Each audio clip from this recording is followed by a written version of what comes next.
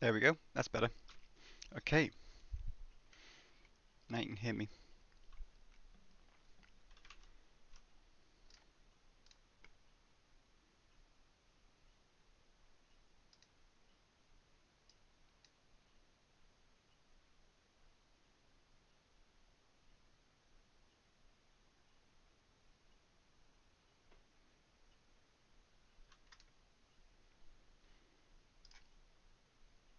Right, so we're doing some TFTqube Dev work. What we're looking at today, if I pull up our little PDR. So this is the power system that we're building for our little satellite, and we're going to be working on some of this. This is kind of the layout of our main set of boards in kind of outline form. So until Arsenio joins, I'm going to be looking at fitting some of this onto this design and seeing how that looks, and then we'll go from there. And we're doing Q&A for basically the entire session, so drop nanosatellite or space-related questions, and we'll do that. So what I'm looking at the moment, this is our 5-panel board, which kind of wraps around the outside of the satellite. So the idea of this is we'll have solar panels on the outside of each of these panels, and on the inside is all our power circuitry. So we're taking all of this and trying to lay that out on the inside of these panels. So the first bit we're looking at is the chargers, because they're probably the biggest part of that circuit, and then Arsenio will start looking at things like the load switching and the regulation, and then we'll go from there. So the charger we're using is the SPV1040, which is quite a common charger for kind of nanosatellites like this. It's cheap, it's off the shelf. It's not red hard, but we don't care. So I have the datasheet here, and what we're doing is looking at well, at the moment we've got the datasheet, and we see an example application circuit, and we're looking for if there's a example layout like this, and we're using that to get an idea of how much board footprint this circuit will take up. And it looks like it's mostly this section here that we really care about. And if we look at this, we can estimate how big that is. So we see that that's 3 by 4.5 mil.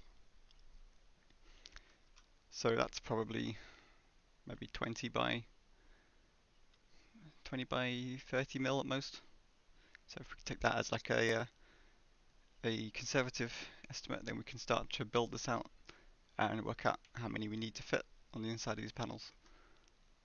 So the way this satellite works is that we have one charger per axis. So we have one across these two panels here, and we have one charger across these two here, and we have one charger which does the center panel, the top panel, and the panel below it underneath. So what we'll do instead is we'll probably have one charger on this panel to do the one axis here, one charger on this panel to do the one axis here, and then one charger on this panel which will serve the top and bottom, because we're going to fit some other stuff, probably all the power regulation circuitry on the inside of this panel in the middle here. So we can estimate, going back to our datasheet, this is probably 20 by 30 ish. So we're going to take that and we're going to drop these tiles on and start building up where we think all our components are going.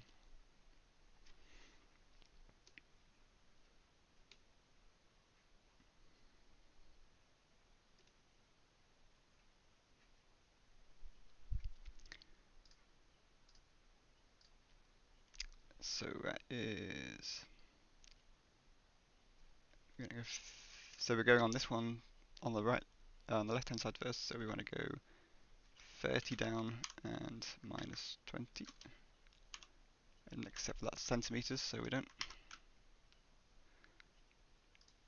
What unit is this in? Is the question. It's all in mil, I think. How big is that? 21.4 minus 21.4. Right, okay.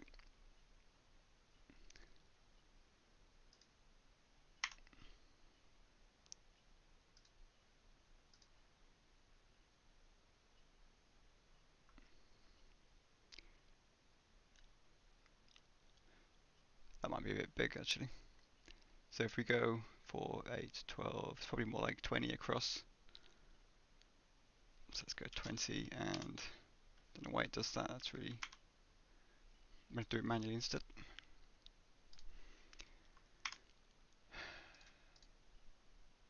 So we've got 20 across.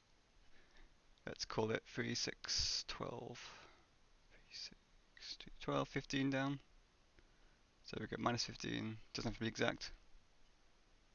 Let's call it that. SPV 1040. Select. And we're going to group those.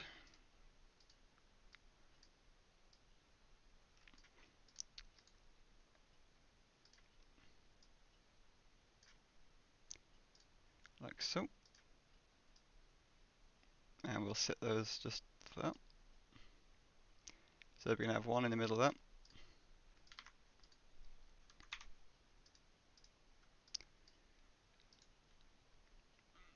And I want to clone these off, so we do it. One here, and one over here. And we're going to rotate this back around. And I don't want those, I just want this.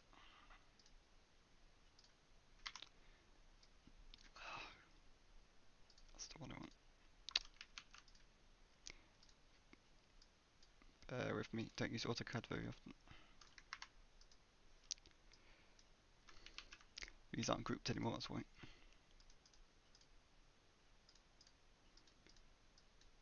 That's more like it. So we're leaving this space here because some of these holes are going to have to move as we develop the structure. So we're leaving a bit of margin between the edges of the charging circuit. Okay, that'll do. So we've got 3 chargers, one for each axis. Enough. So, what's going on next? I can show you what the cells look like if I've got KiCad installed on this PC. I don't. Right, I'm going to install KiCad real quick off screen, and we'll show you what the cell layout looks like on the actual boards. So give me 1 second to quickly put the new KiCad nightly on.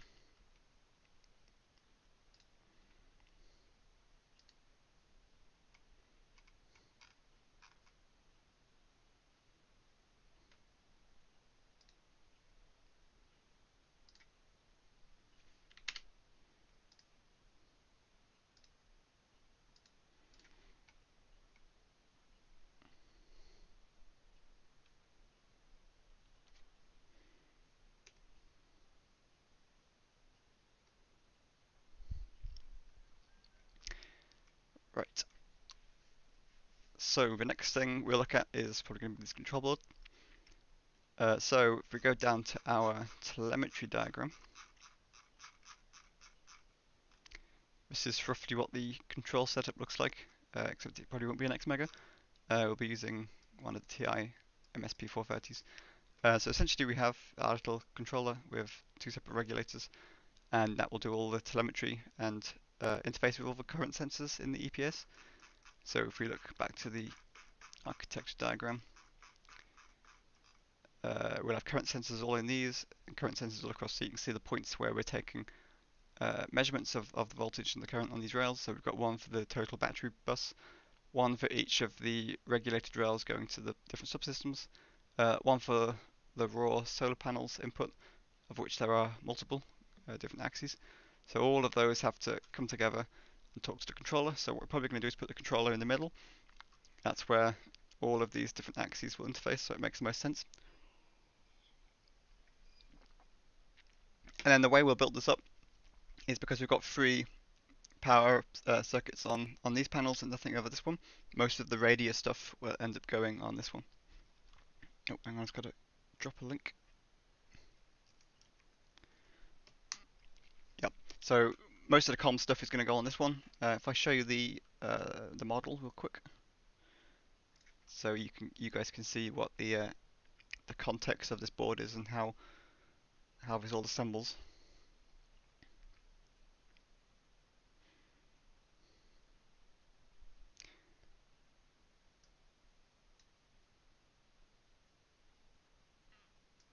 Let's pop this over real quick.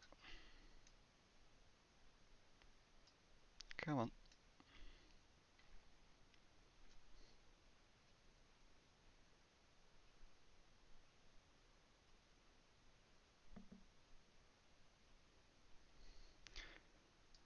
Right. Let me just switch accounts.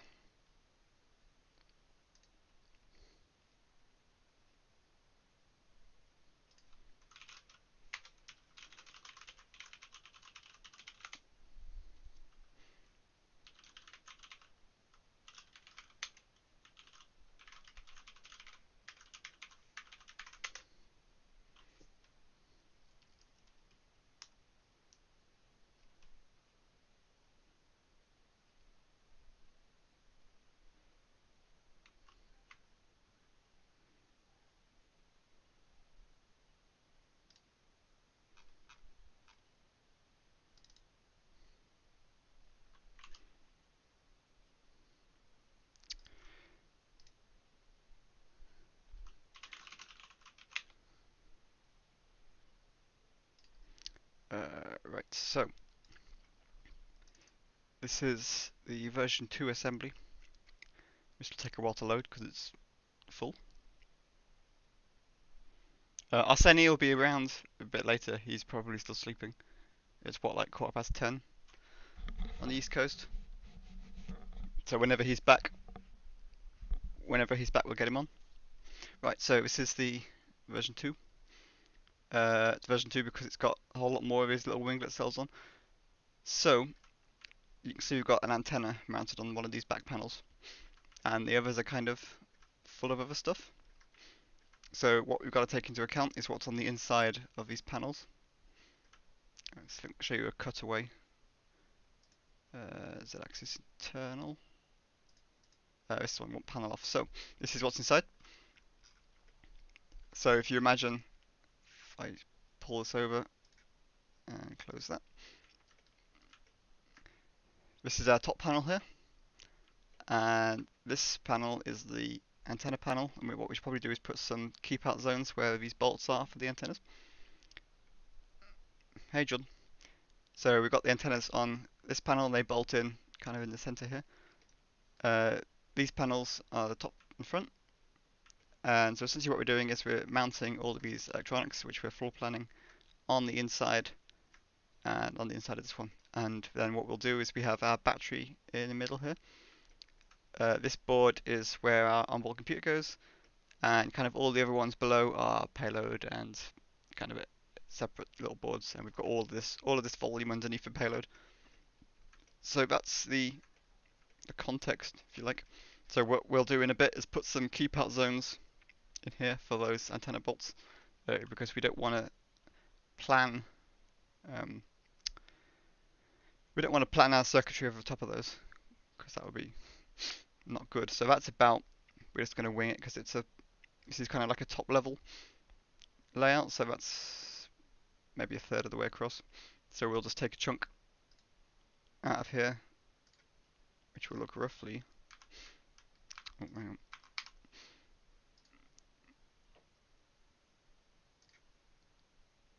We can edit this.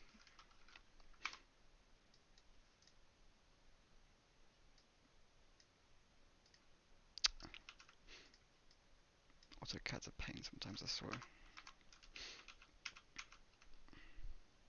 Let's try again. We don't want it to lock to that, so that's about the right size. It doesn't have to be exact, but we're just looking at kind of where the general issues with the design are.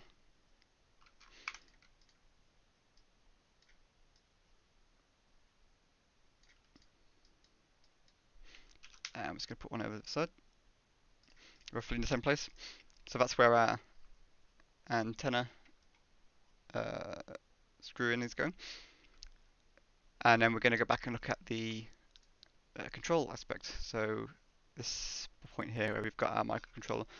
And essentially what we want to do is build up a view of what all of these chargers, these telemetry circuits, essentially all of the solar panels, we need to include our blocking diodes, of which there are multiple, one for each side. So first we're going to drop in this controller, and then we're going to start putting in all of our blocking diodes and telemetry and looking at where that gets us. So we want the controller next. We are using this one. And we'll double check if that's the family we want to use. Or if that's the actual, sorry, if that's the model we want to use, because there's a whole load of these MSP 430s.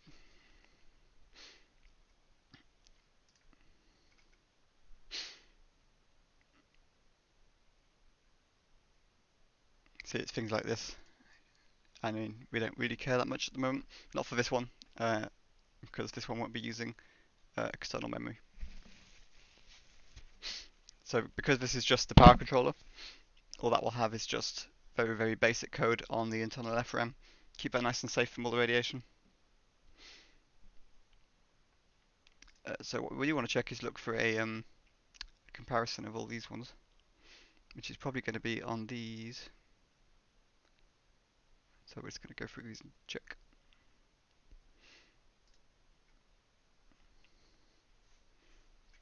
because there are multiple of these, and it's for this one we want to take the lowest power, because this the electrical power supply controller is always going to be on, so it's kind of crucial that we use the lowest power of all of them.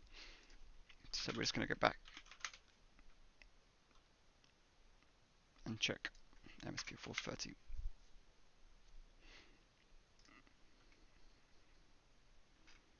See, there's 571, so it pays to be very, very careful with how you're picking them. So we want things like brownout, we definitely need. RTC, it's not really crucial.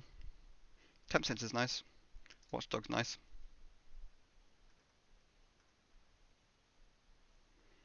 Don't care about any of this.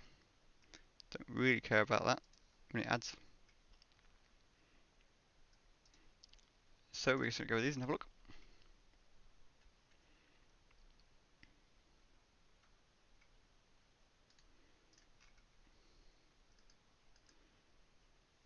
We also want the lowest frequency ones. So can we set that or not? We can't set that. Here we go. So we take that off 15. That leaves us with 9 parts, which is fine. We don't want these higher frequency ones. They're not useful.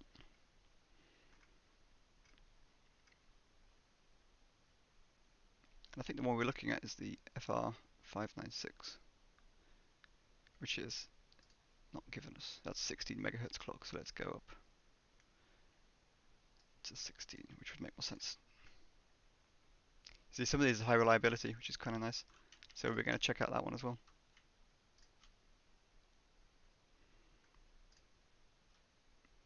So that's the 596 versus the 2132. 250 microamp. Does it give us an equivalent for this one?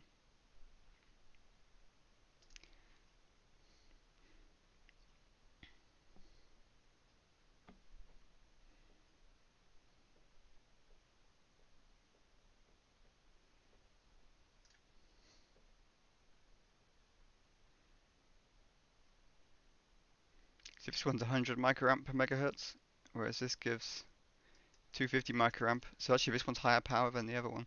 So what I'm really interested in is what makes this one supposedly high rel.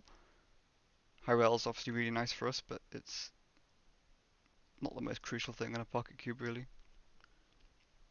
Doesn't really matter if it's high reliability or not, as long as it's got the FRAM inside it.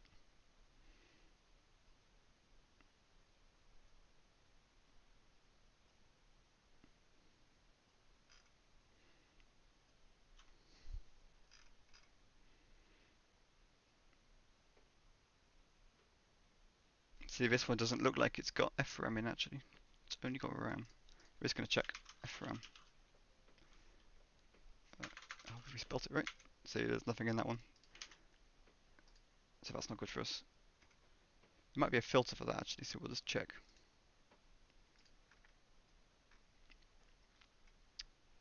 Because really that's the crucial bit. We want to have that FRAM. That's the most high reliability aspect of this chip family. So if we don't have that, it's kind of useless. Don't really care about the ADC type.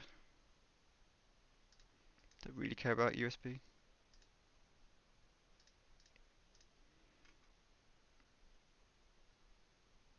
Special IO. It's a bit of a pain, it doesn't actually tell you. Yeah, I mean, it's got nothing but flash. So we want to find the ones that have FRAM in, which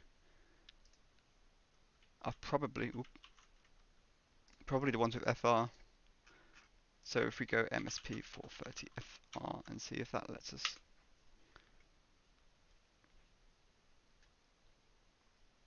It's not going to give us a okay, better way of doing it. If it lets us go back, please, TI. That's the one. MSP 430 FR.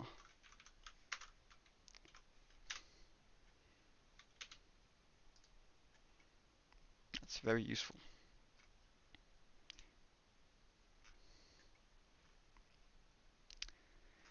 Okay, let's try search MSP for TFR.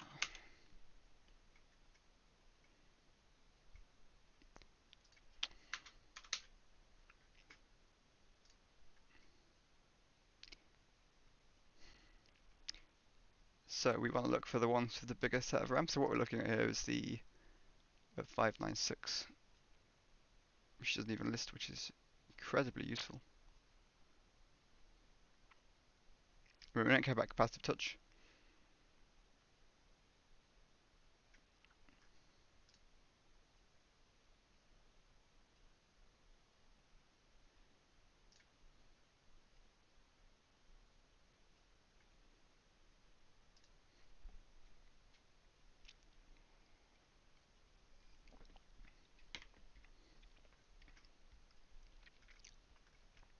Here we go, now we're getting the 596. So the one we're looking at has quite a bunch of FRAM.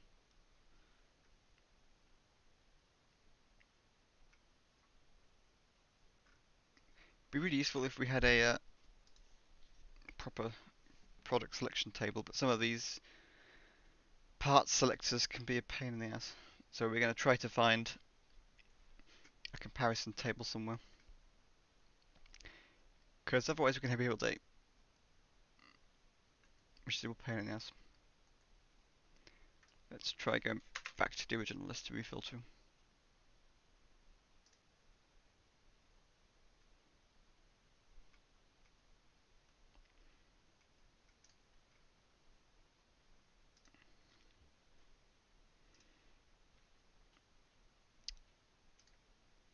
So we're going to go back and search by this. Right, so we've got all the ones with the FRAM now. Let's try again. So if we stick to the ones that have a chunk of FRAM in,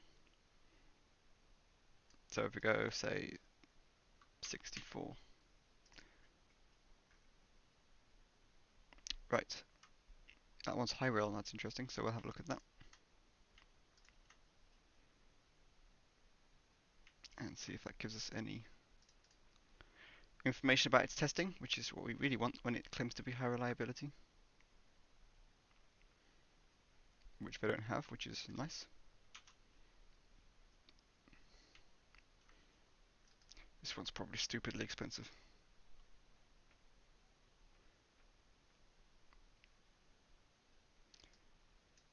$295 per megahertz at 8. Whereas this one is 100.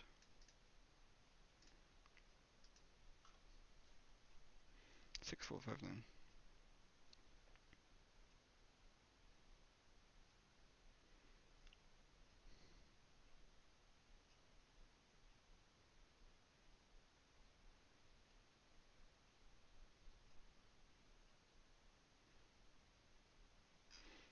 So how much FRAM is in this is the big question.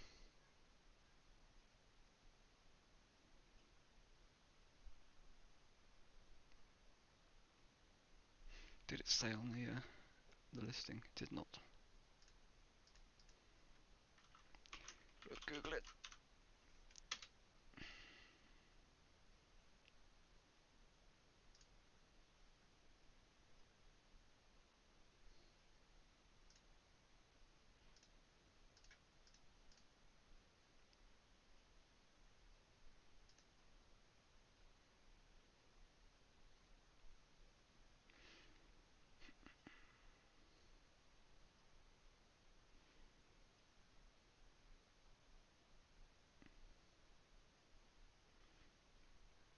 So this is just the same as the 5 series but with LCD, which is fine.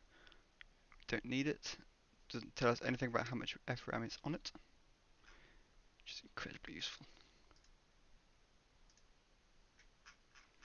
Let me go back to the description at the top.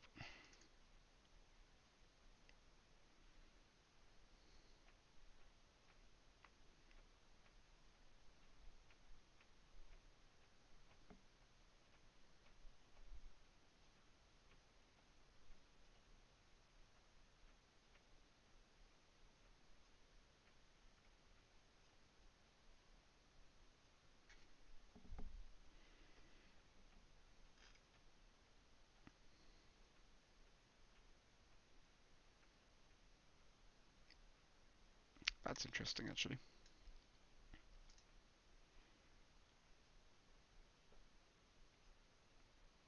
Oh, it's F. It doesn't have FRAM in it, actually.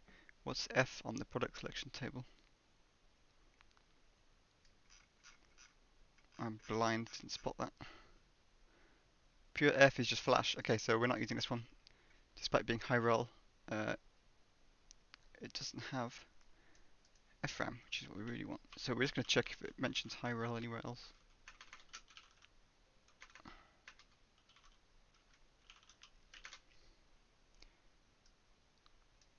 High rel, all one word. High rel. Alright, it's very helpful. It's all over the place.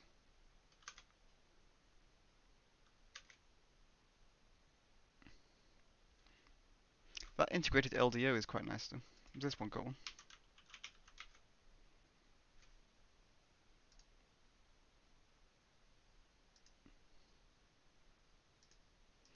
Doesn't look like it, does it?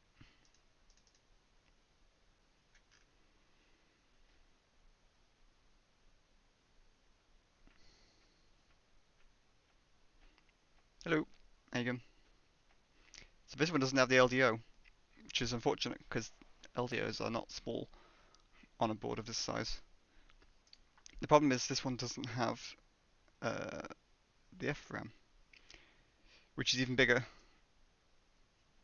I'm very curious as to why, or as to what makes this one high reliability, because they're not very forthcoming about how they've tested this or determined that it's high rel in any way, shape, or form. So we're just going to Google it. SP430 high reliability.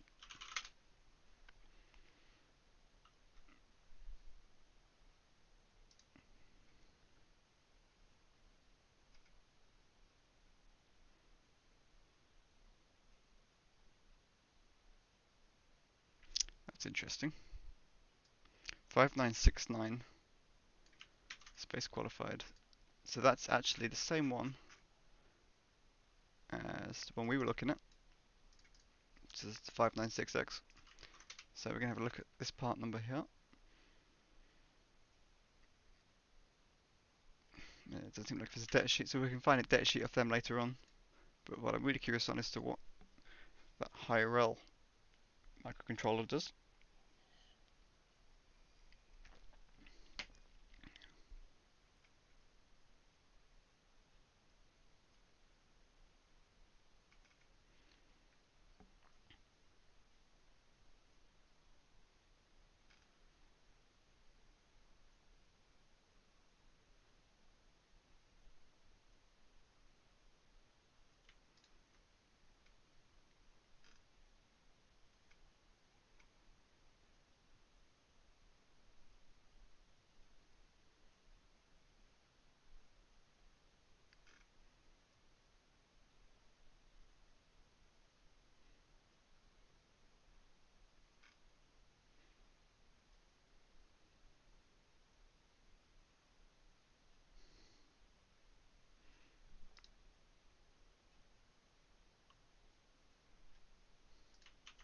It's not useful at all.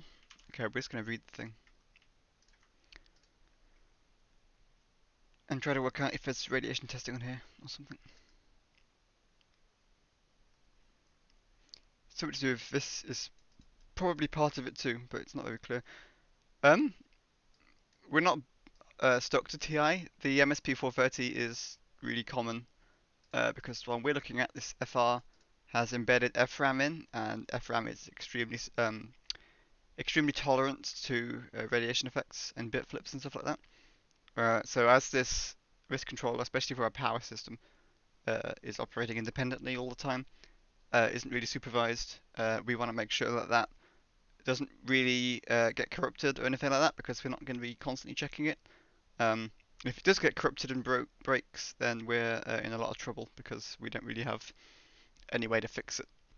So this is a very, very low power, reasonably radiation tolerant microcontroller, which is why we like it. And we've just discovered a high rel version without FRAM, which is annoying, but we're trying to work out what exactly makes this more high reliability than kind of the standard part. But these are all automotive qualified as well, I think, which is nice. They've got good temperature ranges, so they're very, very suitable.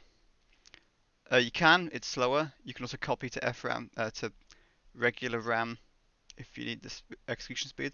But all this chip is doing is mostly reading in sensors occasionally, logging that and firing that off to the main controller. So it doesn't really have to be especially high speed, and we don't really want to run it at a high speed because that takes more power. So we'll be running it probably as low as possible clock speeds. Yeah, so it's very, very low power. That's speed is not an issue. Speed is not something we want on this chip. We'd prefer it to be slow and low power. Let's go back to this.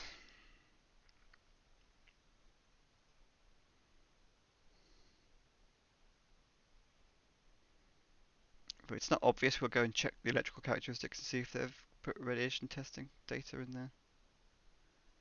Because it's really not obvious what they've done to this one.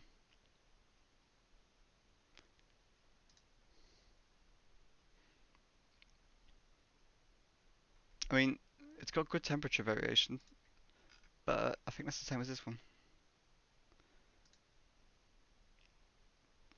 Storage is 125. That doesn't actually include a junction temp measurement. So here you go, that might be some part of the reason. So here they've got junction temp measurements, -40 to 105. On this one they don't.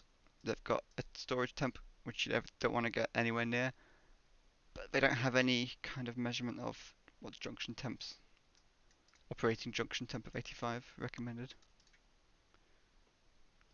Yeah, here you go. So this one will operate slightly higher.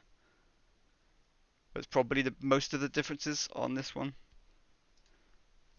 But we're not going up to 85, 105 anyway. Nanosatellites probably get up to about 20, 25 degrees max. Down to like -10. Which doesn't really affect us. And this thing will be right up next to the battery anyway, so probably stay nice and warm.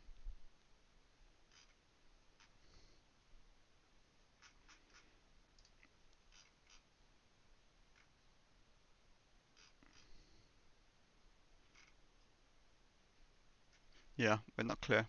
That one's not very good for us anyway. G, what does G mean? Let's go back to the table. G is, that's not helpful.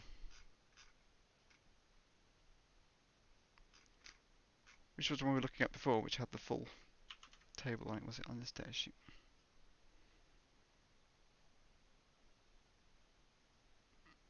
Here we go.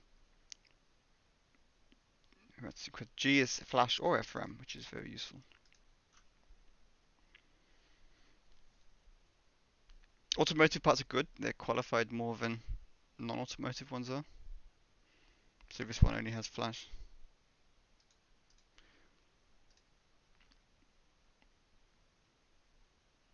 And if it is just flash, it's not good.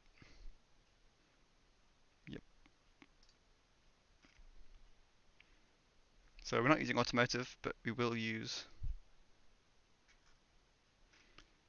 the FR variant, which is apparently not listed. Probably the hot issues are, well, heat isn't the issue, it's the lack of heat that's probably the biggest issue. The biggest problem is that batteries don't charge well if they're cold. So you have to make sure your batteries are warm enough all the time. The actual electronics doesn't tend to, well, for stuff that we're doing,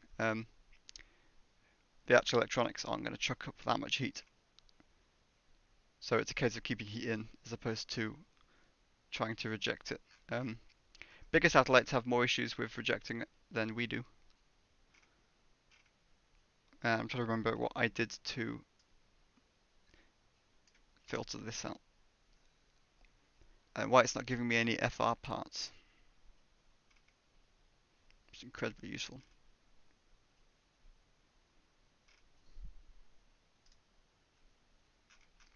straight up not loading them.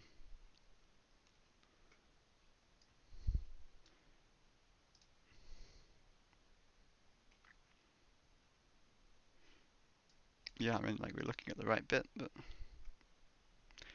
think it's part of this filter is not doing something. If we turn that off, what happens? Now here we go.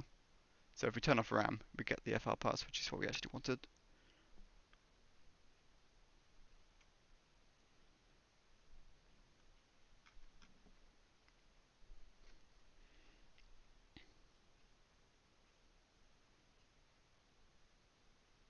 If anyone wants to harass Arsenio into getting online, it's nearly 11 o'clock over here. See, somebody's a new, that's quite interesting. But we don't need stuff like this. Or 8 mega samples per second, like we don't need that. It's not useful for what we're doing. It's really useful if you wanted a really, really high accuracy thermometer. So we built a project where we had, I think it was a 3 MSPS ADC, and you take really, really quick temperature readings. And you can build that up and take rolling averages and do some processing, and that gets you an incredibly accurate temperature. I mean, we're going for these, we're not seeing anything else that stands out. The one we're looking at has 128 KB of, 64, that's fine. 64 KB of FRAM is good. I think the only one with more is this one up here. I mean, that's got 256, but that's a bit much, really. 607, 605. Alright, let's have a look.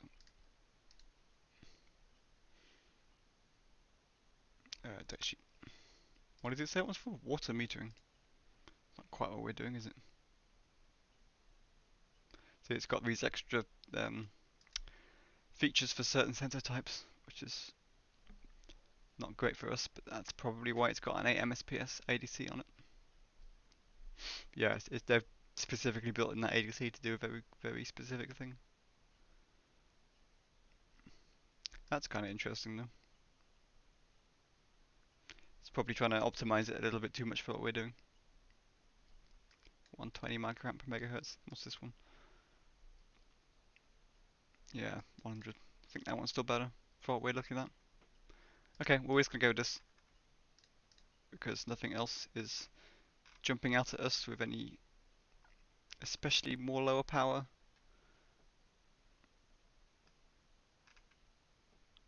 features than the one we're already looking at.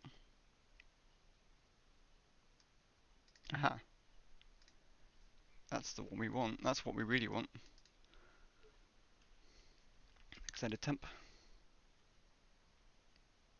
Same power. So this is the 5969 part, but space qual.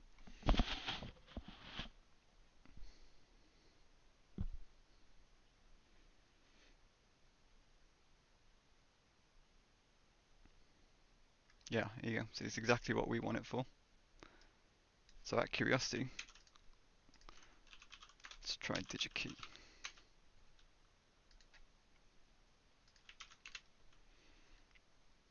Yeah, there is like 0 chance of that. These are probably harder to get than you think.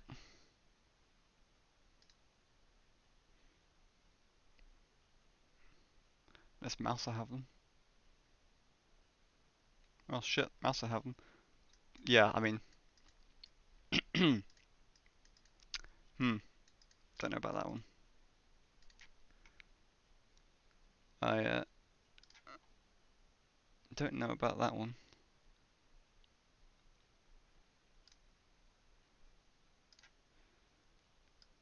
Let's have a look at that real quick. What's the easiest way of doing this?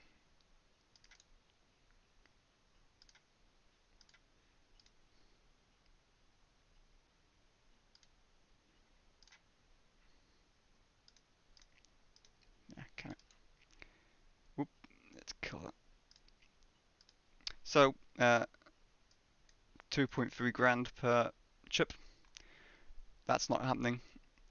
This board probably costs about that much by itself, but we're not spending that. So we're going to go back and just use the regular one. It's still fine for what we're doing. It's going to be like a 6-month mission. It's not a problem. So what we want to do is go back and look at the package size, which will give us a good idea of how much space implementing one of these will take up. Enough so it's less what's in it, although it may have extra radiation features and bigger die sizes and stuff. It's more what they qualify it against. Radiation testing is pricey as hell, and they'll do things like extended lot testing and stuff like that to select the best functioning ICs in a given production run and use those, for instance. And the attrition rate on stuff like this is a lot bigger. The attrition rate is quite important because when you're being really picky about which parts you select, which you are for high reliability parts, you end up chucking away a lot more than you would do if you weren't chucking them away. So the other question is, which one of these do we want? It's probably going to be the VQFN part. We'll just double check. Yeah, we probably want this one. The T-SOP one is a bit bigger. Yeah, so it's got the legs on the outside, it's going to make the layout much bigger. So we probably want this one, which is a DA package drawing.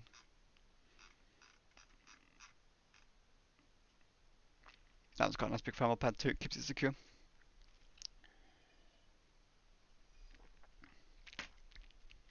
So 6.15 mil square, let's call it 6. Hey, Rocket Nerd. 6 mil square, and we'll give that another 6 on either side for passives and etc. So we'll call it 12 mil square for that controller. That's a reasonable baseline, and we're going to leave space between parts anyway. Whoops, it would help to actually. So 12 doesn't have to be exact because this is kind of like a baseline.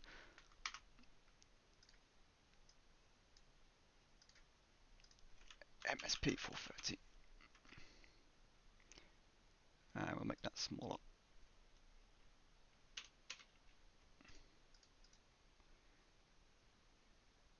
So let's do it. Is 2 the smallest it lets us? 2.5 the smallest it lets us do it? Apparently. That's annoying. Oh no, there we go. So center that. AutoCAD is all click, click, and it's incredibly irritating sometimes. Because it likes to lock everything. Right, let's just group those.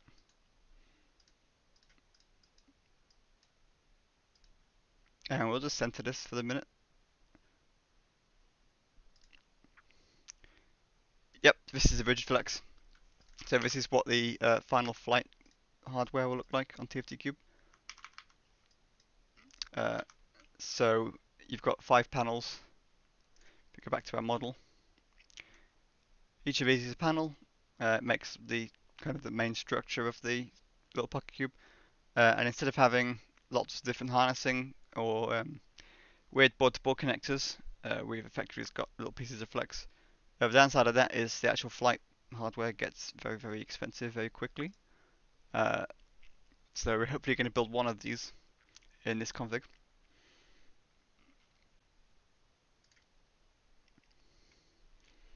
Right, so we've got our microcontroller in there. Let's get rid of all this. Oh yeah, so the only exception to that is the bottom board, which has got interfaces to the kill switches. It's got our GPS module. It's got some other solar panels, and that's our GPS receiver. And the exception to that is that we have some what I call ZIF connectors, zero insertion force flexi connectors, to get that connection onto this board. So what we ought to do actually is mark that out. So that's on this tip, the inside of here. So we have to move this one further down to make room for that. And we can work out what connector that is because we've modeled it. It's fine, that's in this big list. It's probably down the end somewhere. So those are our 2 board-to-boards, PCBs. Those are the top board-to-boards. Aha, it's this one. So we're going to, let's just copy it.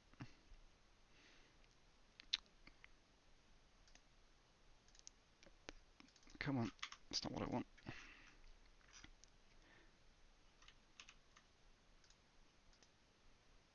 It's being really useful. Oh, it's connected somewhere, that's why it's not letting me do it. What part is that? C, tag 1, connectors, 173. So it's this one, most likely. It is the right-angled version, so this one. Grab the name.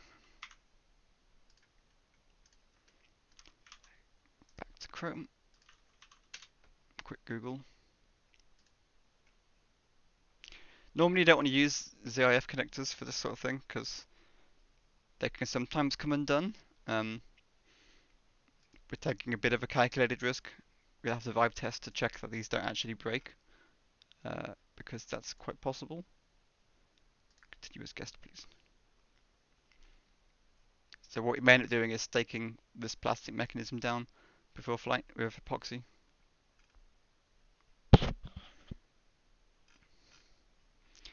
So hopefully somewhere on here there's a dimension. Here we are.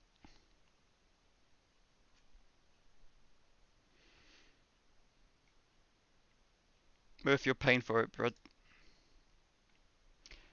So 11.7 by 3.8. And hopefully that includes the pins, which don't look like we stick out that much actually, so it's probably okay. Unless there's a diagram there.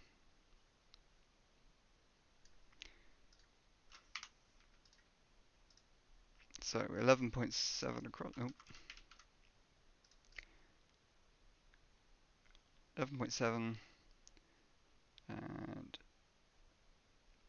we'll go a bit bigger to make sure there's margin for those connectors, for those pins rather. It's not clear if that dimension includes the SMD connectors or not. And I suppose what we could do is check on this, but it's probably going to be a real pain in the ass. Let's go over here real quick, pull this up. Look at the top. Inspect. Or we're on the wrong axis. Let's just do this real quick, create a sketch.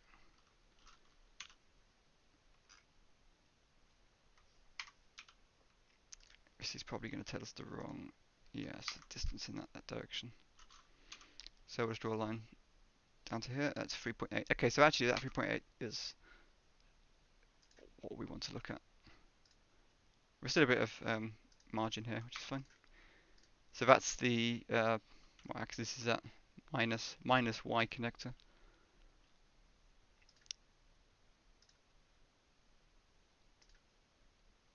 So we'll just drop that in there. Minus Y can't do, please.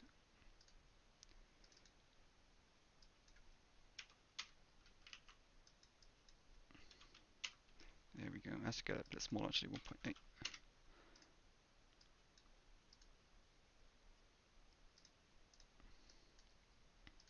So that is pretty much centered and it's pretty close to the edge. So we'll do something like that, which means we can scoot this back up. We're still leaving some margin.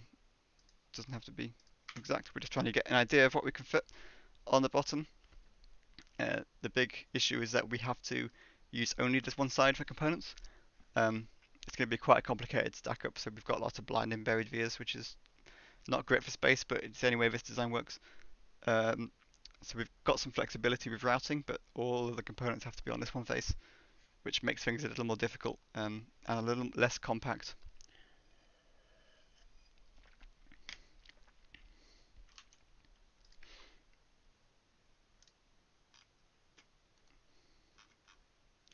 We're just going to see if Arsenio is around.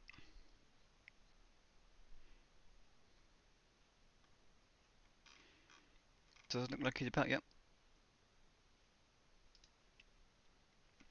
Hopefully we'll get him in soon. And yeah, we're going to get Arsenio to start doing some schematics work, I think. While we're kind of checking this all actually fits on the board. which will be fun. So we know that fits. Let's go back to our PDR, which is what we're looking at for all of the reference stuff. So we've got two regulators here. This is our unregulated power rail coming off of the battery. So if we go back to our architecture, long scroll. So VPower is the post-charge battery rail. So this is completely unregulated. This is our float voltage. So this sits at between 4 and 4.1 volts, and we just float charge the battery. And the EPS controller is fed off that, and it has its own regulator, which is this one, 1.8 volts, and we run it at lower voltage to get the lowest possible power dissipation. We're just going to double check if 1.8 volts this can run. Apparently it says it can, but we're going to check anyway. So we're going to go back here, MSP 430 FR5969. What was it? 5969. Not space version. And we're just going to double check everything. Wide supply voltage from 3.6 down to 1.8, which is great. We're just going to double check this. 1.75 absolute minimum, typical 1.8, it's fine. So we know we can run off that that regulator. So we want the TPS 62240. TPS 62240.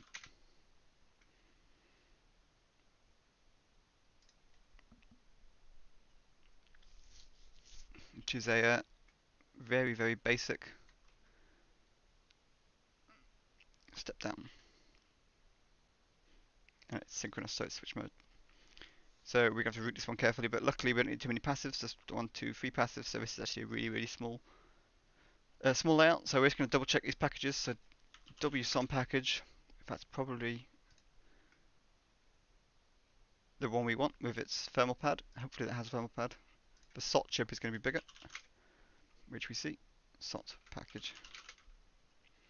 Yeah, so we don't want these legs if we can help it. Those make the layout a much bigger pain in the ass, and we don't need the extra power carrying capability that those legs give us.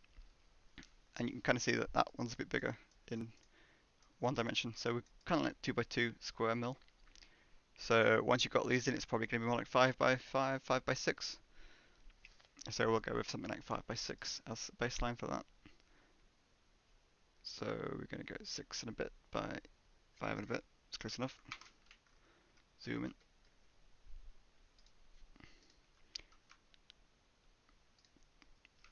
TPS 62240. Let's go size 1, please. Close enough.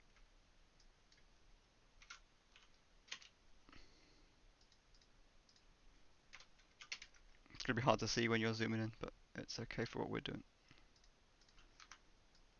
And group those. And this one will just sit next to the rug. And the other one we're using, if we go back to our PDR, is TPS 63001.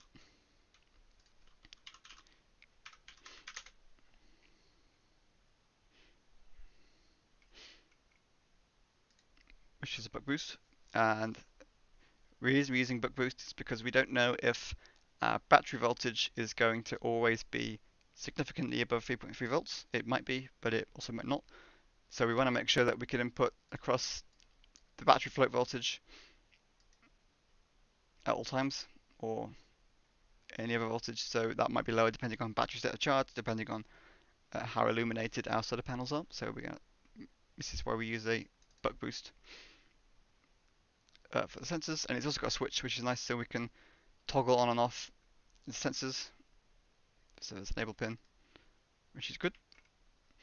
That does what we want. So these are all things like current sensors across the EPS bus, temperature sensors across the battery, and things like that.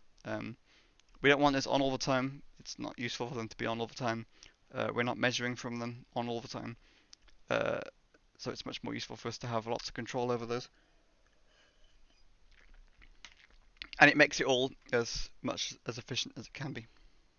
which is really good.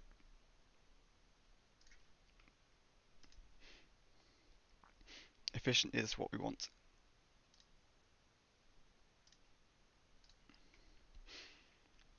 So we're gonna look. So that's 3x3 mil, which is great. This one's got a few more passives on it. So probably 6x12 is probably going to be a good estimate for something like that. Normally when you'd be doing this, you'd want to have a reference layout that you'd be working towards. So what we may do once we finish this is lay out each of these individual little bits, trying to get them as compact as possible on a single slide, and then revisit this with kind of known efficient floor planning, and then kind of redo the exercise and double check we can still fit everything in when we have a better idea of what we're looking at. So 6x12 is what I said for that. So we're just gonna zoom in and do 6x12, thereabouts. Doesn't matter if it's exact. Actually, we'll do it the other way around because we'll rotate it. Don't lock to that, thank you.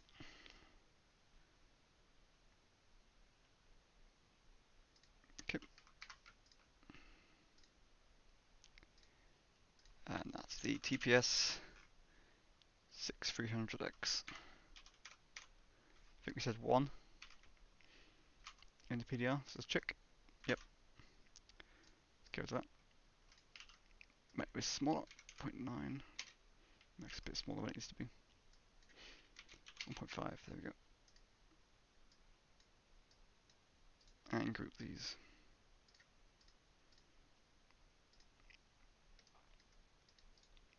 Rotate. So what we might try and do is keep all of the telemetry sort of stuff out of the way over here. So if we put that, that's kind of out of the way.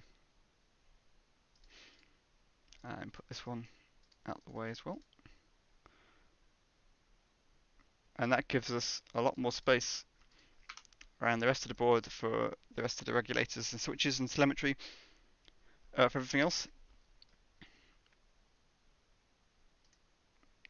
And then we're just going to keep building this up. So we're going to go back to our architecture diagram. So probably the next best thing is to look at these blocking diodes. So we've got everything, as you can see from the, if we go back to this, lots of little individual solar cells.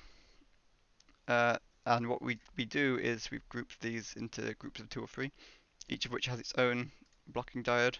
It's kind of like the most efficient way we can do it. And then instead of using normal diodes, what we do is we use an ideal diode, which makes it a bit more efficient. So you can see all these groups.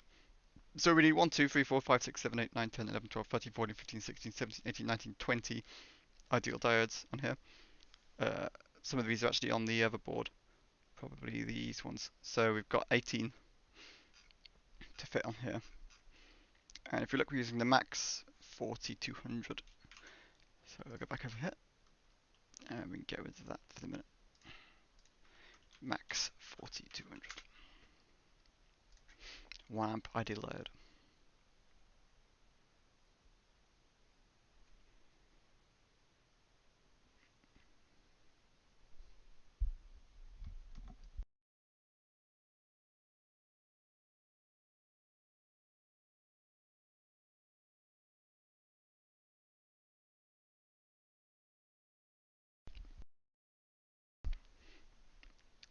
So we want a data sheets up there. This doesn't need any extra passives or anything, so we can literally just take the package size, which is nice. I think it said at the top how big it was. There we go. So 0.73 or 0.73. So we call it 1 by 1. That's basically what it is. These are so small they can pretty much fit down the outside. So we've got these kind of edges, and they'll go on the flip side, on the inside, down these edges. See, Brett? So if we go back to our PDR and we just want to look at this layout. So these are the I think no X. Let's just double check. Left to right are X. Yep, so plus X minus X on these side. I mean, ideal diodes are still diodes. They're just slightly sneaky.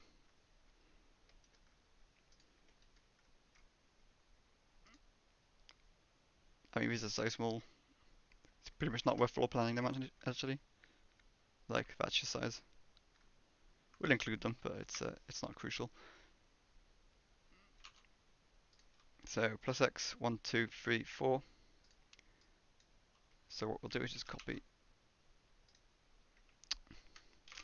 That's not what we want. Paste. So we've got 1, 2,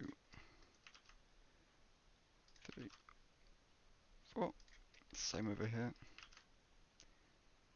1, 2, 3, 4. On the Y side, sorry, Z side, 1, 2, 3, 4, 5, same again. So these have slightly different cell layouts, but the diodes are still the same.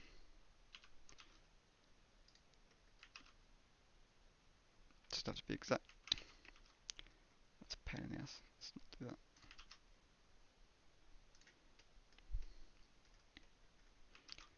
that. We'll do one either side of the antenna. These are so small they can basically go anywhere. It's not really that crucial. But the main point is that you can't do vias all the way through these boards where these solar cells are, unless we do a clever kind of layout for them. Because I'm not sure if these cells, if the entire back is the contact or not. Oops, I think we've broken that real quick. Let's just fix. That's fine.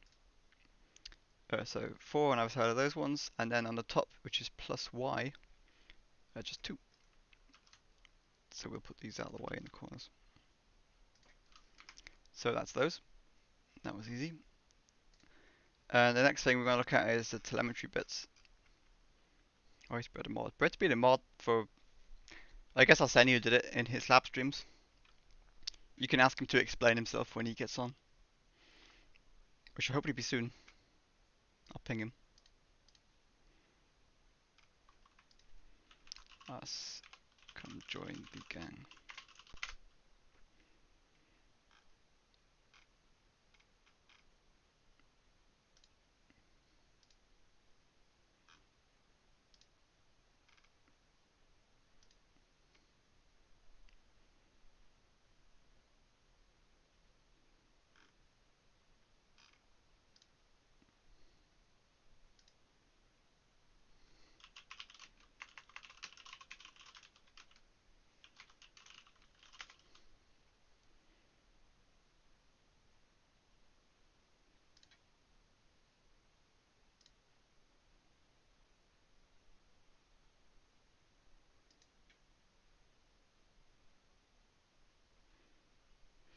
Right, so as referee chargers, let's do these current sensors on the immediate point of the battery charge, and we'll work out exactly where the best place to put this is as we start filling in the regulators for the lines, all of the extra telemetry. It's probably best to put it next to the charger. The only thing we've got to take into account is that these are all on potentially the same I2C bus, so we need to think about where these rails are flowing and where these planes are coming in. It may make more sense to put them centrally, so we only have to route one I2C rail across this board instead of kind of spidering it out, which isn't great, because I2C doesn't multi-drop quite as well as CAN does, not in a star configuration anyway. So we'll have a look. So INA 260.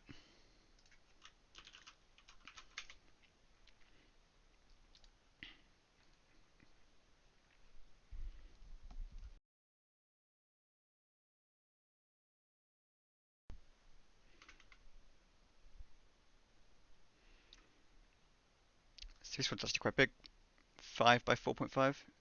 This is why we don't like TS stop if we can help it, because these packages are not small. I don't know how many pins that one has. Doesn't say. Oh, 16 pin. So this is this IC, which is actually quite large compared to most of the other stuff we're using. Bear in mind, this is kind of like 50 mil across, so 5 mils, already 10% of that distance. It's quite big for the scale that we're doing, and we have quite a lot of these because there's quite a lot of sensing going on. We're monitoring lots of different things, so that is actually not great for us. Luckily, we don't need too many passives, so probably 6 by 6 is going to be enough for each one of these. So we're just going to draw that real quick. 6-ish by 6-ish is fine.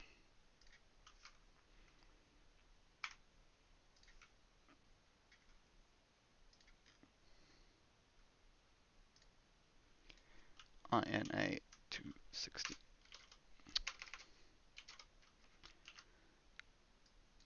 1.2. It's close enough.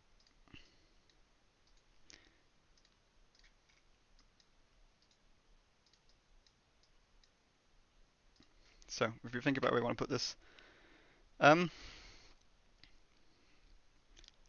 realistically we're probably going to have I2C multi-dropping across these two, quite possibly. So for the minute, let's put these by the chargers. This is under the assumption that we're going to be using most of the space for regulators and switching for the rest of the board. So it makes most sense to try to push some of this stuff out onto the edges, which is why we're doing it this way. So one there. Where did you put the other one? On the upside.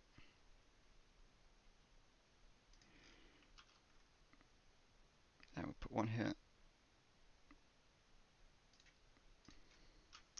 Like so. We'll just have a look at the recommendations for I2C star topology.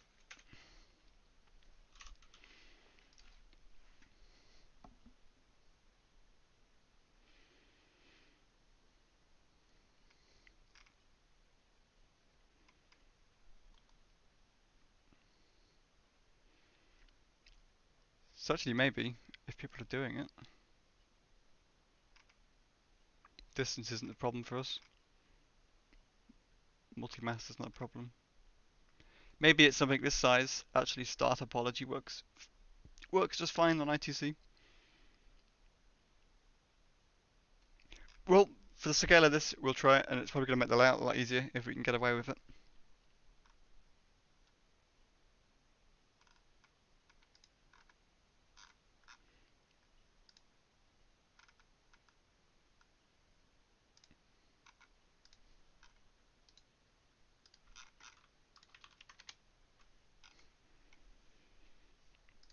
So, what are we looking at next?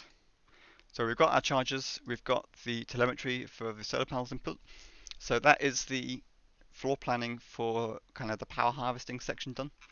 So we're going to go back up to this. So we've done PV cells, which are on the KiCad install, which I've got running at the moment. Let's check how that's doing. It's installed, so let's check how this is doing real quick.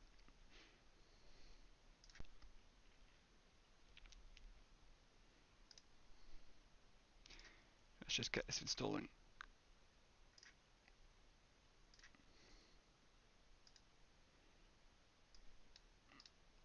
Because I'm on a new machine and KiCad is not installed, which is real helpful.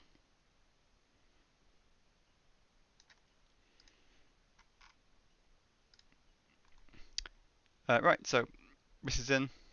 We're going to look at that later because we've got to do some modeling on that. The antenna deploy circuit is actually basically a pyro circuit from lots of these rocket TVC pyro ignition circuits. It's a little different because we're using a resistor as heating element and we have a bit more control over it. So we'll look at that later. There needs to be done quite a lot of testing on a circuit like that for this use. Obviously it's got to work, not necessarily first time, but it does have to cut our deployment wire. So the next bit we're going to look at is probably going to be this load switching and regulation and the telemetry on that. So we've got the sensors on here. We also need a sensor on VBAT. So we'll just double check if that's been diagrammed somewhere else. possibly not defined in here. Hang on, so we've got this as well, which is possibly what some. Yep, so here we are. This one is the VBAT sensor, so we're going to put that one in. These are all our kill switch control. So when we're in our PQ deployer, we want to make sure the spacecraft is fully passivated, it's turned off. And so these are the RBF points, and this circuit is the deployment switches, and that controls isolating the main bus voltages. So what we want to do is make sure that this is going to fit up near the main control, as well as some of these extra bits. So we'll do this battery telemetry section next. And what we want to make sure is that our here we are. So V-power, which is what the microcontroller draws off, is deliberately after or between this raw battery voltage and our kill switches. So we make sure that nothing is running when we're in the deployer and all turned off, which is good.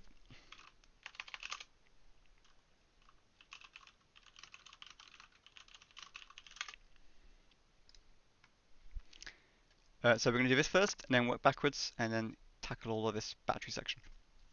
So we need another INA260. This one's probably going to come up here next to all of this regulating section, which is the place that makes most sense to put it, which actually fits quite nicely in that corner.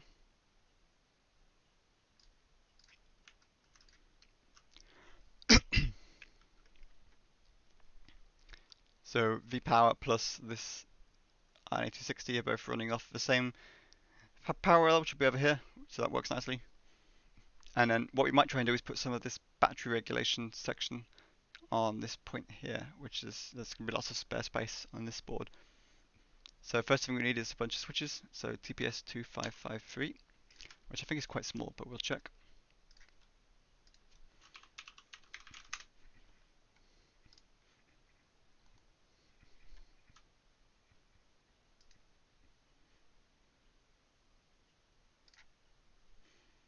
KiCad is installed, we'll pull that up later.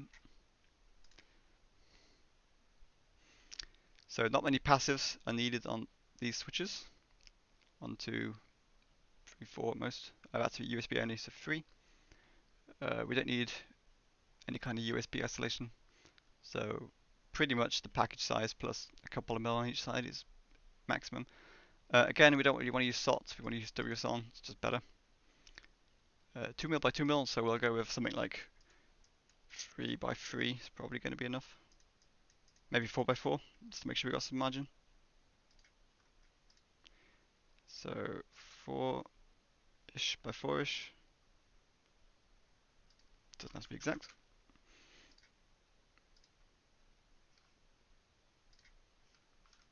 TPS 2553. 0.8. No, it's a bit smaller. 0.7. And then we'll drag that down and group. So if we go back to our PDR, so we need 2 to isolate this against the battery, so we'll put these over here.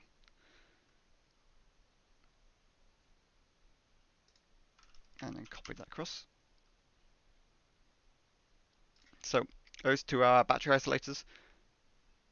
And we'll have to interface with a remove before tag somewhere else, which we've got to work out in our mechanical design. There isn't any remove before flight tag in here yet. What it may do is go in this section here in the corner. So we have some kind of mechanical setup here, and maybe we will shuffle this around a little bit and have a cutout, or likewise down in this edge. It's a bit up in the air at the moment how we're going to do the remove before flight, so we'll sort of skim around it at the moment and come back to it later. There's likely going to have to be a version 3 of this done anyway. These solar cells are increasingly hard to get hold of at any kind of budget. So we'll probably switch to some off-the-shelf ones and have to redo all of this work. Actually, while we're here, let's show the KiCad design. Let me just set this up.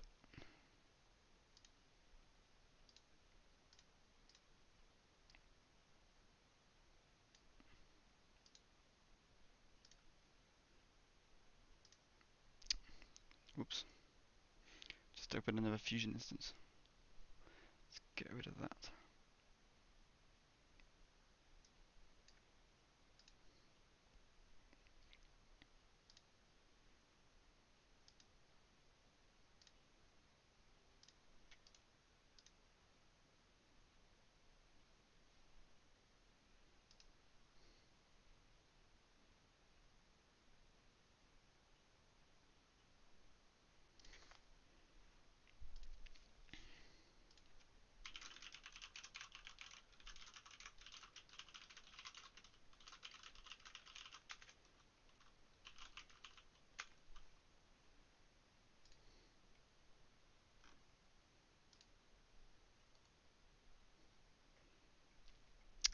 Right, what we're looking at. KiCad, that's what I know. So, let's pull up this design. Hopefully it won't break. So, we've got TFTqube, ECAD. It's probably into SM1. Production layout. SM1, that's what we want. Let's pull this up. Production layout. Is there a full one? Apparently not. We split all these up for production for prototypes, so just use the default for the minute.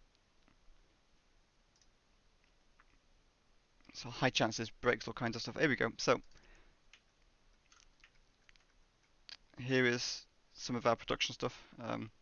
These actually are kind of wrong. We needed to, I think it was these holes needed to come in a little bit. But you can see these are really densely packed. There is not much clearance here at all. This is kind of how we have to lay it out. These diodes, these aren't diodes, so these are the ground pads for the top contacts. So there's a big contact on the bottom, and there's a single contact on the top. So the way this layout works is the entire bottom side of the solar cell is a single contact. So we can't use any kind of through hole via to do the circuits on the other side. Because obviously they can't come through these contacts, they will short themselves. So we have to we can do it in the other space, but we have to be very, very careful with these keep outs. But all of this is probably going to change very quickly anyway, because of the difficulty of getting these solar cells and the price. The downside is these are the most efficient ones we had. These are space rated, triple junction. So getting rid of those would suck. But it's the cheapest one that works, so we don't have much of a choice. So back to our PDR. So we've got these. We need another one for our battery heater. And I think this is already, yep. So we actually want this on this board because we want this close to the battery. So the battery, if you look at the CAD, is sitting in this gap here, and all of our power management circuitry is on the bottom of this board. So we'll also have one or two heating resistors on this board somewhere as well. So we want that battery control switch definitely on this board.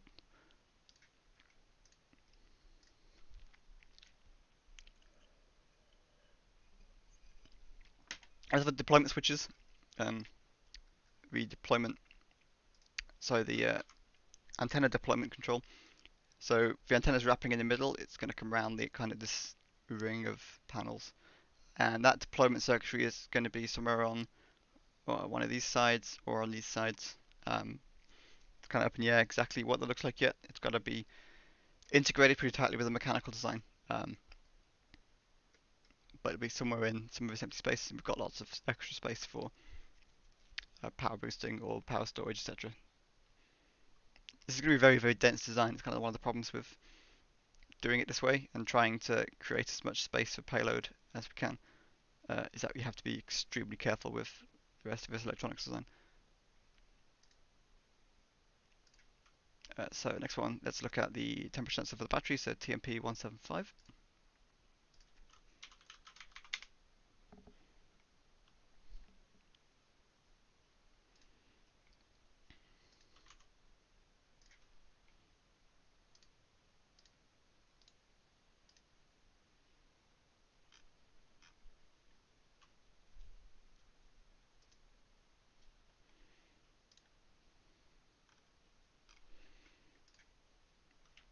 So these have lots of addresses, which is great for us. It means we can put multiple of them across the satellite and not notice it.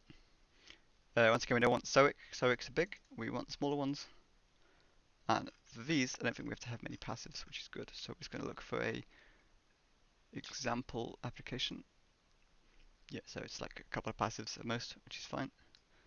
So let's go by like 3 by 4 mil.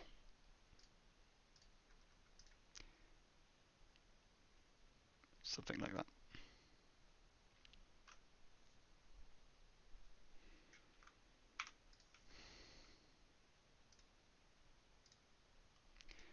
TMP 175.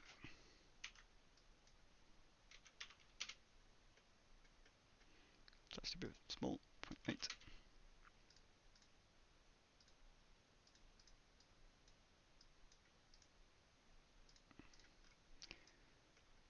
So battery temperature sensor, we want to put pretty close to the middle, so we'll put that in there.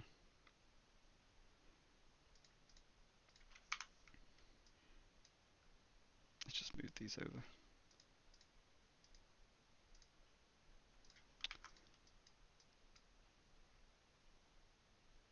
Is that grouped or not?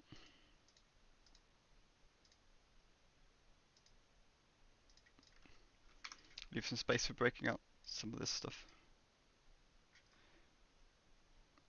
Let's push that over that way. Okay, like so. Get rid of that. And then this is a Coulomb counter. So it's just for extra battery temperature. It does a state of charge tracking.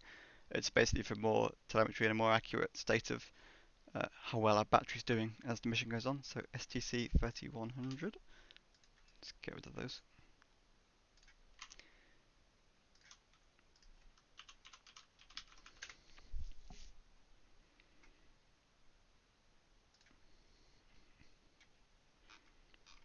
Can you tell it's American? Call it a gas gauge. And so once again, we want this SMD package, pre mill across. And we're going to go look for a example layout to get an idea of how much stuff we've got to fit around it.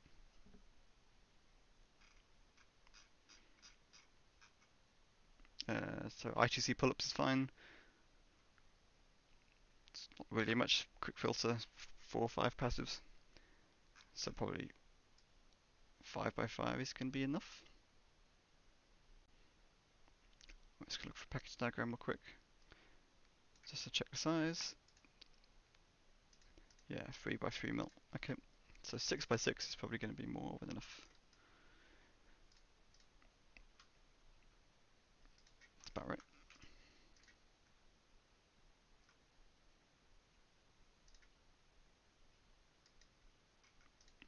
STC 3100.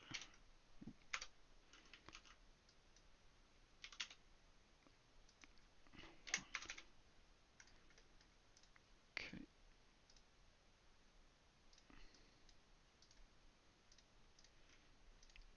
Alright, so there's the battery monitor, which we'll put next to the stuff. Alright, so that is all of our power input architecture. All of this section, with the exclusion of root before flight tags. Probably try and get them onto this board. It's next to all of these switches. It works out nicely like that.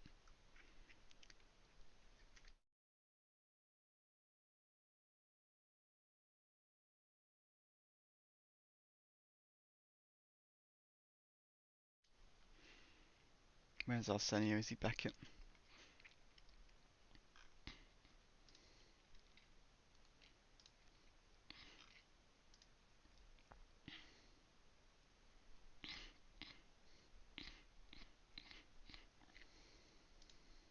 Actually, let's post that in here. Why haven't we done that yet? We're kind of trolling.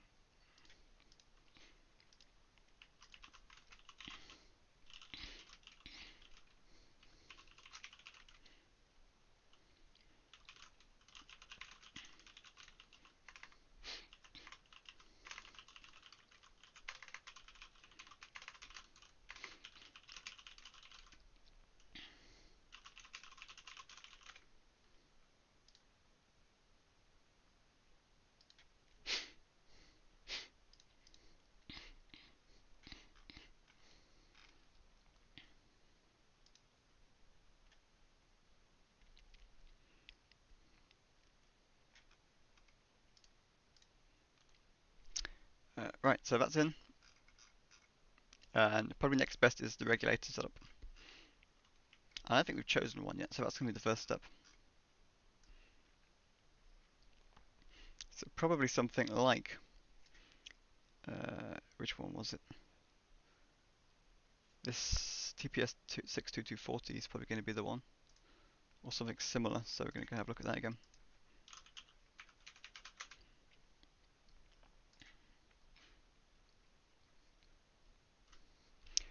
So the unregulated battery voltage is basically always between 4.1 volts and slightly below. So actually what we might want to do is switch to the buck boost. Which one was that? Where did we put it? Did you put that on? Oh, it's this one, 6300.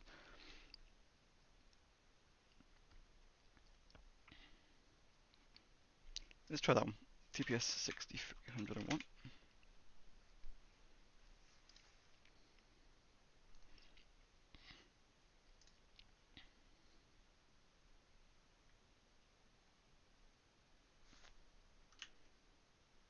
It's decent efficiency, especially at higher currents.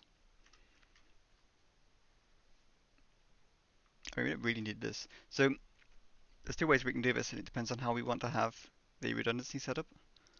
Let's get back to this. The way we really want to have it is sets of regulators forming out uh, common voltage rails and then load switches to each module. So we have like a common 3.3 volt rail and switches down to comms and down to the OBC and that kind of thing. So we can switch each subsystem off a common voltage rail. The downside is that's really it's not great for redundancy unless you have multiple voltage regulators. So either we have multiple power rails and multiple switches, or we have a single power rail and common up regulators. It's probably better to do multiple rails. You have a backup rail and backup switch, and then you can toggle those on and off, which is probably the way we're going to do this. It's a bit more reliable than trying to fit two of these in parallel. Although we just have a sync pin, so maybe you can. So we'll just have a look at that real quick, if that makes things simpler. Because then we can disable one of these in tri-state and run each rail off a single rail and one of these regulators, which would be nice. So we're just going to look at function description.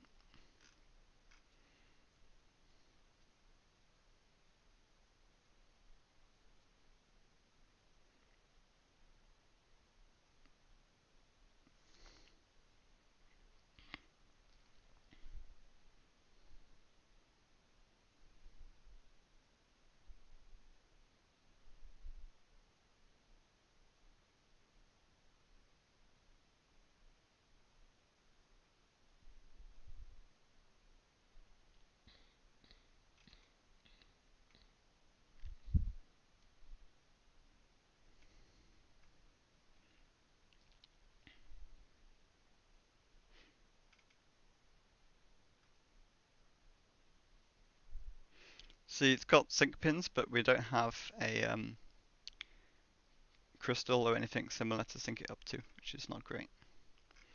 It doesn't provide its own sync signal,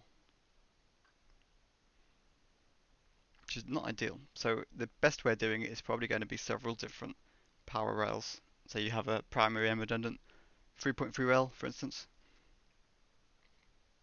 So what we might do is have a 5 volt and a 3.3 volt rail. So we have two 5 volt rails, two 3.3 volt rails. And if any payload needs anything different, they can probably make it themselves. And the reason for that is we need the 5 volt for the comms section because the preamp needs extra power, I believe. We'll just check. We've probably mentioned it in here. So here it comes.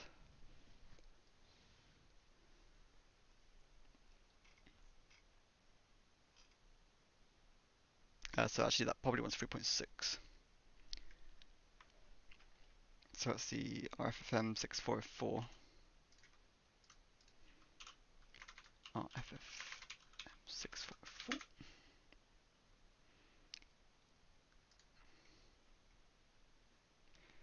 These mouse I have some. And we just want to look at what its operating voltage is. So actually it likes 4.2, despite the fact that OpenLST runs the equivalent part on 3.6. So actually a 5 volt rail is pretty useful. 4.2 is kind of less useful. We'll have the radio module step it back down. That's probably the best way of doing it. Or we'll feed it an unregulated battery line as well. So that's something else we could do, is 2 sets of 5 volt rails and an extra switched but unregulated battery voltage. And what that would do is just come off of, let's have a look. That would just be off this rail. So instead of having regulated rails, that would just be off this core 4 volts-ish central power rail, which is also something that would work. So for the moment, I think we're going to do, what's the best way of doing this? I think 2 3.3 volts, 2 5 volts seems like it would fit. So we'll have a look at that. So if we stick with this part, go back to the data sheet real quick.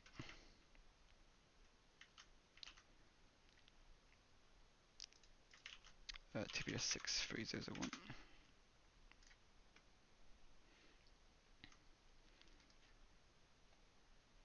So it's not current limited, which is great. Also, its input's great. It's good size despite all the passives. Some of that probably can be commoned up, but it's not crucial for this layout. Not at this stage. And there's plenty of space for this to fit probably down the side, something like that. So what we may do is have 4 of those in 2 and 2, and they'll have their own TPS 553 switch, and probably their own current sense too. So we might try and fit an INA per rail too. And actually, I think in our PDR, yep, we definitely want some current switching. So we need, for each voltage rail, we want a regulator, a current limiting switch, and a current sensor.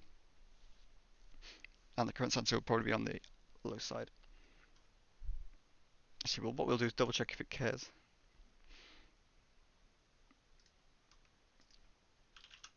I imagine not. High or low side. Okay, it's fine. So we're just going to copy these across because this isn't especially well defined. We don't need it to be. We'll group these.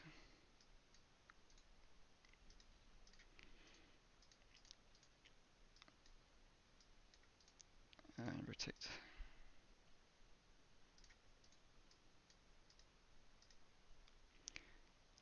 So if we go 1 there, copy that again. 2 like this. How's that going to lay out? So we want switch and then current sense. Switch close to the microcontroller. We need another one. Just put that out of the way.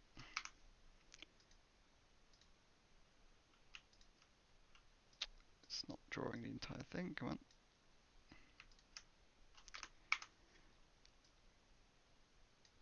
There we go. Let's group that. Copy that across. 2 current sense. Doesn't have to be exact.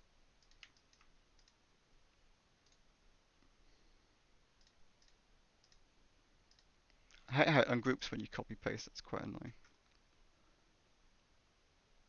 That's close enough. Let's grab this one.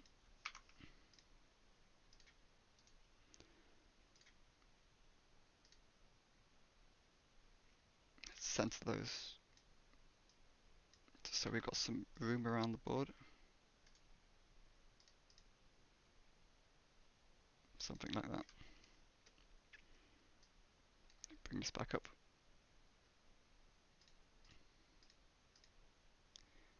like so. And then I guess the question is, can we fit these anywhere else? This isn't obviously the best layout because it takes up a lot of this space.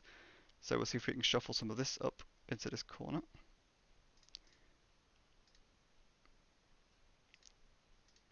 What I want to do is group these because they're still not grouped.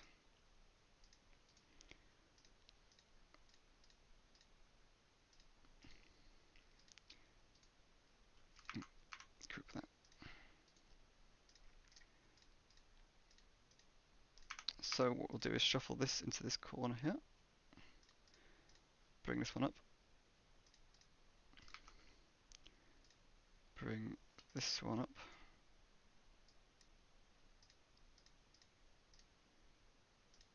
This one up with it.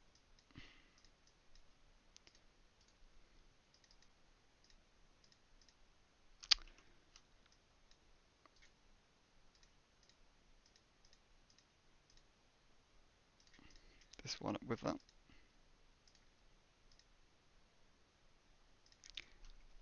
So now we have some space down here.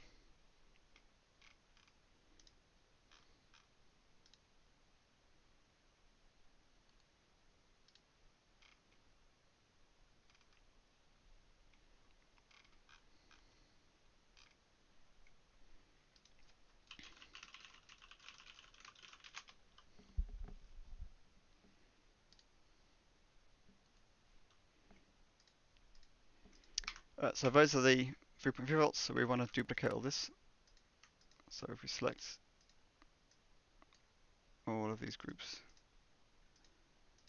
2, 3, 4, copy, paste out of the way, and then we'll shuffle these back in. So rotate back like so.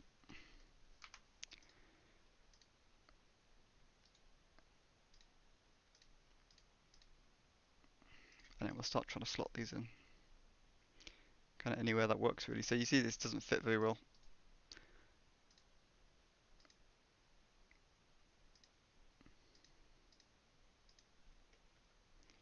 So we'll fit another one in.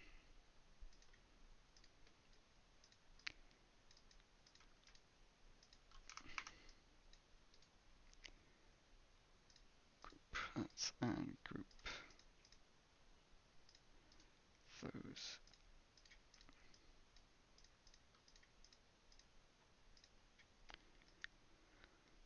So we want switch closest to the microcontroller.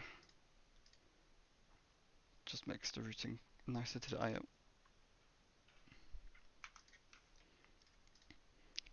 And then this block will probably just fit in as given.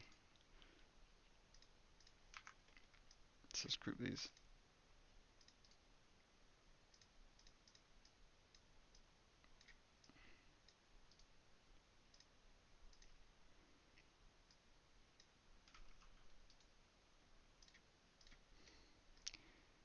That will fit in there nicely. So that's two 5-volt rails, two 3.3-volt rails for our redundancy. And then what we then need are switches to each module. So some of these switches will be module based. Actually, what we need to do is think about what these actually need to switch. So probably it's not best to have these in here. So what we will do is take those out, because those are not as useful as I wanted them to be. So we'll scoot these back up, make some space. So actually the best place to put the switches is possibly at the module themselves.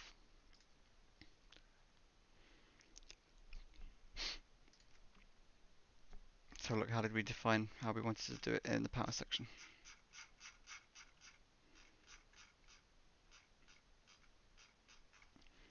So we've got our module specific, or kind of rail specific regulators, 2, 3.3 volts, 2, 5 volts. Those drive load switches to each module. So the problem is where we put all those load switches. Guess that depends on where the modules are. So comms is going to be on here, so we can put load switches for communication down there. And the rest of it you kind of just spread out the best you can. Oh, and the one thing we've forgotten actually is the connector, which is kind of a big issue actually. This connector here is quite big. So what module is that? That's the question. So we're probably going to have to rip out one of these that's on this side. Think about how this is mounted. Could be on that side, doesn't really matter.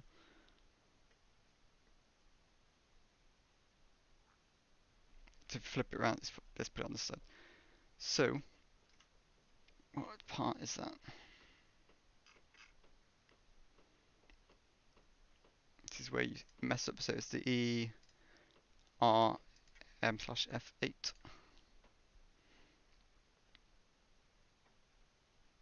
This one.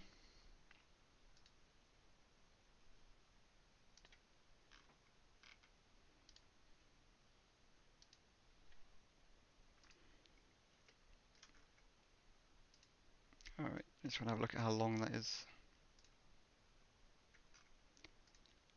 5 and a bit by 22. So 22 by 5.5. It's probably called what? Call it 6. So we need to go vertical. Or we'll rotate it because it's going to text on it. 22 by 6 and a bit.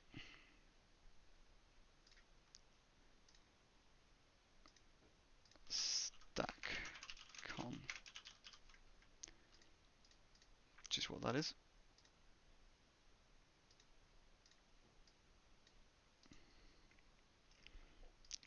Group and rotate.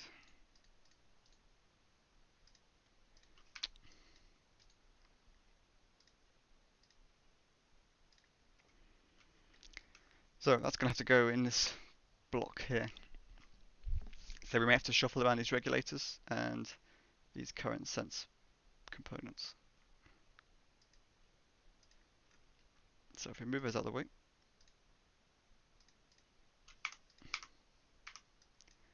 put this in.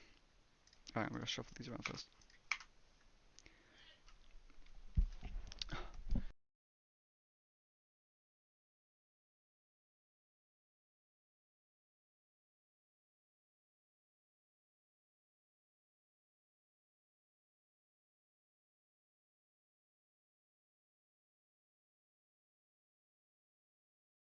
Excuse me. So we're going to rotate these regulators around, because that's the best way to get this to fit. What else have I got selected here? Let's try again.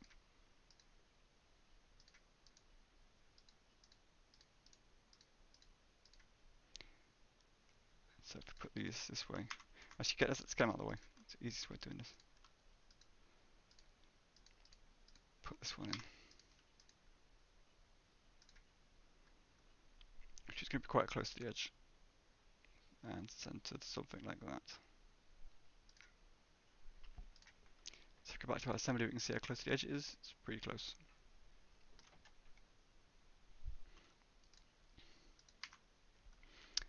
So actually this is quite space limited, so we'll start shuffling some of this stuff over. We don't want to grab that. Let me deselect. Nope. Let's try again. Plus that one. Oof. So shuffle these over. Probably want this back closer to center.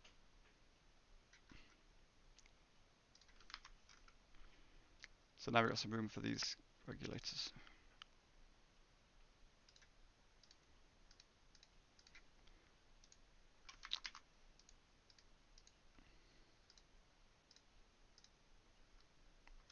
Let's do that the other way.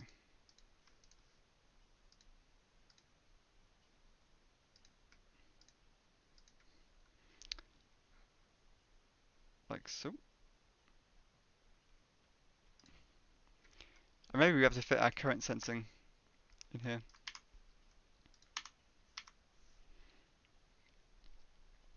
So think about how this is set up. 1, 2, 3, 4, 1, 2. So we've got it's one current sensor per total rail instead of per module. But that's basically all we need. So go back to how we wanted it in our first diagram. So here we've got this designated like this. This is post switch. So maybe actually we want that after the switching. So probably the best way of doing this is actually to take these off of this board and put the switches on instead. So we want, well, this is going to be per module, so we're going to have to start looking at how many switches we need. So if we take these off, and we'll come back to those. So let's do a quick tally notepad. Why has it done that? That's better, right? So TFTqube modules. Hopefully you can see that. So we've got comms needs 3.3 volts and 5 volts. So we've got 4 switches for that. So we've got this one redundant, one primary. And then that would take up 2 current sensors.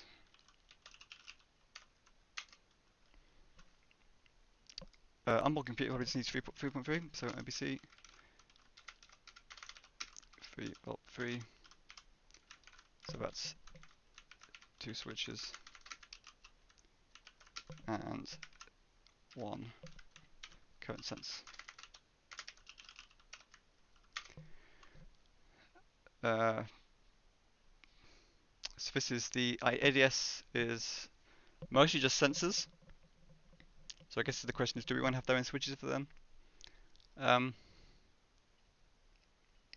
think about that. It's just things like light to frequency converters or LDRs, that kind of thing. They don't really need their own sensing.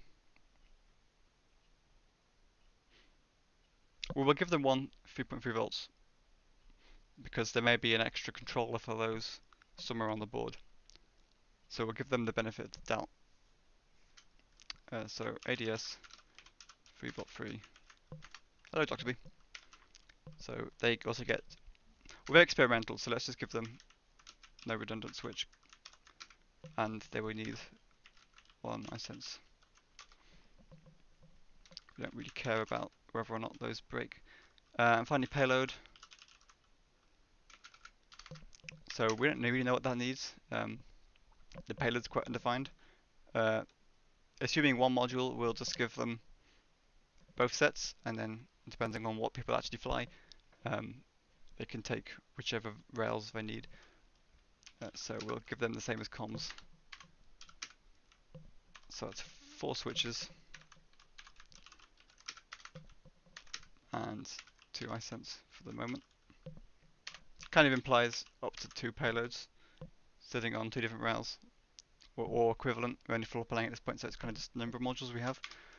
So that's 4, 8, 9, 10, 11 switches. And 1, 2, 3, 4, 5, 6 iSense. So that's kind of what we're dealing with. Let's just save that real quick.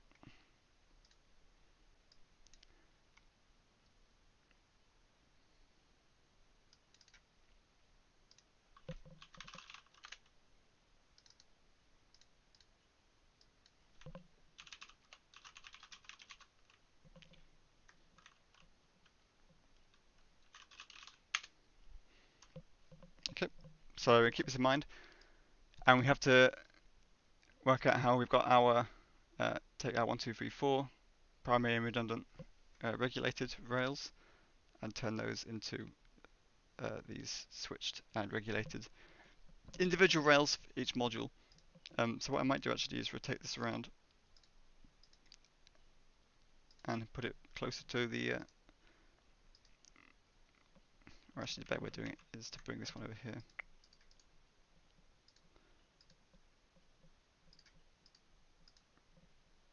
Actually, if we just leave that one, that's possibly a better way of doing that. So we are doing switch first and then current sense on each module's rail instead of a single current sense on each regulated rail. So instead of it going VBAT to, what have we got, reg to iSense to switch. So in this case, we'd only get to module. So if we did it like this, we'd only get an idea of the total current draw on any 3.3 volt rail or any 5 volt rail. If we do it the other way, which is VBAT to reg to switch per module to iSense to module, this way lets us switch each individual module. So if you've got one reg, but this will have multiple switches, multiple iSense, module 2, then you got another switch, another iSense, another module 3. So this way we get current sensing on each individual module instead of just the one regulated rail, which is better, obviously. So it's better to have the switches on this board closer to the controller, and then the current sense can go, well, closer to the module, or even on the module. The difficulty being the payload sense. So we might have to do payload current sensing on here, maybe closer to the stack up connector. So your payload is going to be further down the stack, which is down here underneath this center module. So let's have a think about how that power is going to flow and what the best setup for that is. And it includes the onboard computer too, because that's going to be down below on this section. So let's think about that real quick.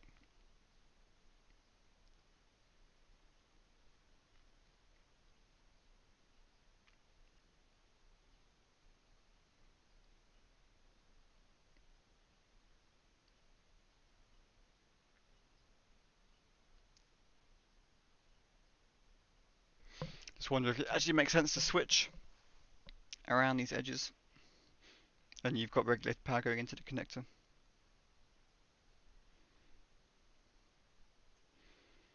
You can see how it suddenly gets a very, very tight design. Maybe we don't actually want to do the regulation on this board. We do that around here instead. So if we go look at how our setup is constructed, this is our VBAT regulator for EBS, so that's all in this corner. So we've got this top right corner is kind of where this VBAT plane is.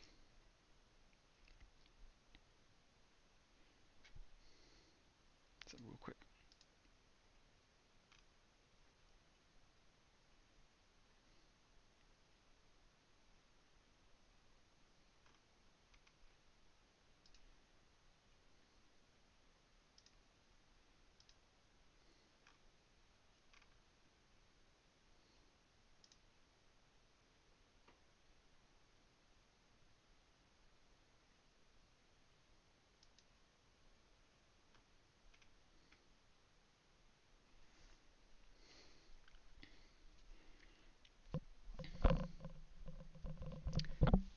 It may actually make sense to distribute VBAT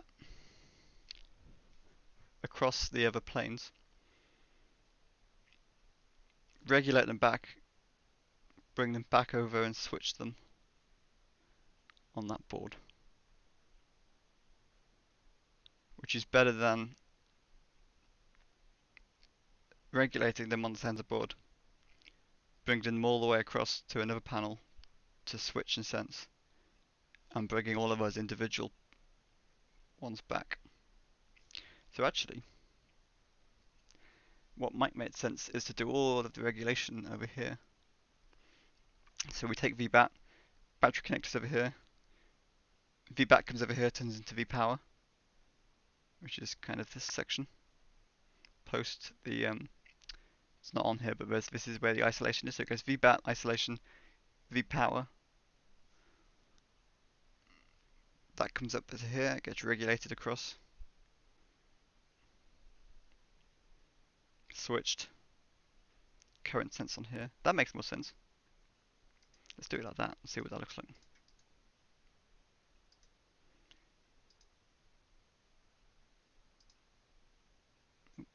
Got a package.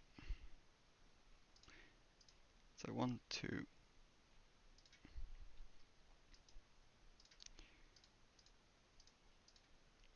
3. Let's rotate this one.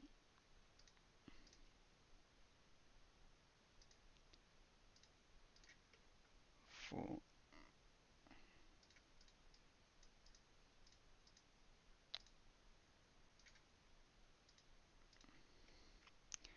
So if we regulate all of those on here. So VPower comes up, regulates down, we get 4 power rails back across. And then we want to have switch and then iSense down to the modules. So it may be better to do all the switching on here and just do iSense on here. So if we pull out a little diagram back, it's 11 switches and 6 current sense. So you can probably fit 6 current sense on this module. We just got to fit all of the switching on this module. I mean, it's doable. So if we treat these two as 5 volts, these two as 3.3, and then we look at what our switching requirements look like. So we've got 1, 2, 3, 4, 5, 6, 7 switches for 3.3 volts, and 1, 2, 3, 4. So 7, 3 volt 3, 4, 5 volts. So to fit, these have to switch 7, these have to switch all of those. So a better way that we can lay that out is the question. Maybe if we move this out of the way first. So let's group this. Let's take that over there.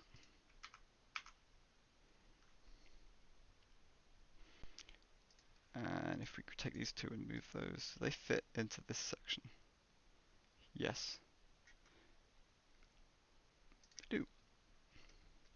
And likewise, these fit over here. Hey Arsenio. Good to see you.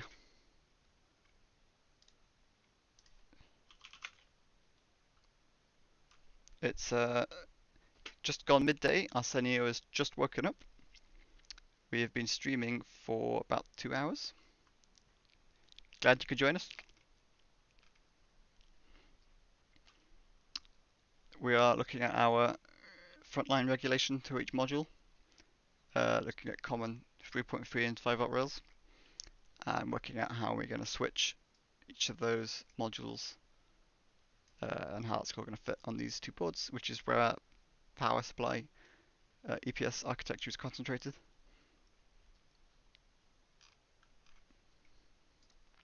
Let's have a look real quick.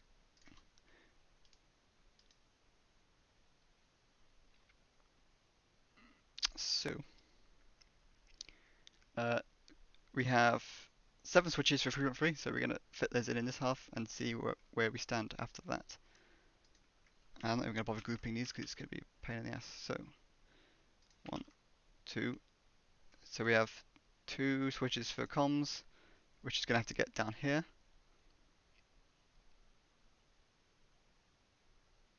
I'll send you as a wait until 3 o'clock. Yeah, we've all been there. We've all been there. So 2 switches for OBC. So comms power is going to come down here. OBC power is going straight to stack. 2 switches for payload, which is also going to the stack. So we're just going to do 1, 2, and the third one for ADS, which doesn't really matter where it goes, because we don't care about the redundancy on that system as much as we do on the others.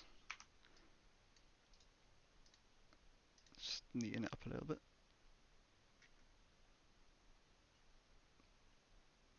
Something like that. It's close enough, doesn't have to be perfect. He says trying to make it perfect. Let's drag those across.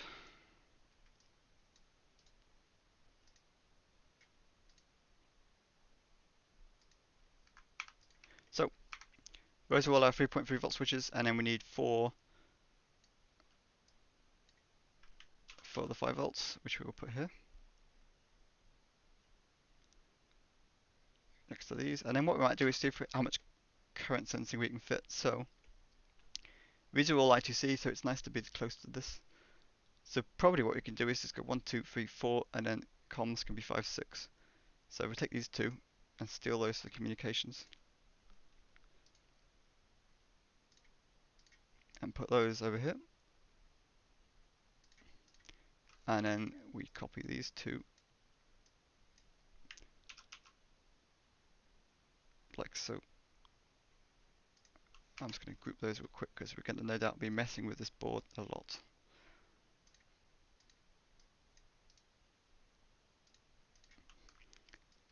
Select those. Obtain the caffeine, jump on, cool. Alright, so those are our current sensing. Most of the current sensing is going down the stack, so this layout makes sense. So we've got one for the OBC, one for, let's have a look, one for OBC, two for comms, 3 volts and 5, one for OBC at 3.3 volts, one for ADS at 3.3 volts, and then two for payload, one each at 3.3 volts and 5. So that checks out, that looks good. I'm just going to save this before I get drastically hurt. 2 hours. Outlines, oh, so I've just saved that with the, whoops. We want to keep this in outlines, floor planning. Whoops, just saved that into the wrong file name, it's fine. I'll delete it all later.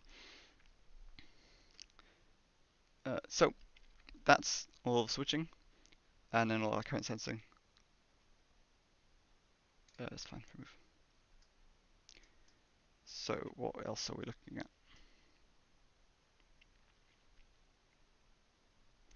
So we've got our protection diodes, that's fine. 2 regulators for the control. Still need that RBF.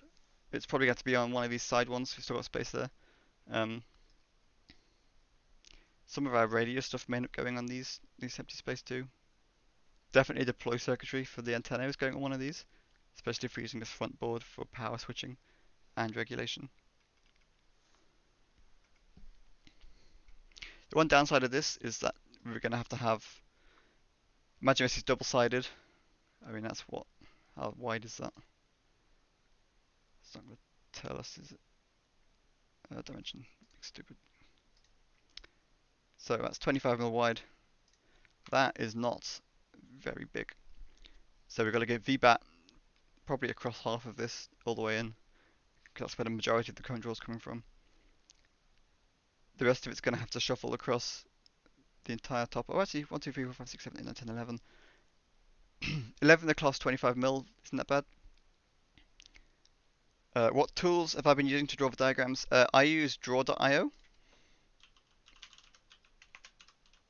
Draw.io, which is it's an online kind of flowchart diagram editor. Comes out with quite clean flowcharts. I quite like it. It's slightly clunky, but it's not too bad. So anyway, whoops, go with that. Get rid of that dimension. So for VBAT on one side, ground plane on the other side, 25mm, which is 25,000 microns. So the question is how many, if we have a 300 micron power rail, which is smallish, but it's low current, so it probably works out fine. 25,000 divided by 300 micron. I mean, there's actually quite a lot of space for pretty thick switched power rails just across that one. And of course you've got I/O going the other way to control the switching. I don't think that's a problem. One thing we need to look at is the pin out of this MSP and make sure that we have the ability to drive all of those I/O. So we're just going to go back in and we're going to build a pin layout, which won't be very fun, possibly, but that's why we got Arsenio on as well.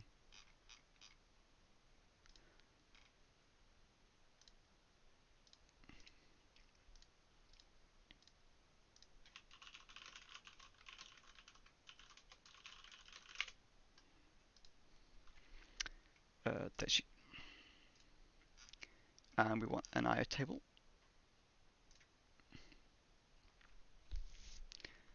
That's less useful. Table, please. Well, that'll do.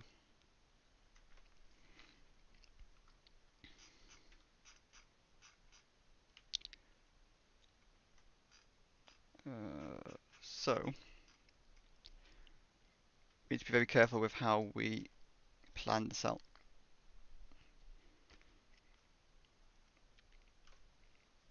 Maybe we have to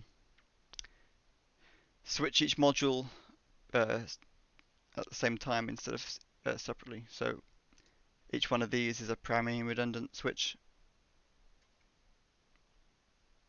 Right, that's how we've designed it. Go back to our little list. So we've got, yeah, so it's 2 switches per primary and redundant. So, hey Burak, I'm good. We're just working through some of this power architecture stuff.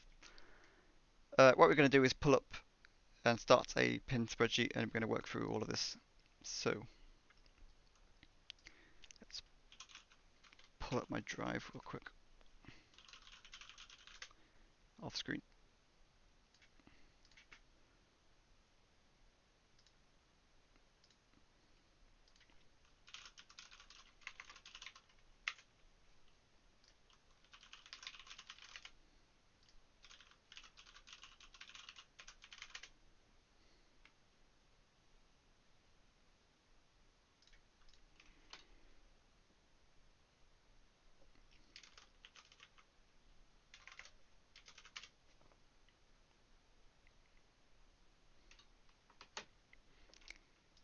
Okay, one sec.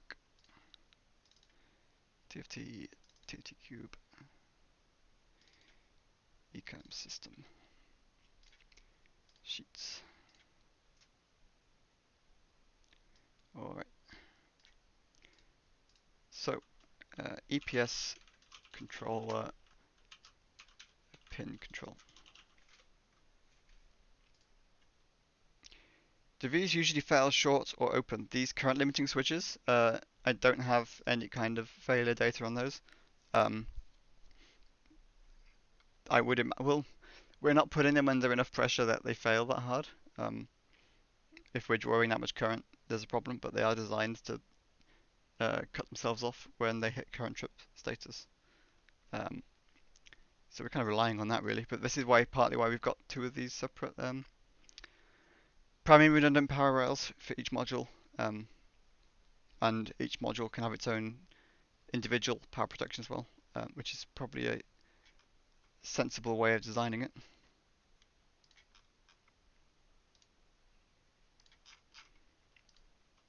If you weren't talking about the switches, then I apologize, and if you clarify, I'll try and help.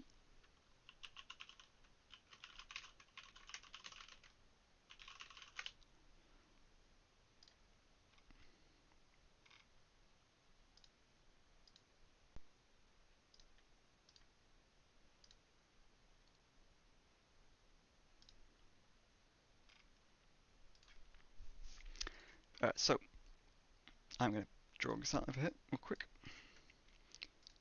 Hello, hello. Hello, how's it going? That's going pretty good. So, give me the rundown. What did I miss, and what's on the to-do Well, list? I'm doing all the floor planning at the moment, and basically we could do with some schematic stuff starting on the power stuff, because that's probably the bit that's best defined at the moment. If I just make sure your setup first. Do you want to set up your feeds, by the way? Yeah, I can set that up. I need to spool up Eagle at the moment though. Sure. Yeah. If you send me a what's it called, the OBS Ninja stuff for face cam and screen, and then we'll get you. Roger. I also need to start up the what's it called?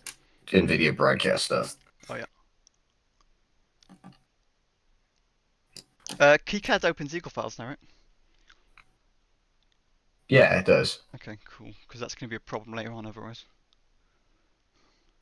Honestly, we should just standardize an Altium. Yeah. Arsenio's voice is duplicated. 1 sec.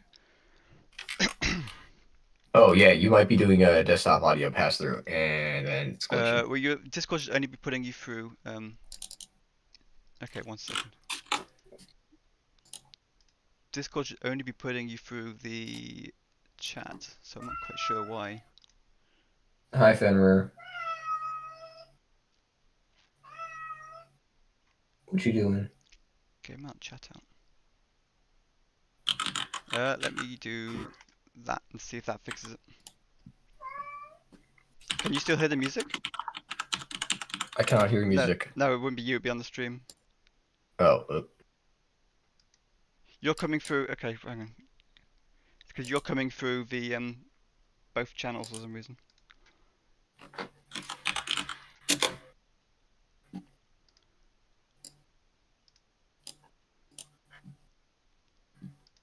It's definitely earphone.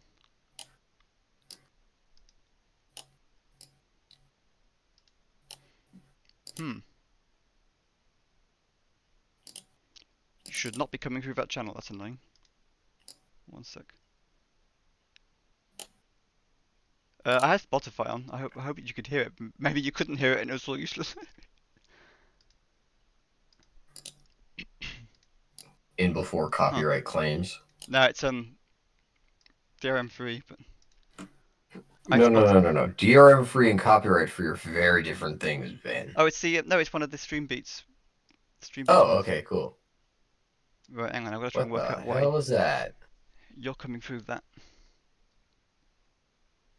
Okay, I'm just gonna mute this for now. I'll turn the music off and I'll deal with that later. It's the easy way of doing it. Alright, well, I'm installing a video broadcast right now. Cool. Not a tone. Well, that's awkward. It works on Twitch. Don't know why it's not working on this setup. It might be your audio track matching. Oh, I don't know. I don't know why you're coming through. You're coming through the standard channel as well as my voice channel, which you should not be doing. How weird. Arctis 9 chat. Chat out, game out. Am I stupid? Oh, I'm stupid. That's why. I'm stupid. This wouldn't be breaking news. Okay, there we go. I fixed it. Not gonna lie. I'm really dumb. Okay, right. I've fixed the music. There we go. Now there's music. I'm a genius. Wait a sec. What's my output device gone to? There we go. Fixed, I hope. Pass it back to headphones. Okay. So I'm gonna mute your. When I get your camera feed, I'm just gonna mute it. And then deal with all of your sound through Discord. It's probably the best way of doing it. Alright.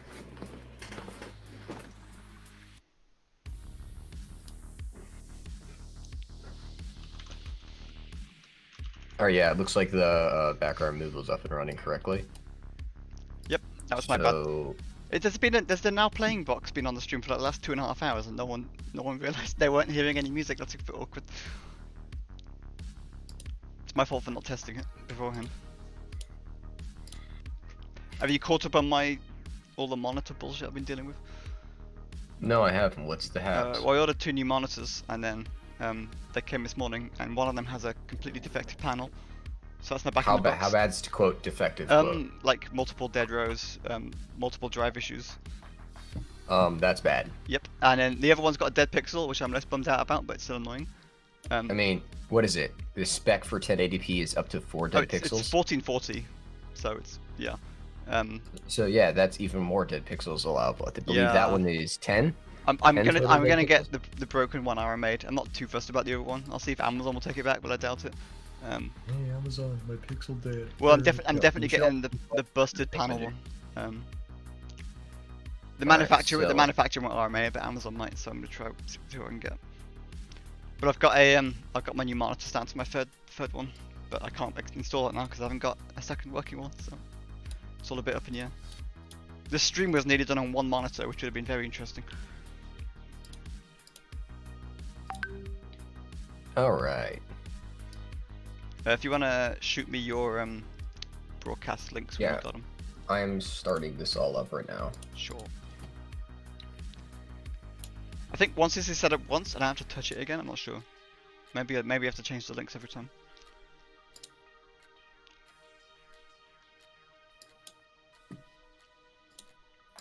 Okay, so Please hold, gentle viewers, and we will be ready shortly.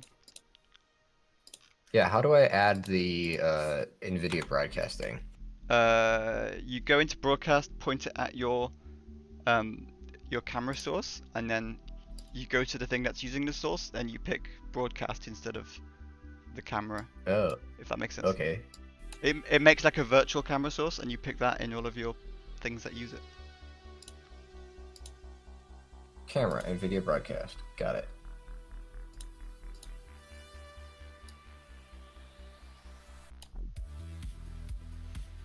We got some synthwave on at the moment.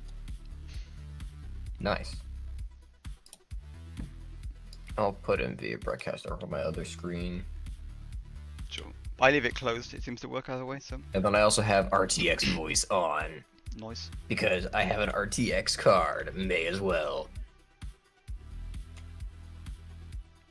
I think Discord filters you too. Noise suppression. Let's see.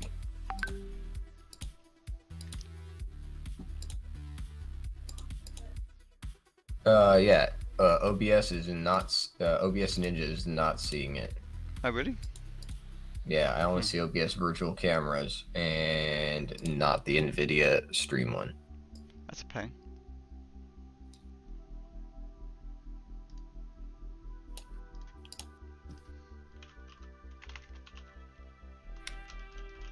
Hmm. Video source. I mean, I could just restart the browser. Maybe. Hang on. Yeah, it might be it actually. Yeah, mine sees it. Because you have to share the camera with the tab, right? And I get camera and video broadcast. Oh wait, hold on a second. Yeah. Continue allowing. Manage that. So I think it works for me. Camera to share. Camera. broadcast. Allow. Yeah. It's mapped correctly. So I'm just gonna restart Chrome. Oh, it doesn't work for me because I've already pulling my source, but it should work, I think.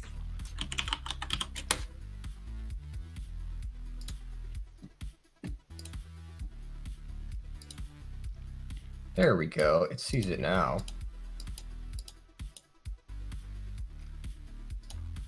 Oh wait, I have to disable it in.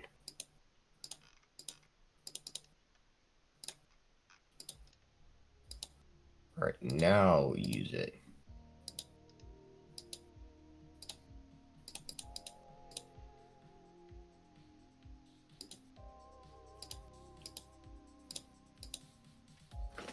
There we go.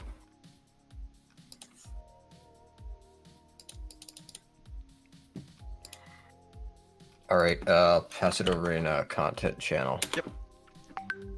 So there's a cam link and then whichever screen you're sharing.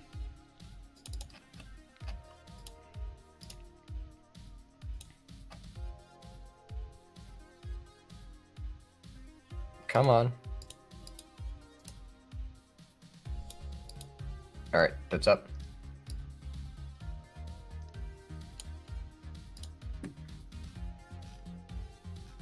Let's see. Yeah, I need to.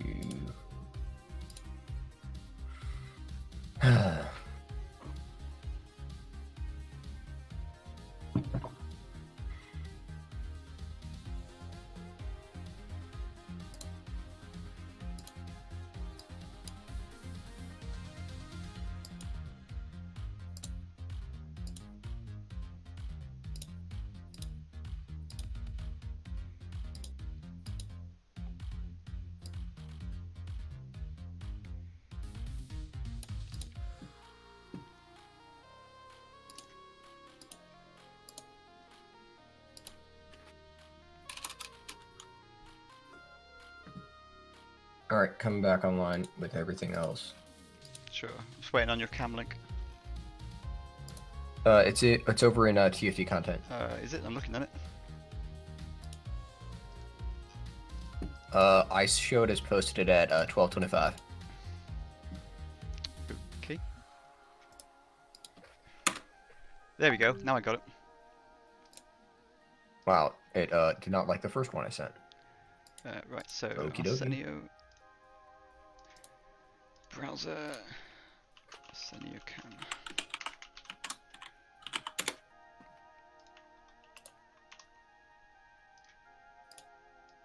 Let's see how this works. Oh, you have a black background apparently. Oh, yeah. How do I set that to? It should be a setting in broadcast, I think. Background removal. Background replacement. Background removal. Yeah, maybe keys it out to. Okay, I'll just tab you across. That's fine. So for me, when it gives me a transparent, maybe transparentness doesn't transmit across OBS Ninja, so it's fine. Browser source, existing Arsenio cam. I mean, I could set it to chroma key. We just drop in a chroma key. You can do whatever you want. You just got a box around you. It's fine.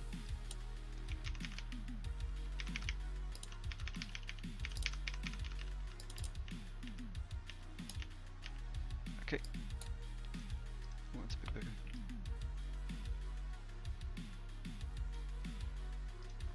That's about right.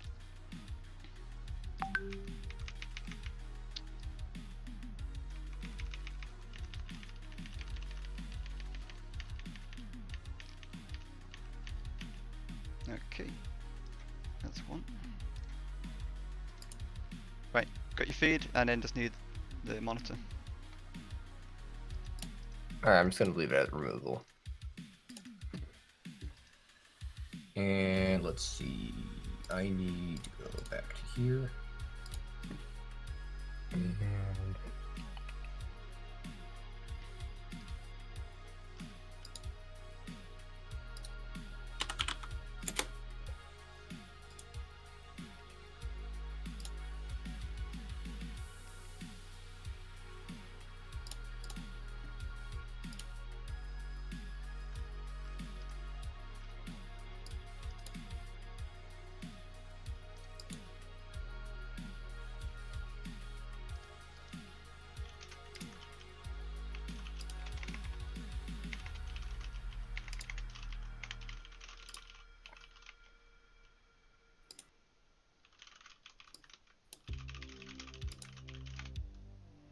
alright, and linking in.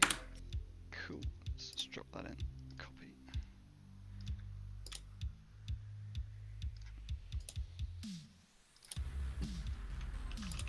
Alright, so what are the parts we're using? Hang on, sorry a second. What are the parts we're have using? you got the PDR? It's in the drive. You somewhere. You should be able to pull it.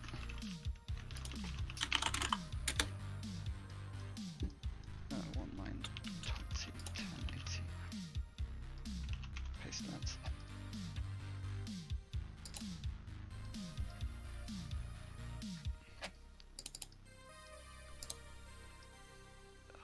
I hate that OBS tries to lock everything. It's really annoying.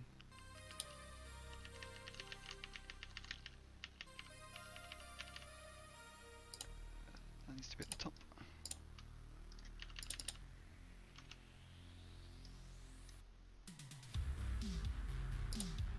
Let me guess. Docs. Huh? No. Oh, docs. So yes, it's in docs. Top level system. Requirements doc. Yeah, requirements. You got it. It's in the and it's the open the redacted one. It's in reviews. If you've got reviews.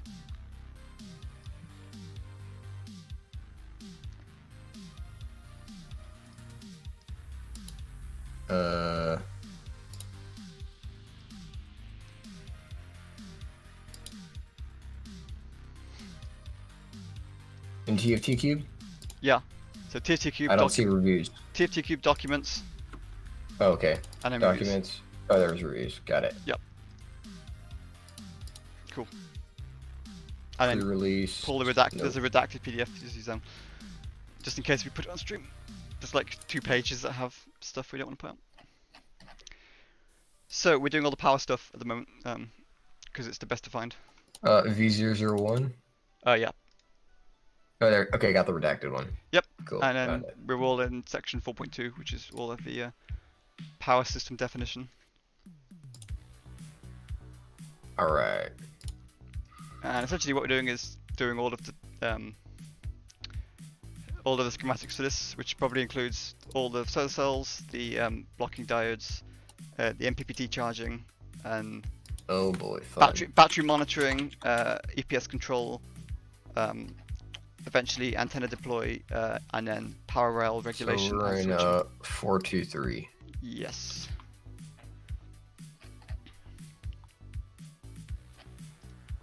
And we'll ping over to you because we haven't been over to Arsenio in a while. Whoosh.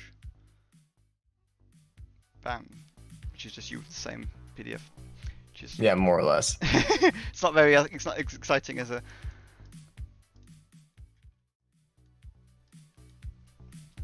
Anything else we're doing. But...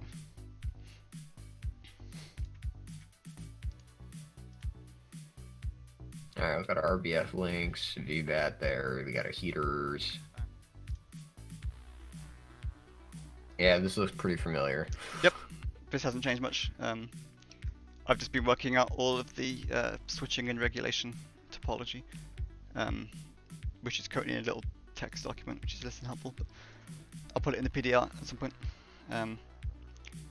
So I guess the best place to start is either at the controller, which is going to have a bunch of stuff around it, or cells and then charges, and work forward through the system.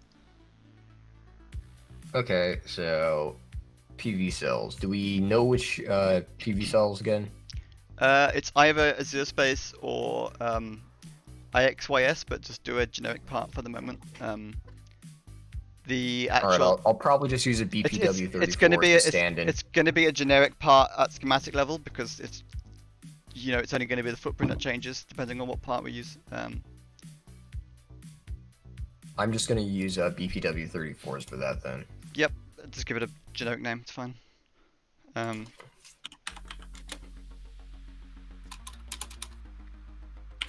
What I ought to do at some point, over the next week, we'll get the GitHub set up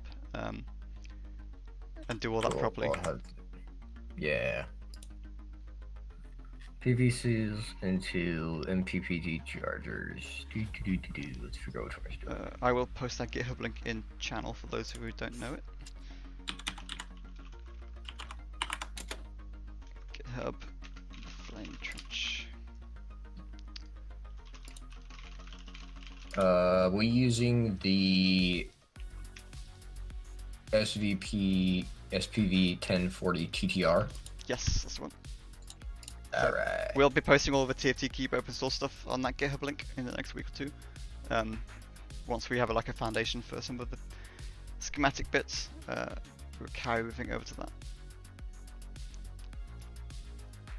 So basically, in the PDR, everything except for the exact regulation and load switching stuff on the far right is pretty well defined. Cool.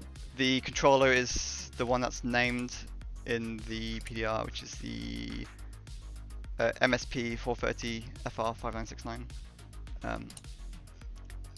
which is a nice little one. All those regulators are pretty set.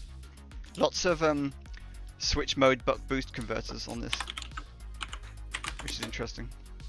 I'm grabbing all the parts.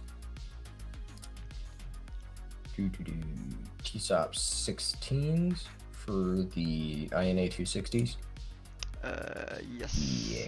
Yeah, they're big actually. I'm not a fan of those, but Not like much we can do about that. well, I mean the way I've laid it out, it actually doesn't matter anymore, because I kicked all of the big regulation off of the central board. Nice. What was I doing? I got distracted. Not sure. Did I finish that? Is the question. I think that is most of the floor planning for this section. Ah, yes. Ideal diodes. It's a lie. Ideal diodes don't exist. I mean, they're close. It's better than literally any other diode. Oh, look. WLP4s. Fun. Yeah, they're really small though, which is kind of what we want. Because there was a version of this where we were using a part that was... WLP4s aren't that bad. I've soldered worse. There was a version of this where we were using a part that was much bigger. I think it was the alternative ideal diode part, which I think I named in the PDR. And it was massive. Schottky diodes. Oh yeah, the yeah, no. No, we were going to use the SPV. Oh yeah, the SPV 1001 and 30. Yeah, and I remember googling it, and it was big. It was really big.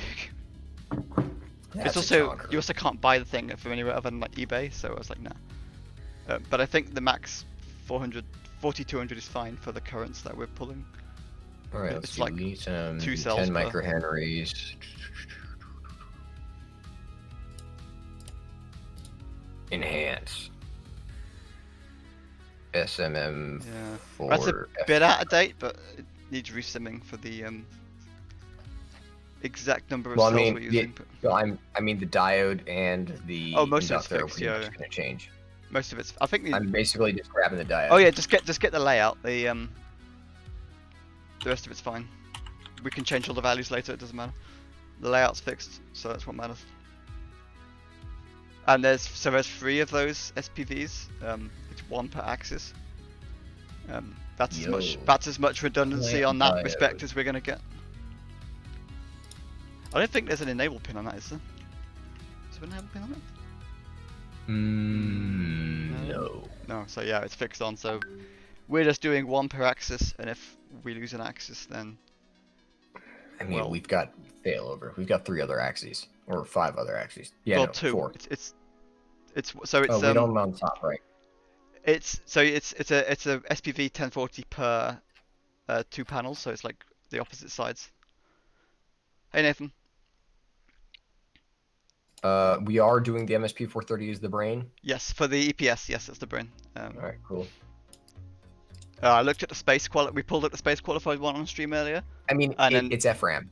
It's yeah, FRAM. These well, things are. There's an actual space qualified one which has got a better temperature range, and we pulled it up on stream. How much does that cost? Yeah, we pulled it up on Mouser, and it was 2.3 thousand.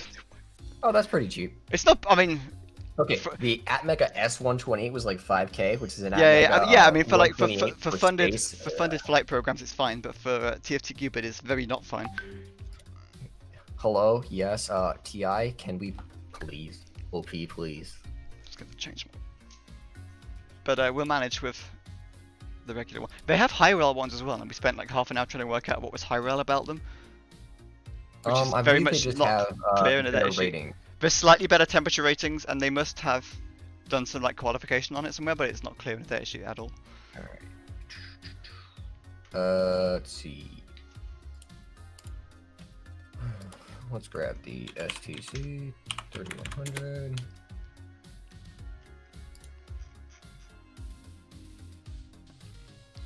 Current sense. I'll put what temperature sensor was on. TP175. 255.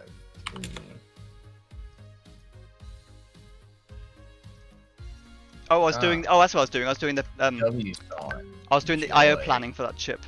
So don't do the controller yet because I haven't done the I/O planning for. Yeah, we might have to change the connection a little bit depending on how that turns out. Okay, so we're gonna put some more temperature sensors on this thing. TPS. Nope. Okay, got that one. Cool. And got the INA 260, TMP 175 next.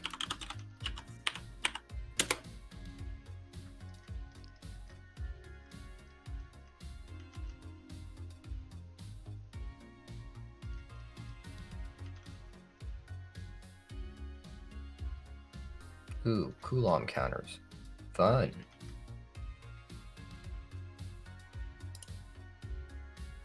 Pop quiz for the chat. What's a Coulomb?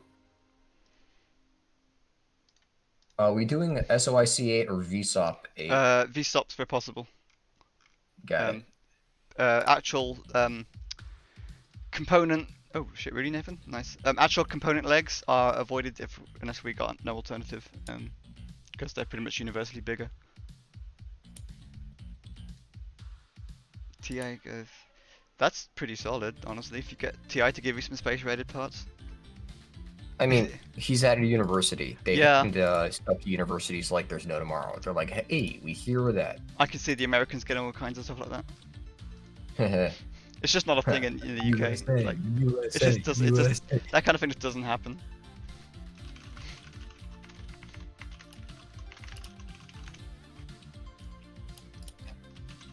Nathan, I would assume that you can request rad hard parts because anything that gives TI more flight heritage is automatically better. And it's like, what, 2K? That's with the markups and stuff. So the cost of them would be pretty low because they already manufactured it all. So I'd say, screw it. Ask them if you can. Can we please have some rad hard parts? The worst they could say is no. Oh, give the TFT tweet RT while there. Oh yeah, Let's good idea. Get some eyes on.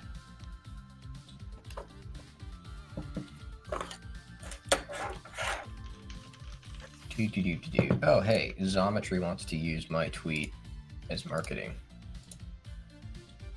Nice. Cool. Oh yeah, so I got one of these Zometry cubes. Oh yeah. With like all the processes they offer. And man, this SLS nylon is friggin' awesome. But I do have to say, NVIDIA broadcast, hang on a second, because it's clearly not. There you go. Because yeah, like their FDM quality is kind of sus. Mm. Come on, focus. Yeah, look at that. Let's have a look. Oh, interesting. It's very underwhelming. But then you look at stuff like the SLS, and it's like, wow. EPS pin. I need to get some parts printed in SLS anyway. So sheet is the MSP4 All right, control. back to working on this.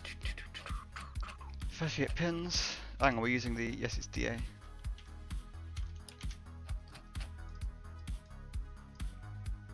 That's 540. All right, I think I'm just gonna go design the basic block diagram for the thingamajig of the. Yeah, if you do the harvesting side first, because I'm still working out some of the. Yeah, I'll sketch out like the harvester first. Sure. Now I need to make sure I import all my libraries. Give me a sec. Description. Thank God for IPC compliant libraries. We're really glad I don't have to deal with tracking all that down.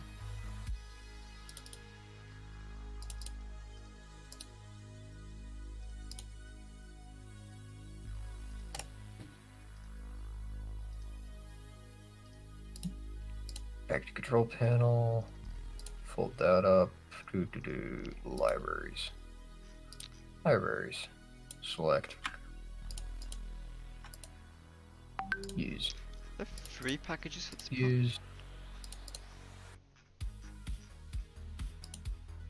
Oh, it's a 48 pin. Okay.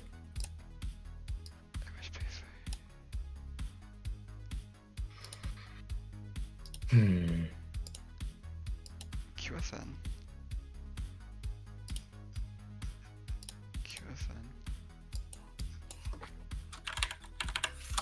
Wait, how many packages is this coming?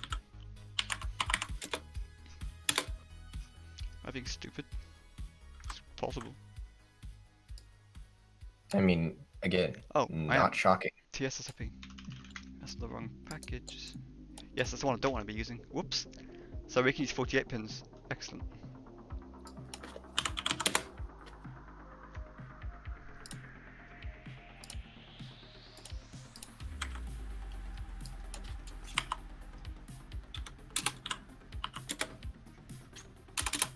So we want the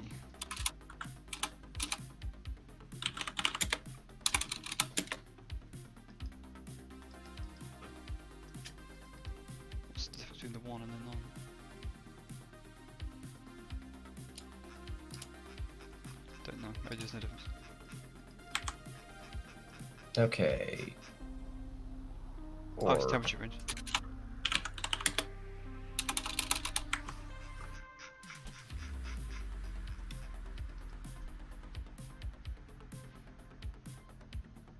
T.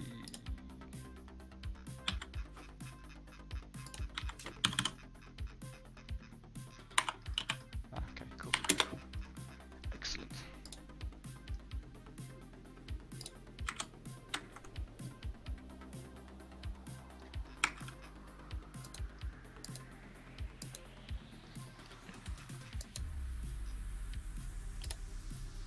I'm gonna change this symbol because I don't like it. Sure. Just gonna flick over to me real quick to see what we're doing. So we have the 48 pin part, and I've got to build up a full pin control map based on the work we've just done here and looking at all of these switches and all of the sensing requirements, and then we're going to make sure this will actually work, where we can individually control each of the nominal and redundant switches, and if we can't, then we're going to have to common some switching up and go from there. So we're going to see if we've got enough I/O, enough I2C, and then see how it all looks. Cool. And then we're going to get back to Arsenio. Pop. Bam, like that. It's clean. Control plus.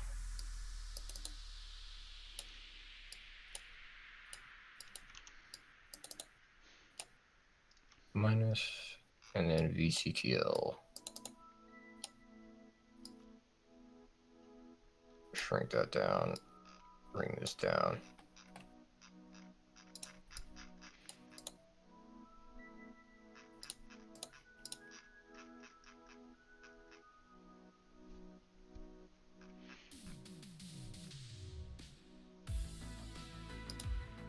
Cool. Save library. Update. This one is the S updated.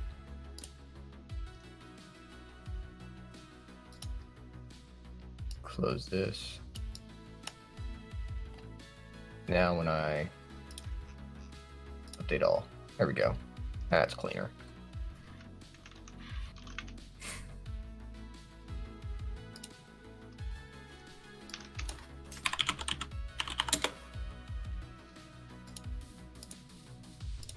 Forgot TI have their own bloody package naming scheme. Control F. Any preferences on the inductor? Nope. Alright, I'm just gonna plonk down generic 1206. At the moment, get the generic stuff in. We're gonna run prototyping anyway, and then we can look for more space suitable parts if we need to. Even though it doesn't have a terrible, yeah, inductor US. I don't want to use a European symbol.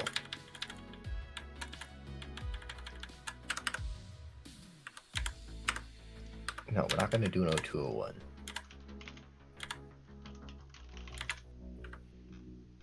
Yeah, Dr. American symbol, that should do just fine. How big is that TI? Well, that's an incredibly unhelpful package for you. You know what? 7 by No, 7 mil. I'll Alright, probably let's use that. change this again. I think I want this one spaced out a little more.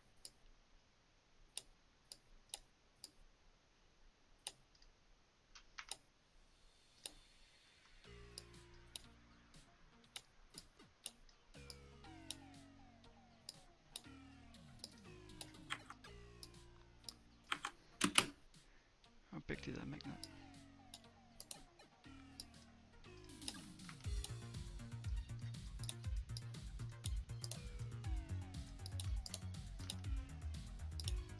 Alright, there we go.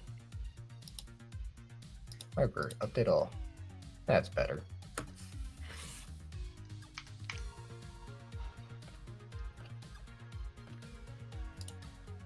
That's fine. Loads of space. Loads of space.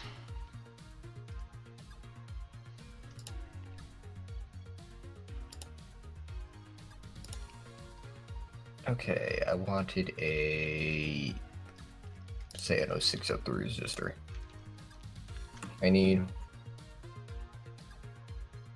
6 of these. Cool. And then I'm going to grab 3 capacitors. Or 4. 5.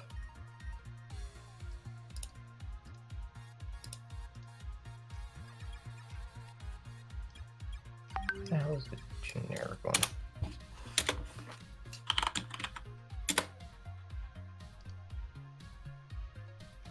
Okay, yeah, I'm going to go...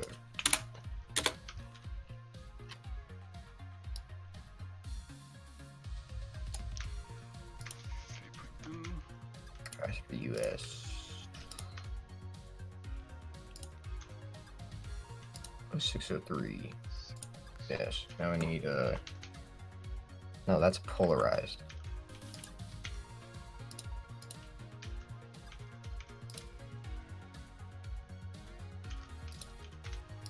I'm gonna use the European symbol for this, but the American symbol for inductor. Sure. I'm sure someone will get really irritated by that when we put it on GitHub. Does it look like I care that much? Nope. Not really. Alright, I need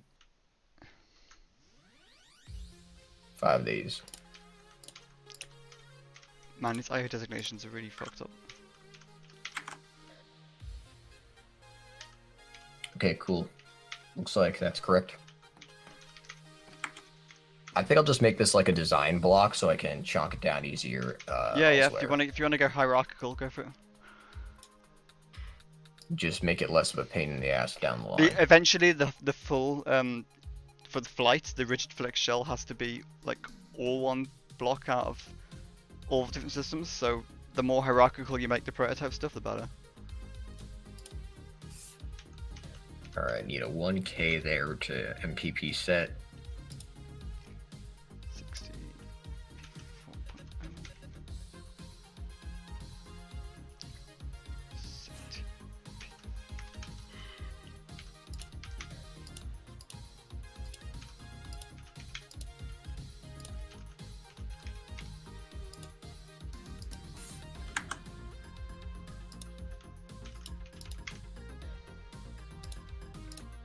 Yes, and then X shut gets tied to that as well.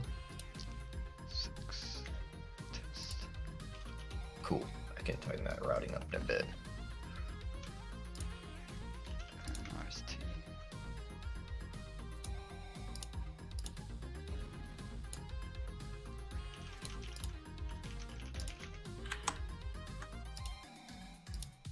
C1.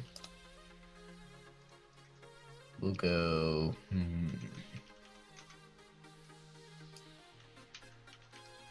Here, I'm gonna drop a ground bus across the bottom.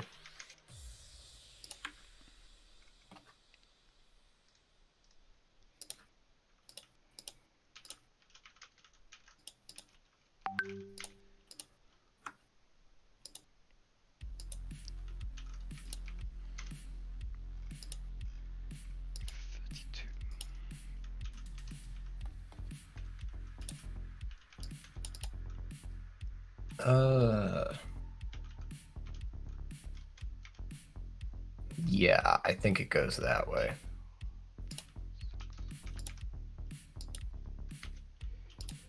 Yeah, I'm using BPW34s as the stand-in. Sure, just change or delete the name on it or something. Make it a generic thing. It's, what we'll do is when we finally work out what cell we're using, is just make different footprints for them and then switch between them, basically. Yeah, I mean, I'm using the BPW34 because it's a generic photocell. Sure. Slash photodiode slash whatever the hell else it does. Sounds good.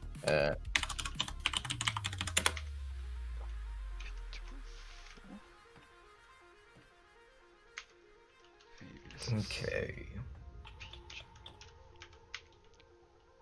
Capacitor sense.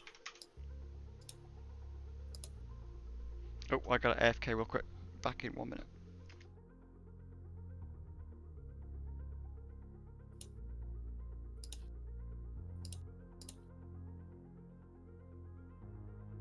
and C out sense.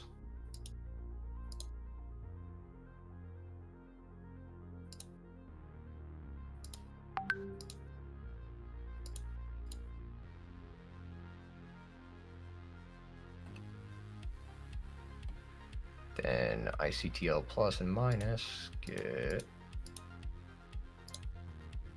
capacitor across them.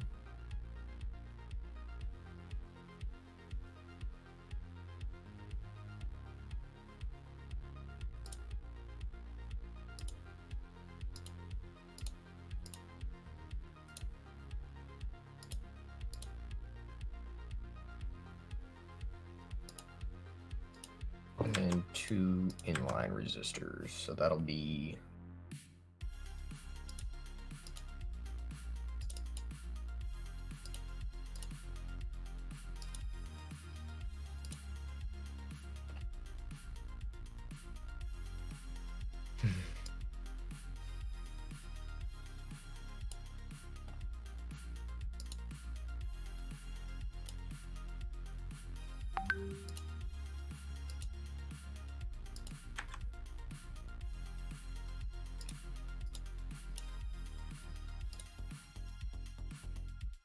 R4, and then let's go R5 and R6 over here for VCTL.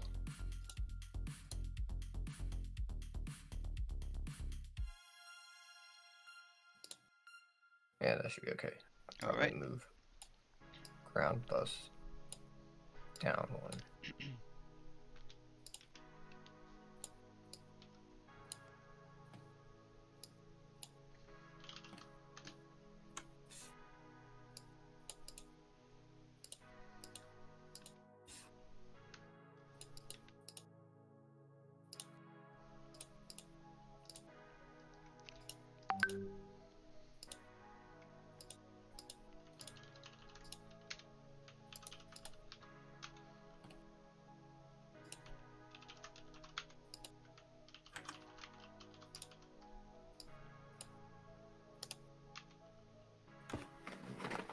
Alright.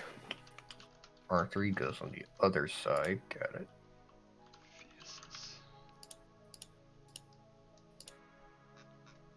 Cool, and now I need this coming up to here, and this coming over here, and down to ground.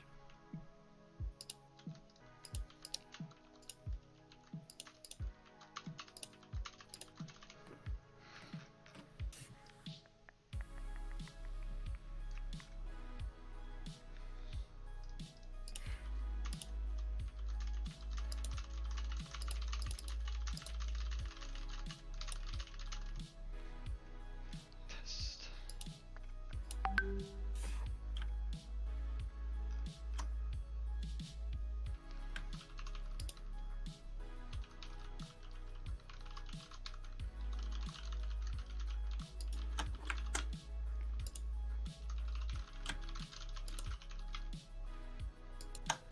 Now if I miter this of,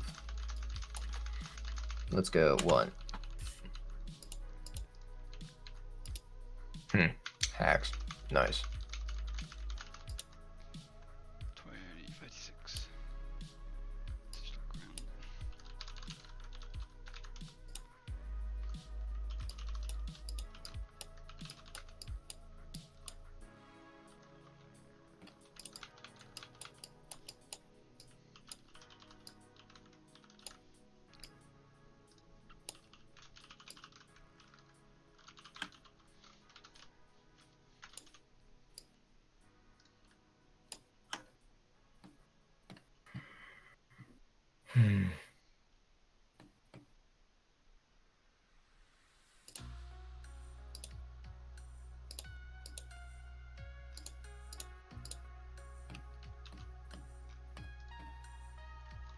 Okay, rough first outline of that's done.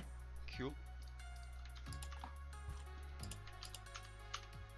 So I'm gonna like tighten up the routing a bit.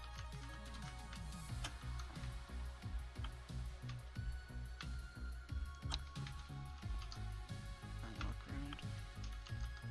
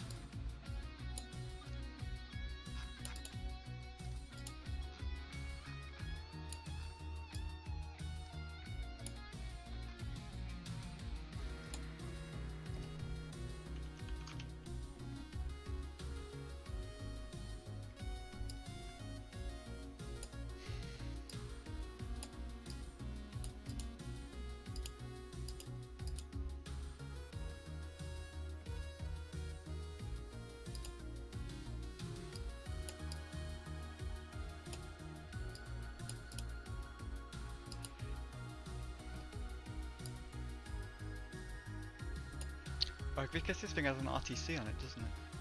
Is that useful or not? That's the question. Most of the time you don't end up using the RTCs.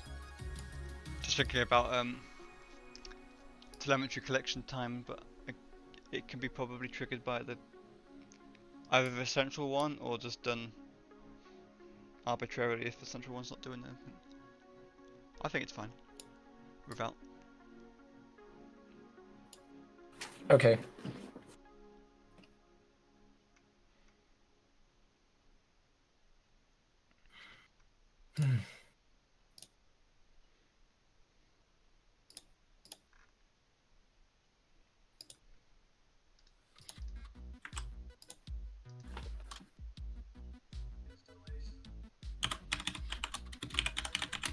Let's go 8-0.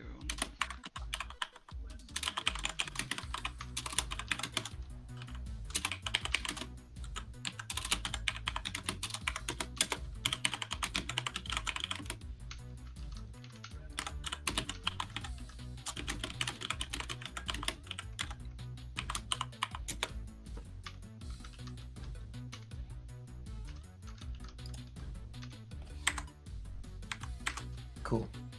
Alright, now let's add some values to these things.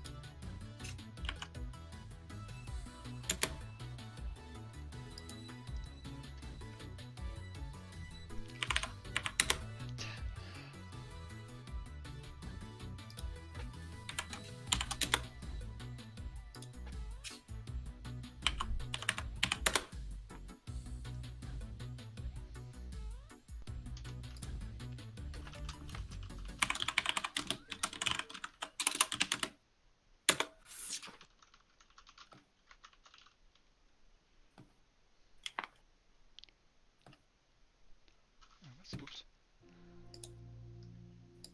No, Nathan, I know the pain of free tier Slack. It's annoying. I genuinely think Slack is just moot when Discord exists. Unfortunately, Discord is not as professional. Oh, I know it's not regarded As- as professional, but I think it's better by a long mile. You actually get full chat history for free, it's great. And if you use Mork, you can just like get Alex. statistics and then GPT-2 everything, which is hilarious.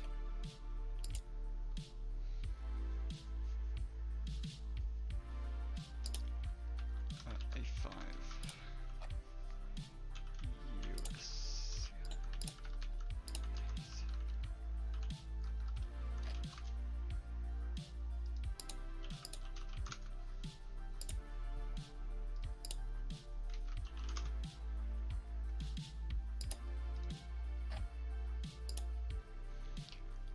TI started rebranding Oh, God. SPI, that's a pain in the ass.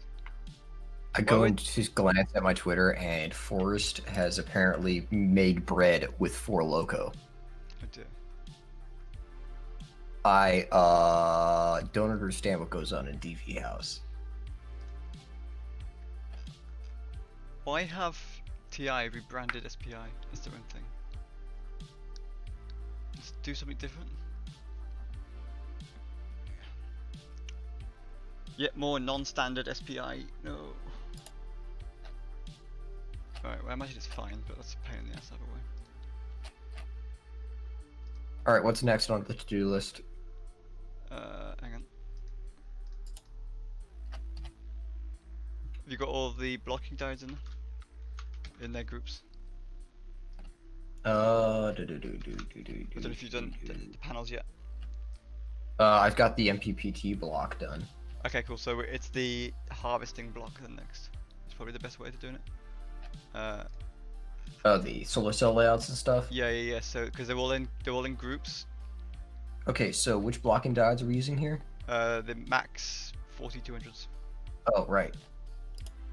Oh boy.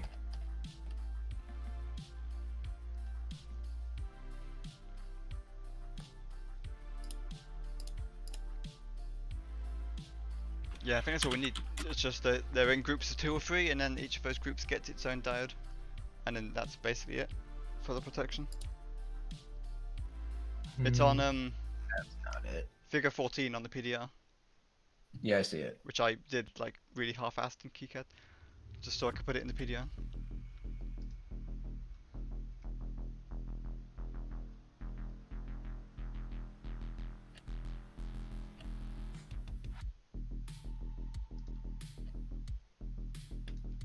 What's the diode name again? Max 4200.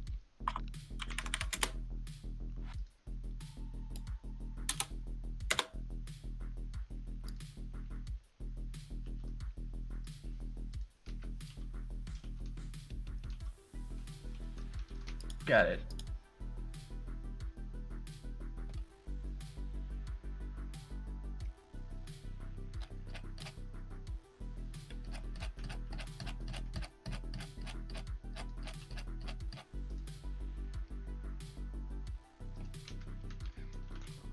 All right, let's see.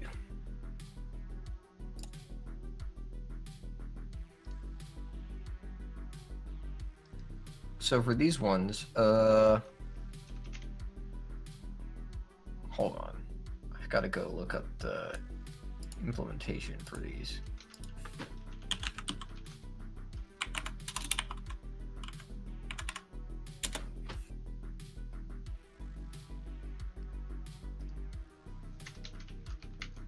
Okay, VDD and out.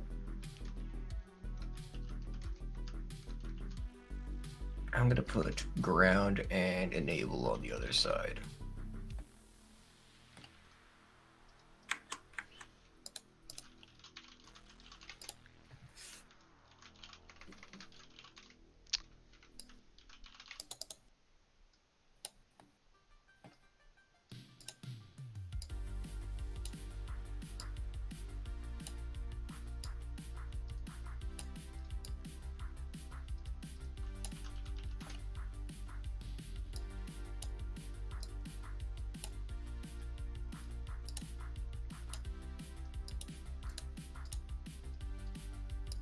Yeah, if you don't like the way a footprint looks, you can just edit it to be the way you want it to look.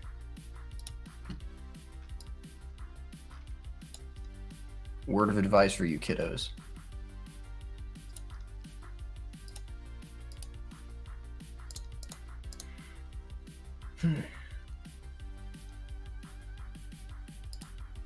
I'm gonna swap VDD now.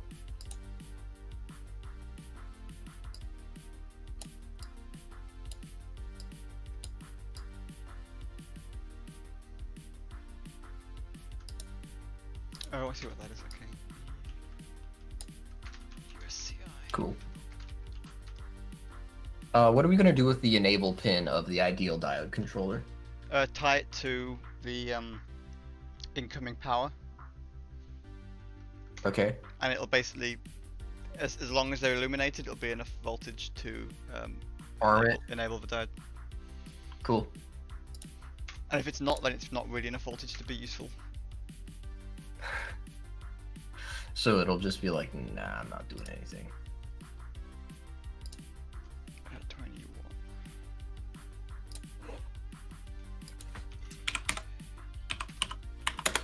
USCI A1 reset.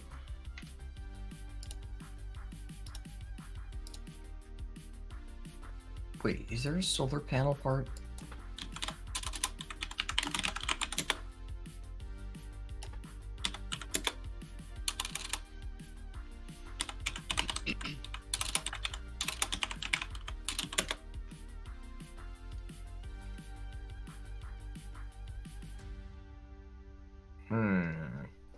No.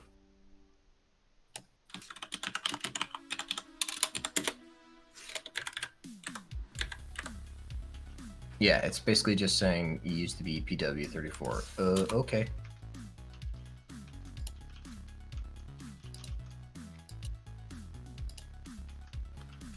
So it'll look a little jank.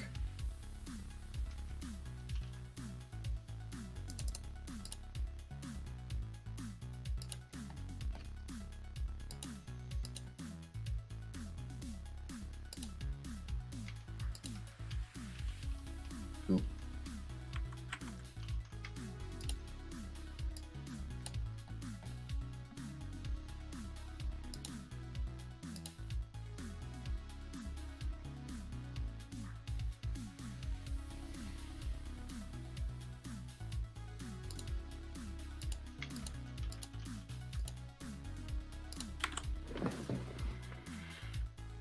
Hmm.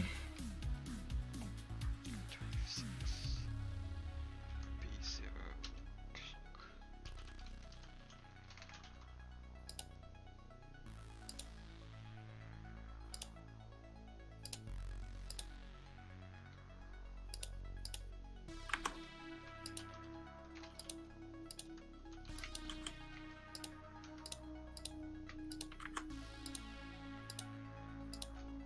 There's 30, ITC 31.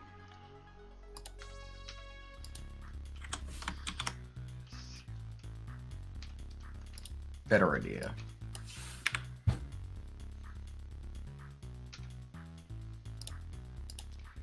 Mosey, and then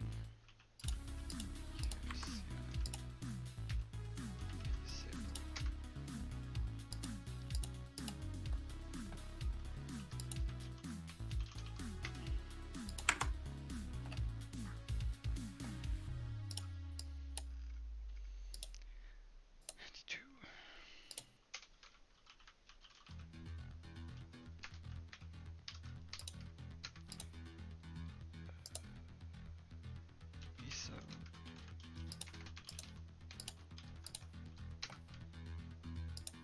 I2C clock.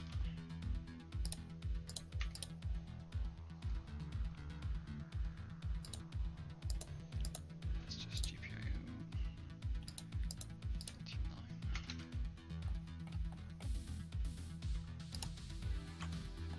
A6 Cool. and USCI A1 SPI TX.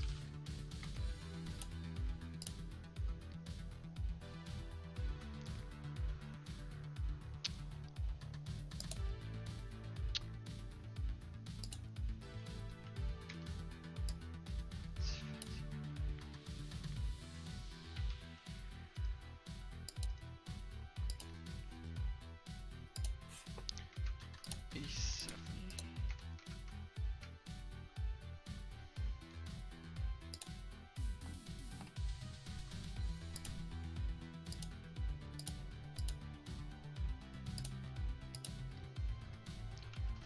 USCI A1.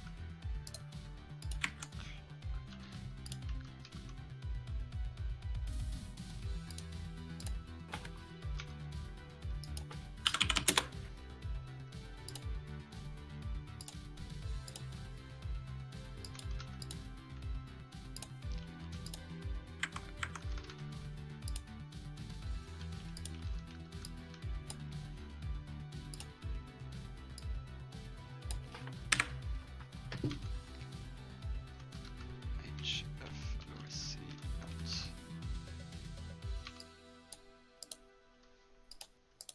And then, oh, you could put, interesting. LFOSC in. So you can put two different oscillators into this one, which means actually it might be pretty simple to have a, what is it, the 37.8 kilohertz approximate RTC.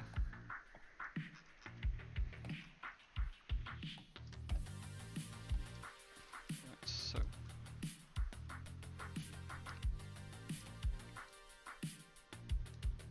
I'm just gonna ping across to me real quick.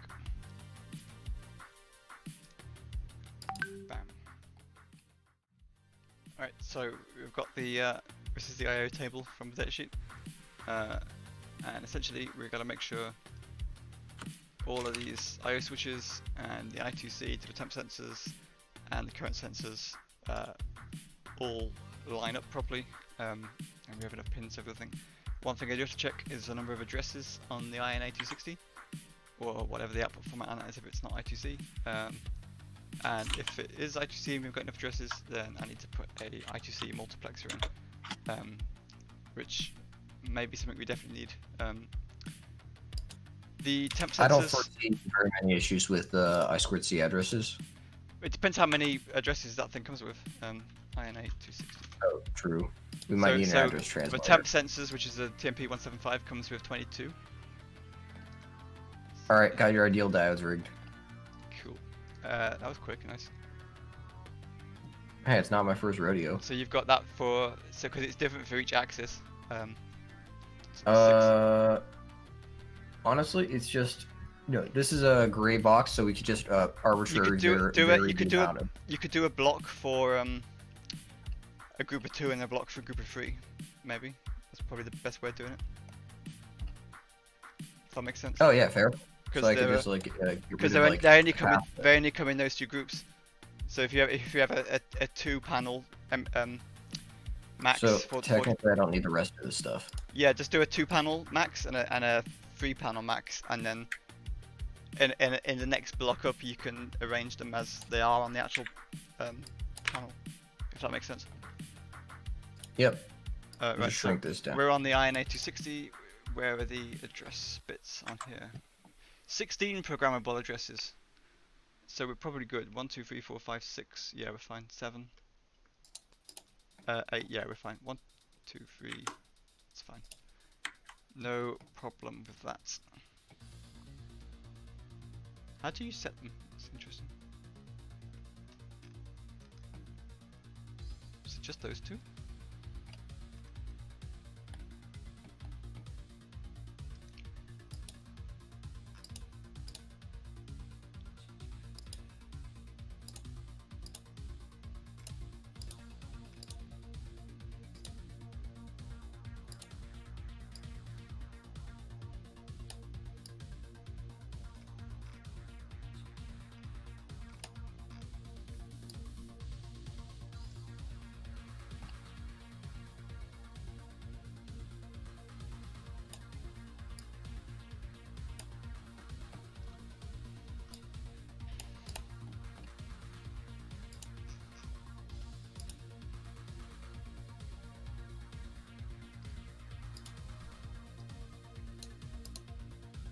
Oh, that's wild.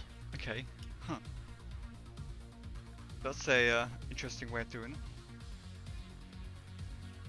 So that current sensor I sent you, it's got 2 address pins, and they turn that into...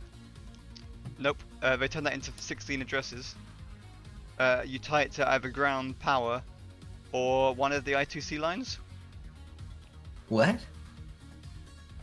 You have it. You can connect it. You can connect it to SDA and SCL.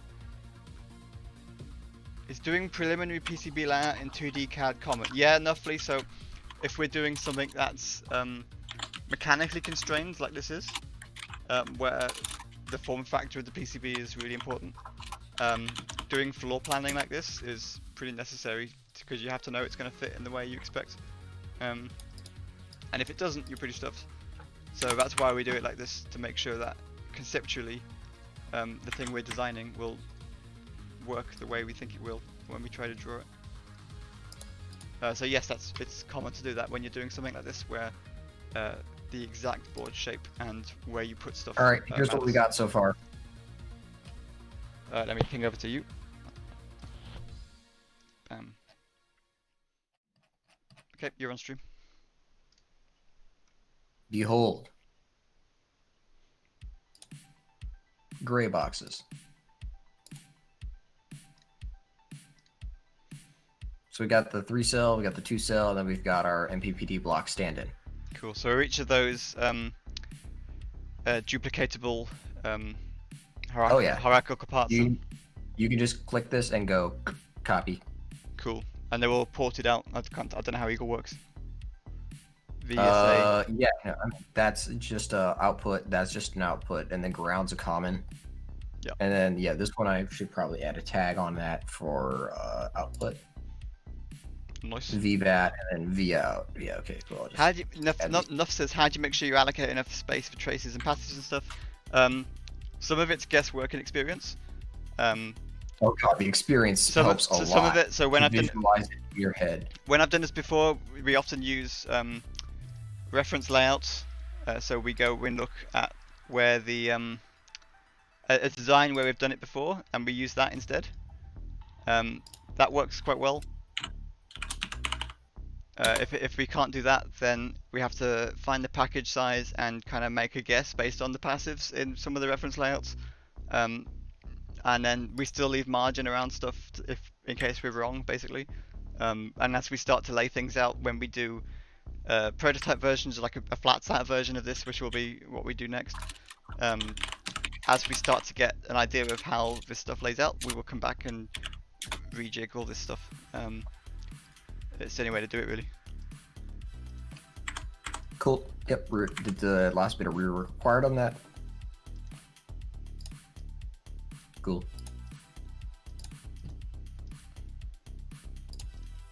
So, honestly, if you look at like the layout that's on the app notes or in the data sheet, and then you just like gray box that out, knowing the approximate dimensions of everything, you can just like sketch that out and put like a square or whatever shape it is, and then put that inside your design, and then just like gray box out where everything needs to go. I typically do that in 3D CAD because I do things weird, but it works in 2D CAD or in like a floor planning system. Like you just draw a square or whatever shape it is and just plonk it down, plonk that down, plonk that down, plonk that down, and then you have a rough idea. Or do it all in your head.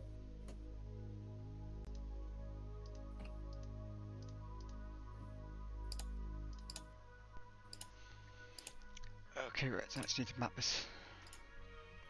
The other thing we do is check if we've got any collisions with addresses between the temperature sensor and the INA260, so we'll do that next. So I need to make an address space sheet in my control spreadsheet.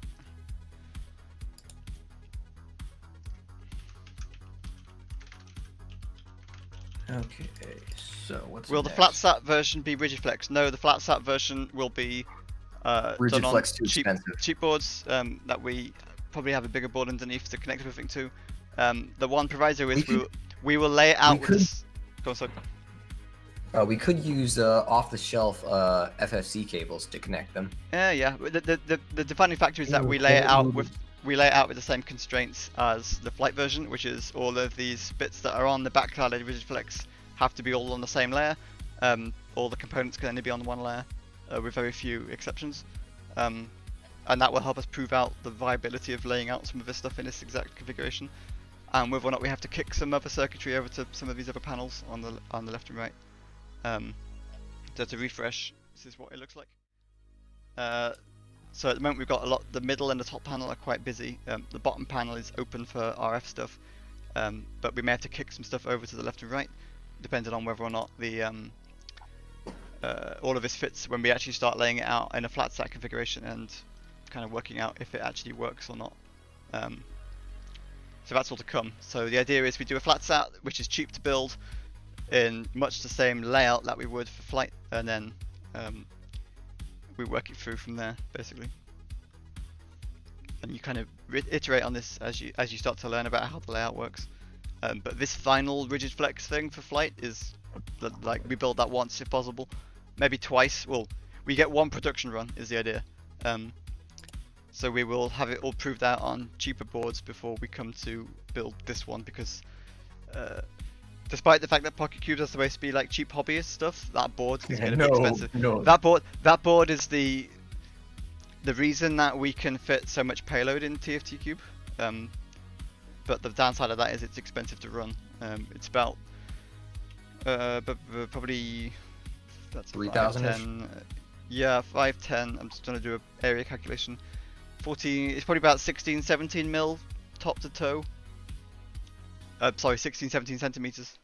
So so it's not small. So yeah, 3 grand is possible. It's probably maybe a bit more.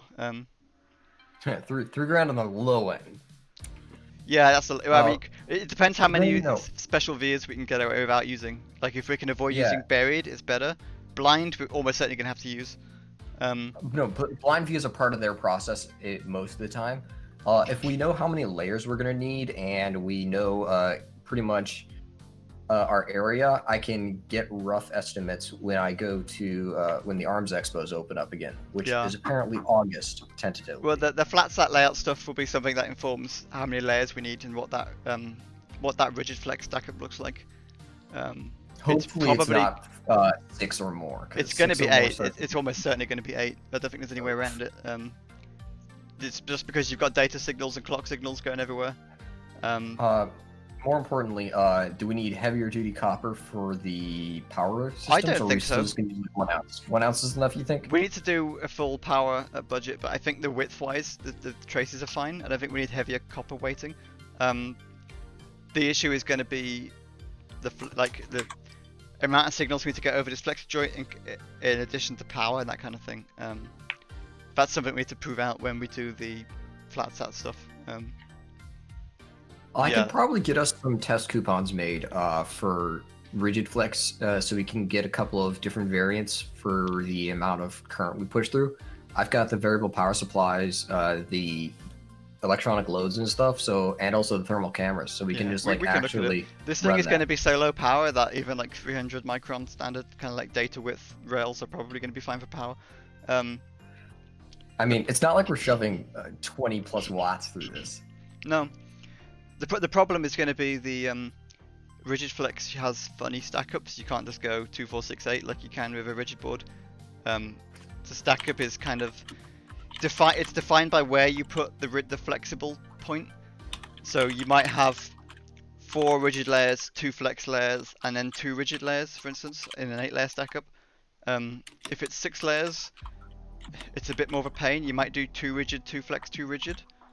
But what you can't do is something like 3 rigid, 2 flex, 3 rigid. That gets very expensive because that's a really strange stack up process.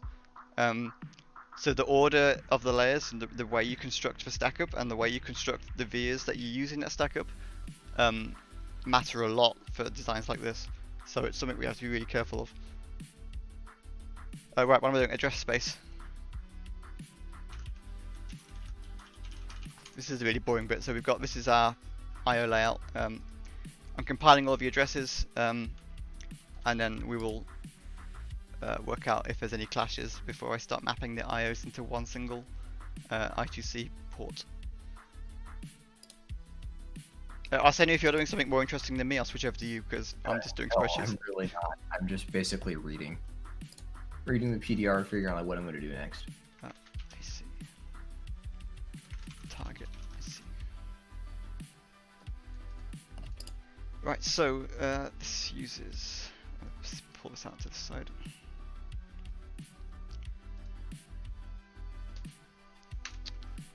That's 8-bit, right? Yeah. 1, 2, 3, 4, 5, 6, 7. Oh, hang on. 1, 0, 0, 0, 0, 0, 0, 0.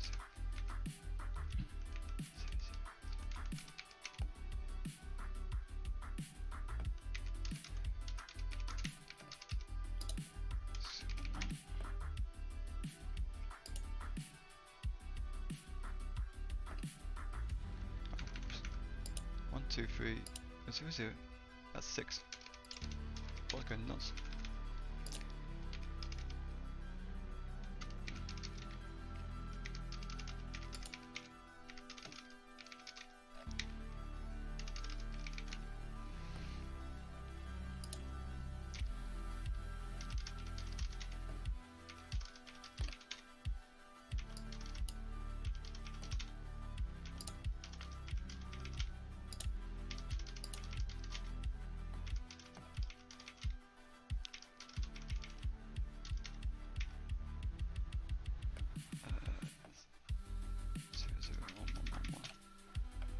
One, 2, 3, 4, 5, 6, 7, 8, 9, 10, 11, 12, 13, 14.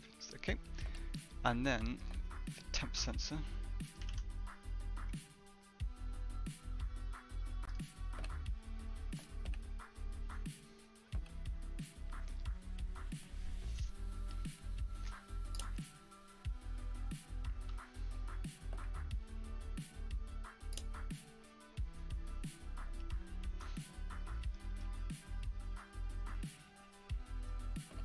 27 addresses.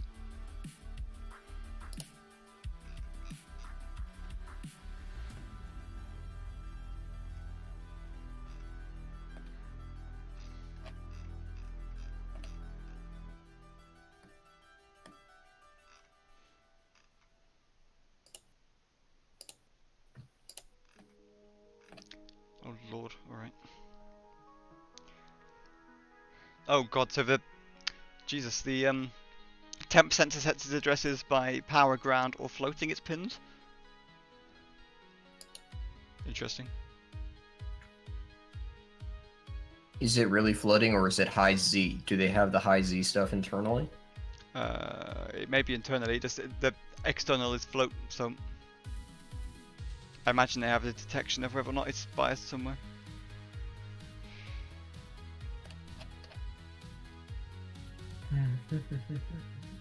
What's the best way of doing this so there's no clashes?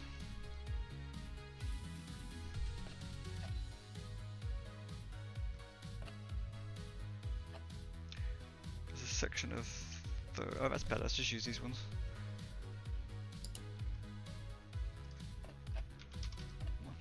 That's 111.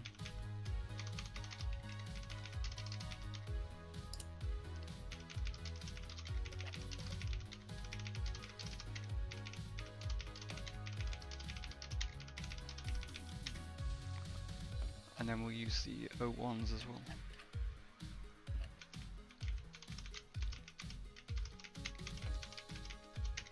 O1, O1.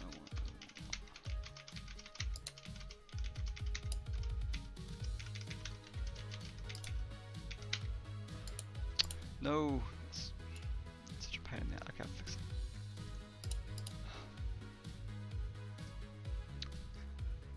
Format. Text.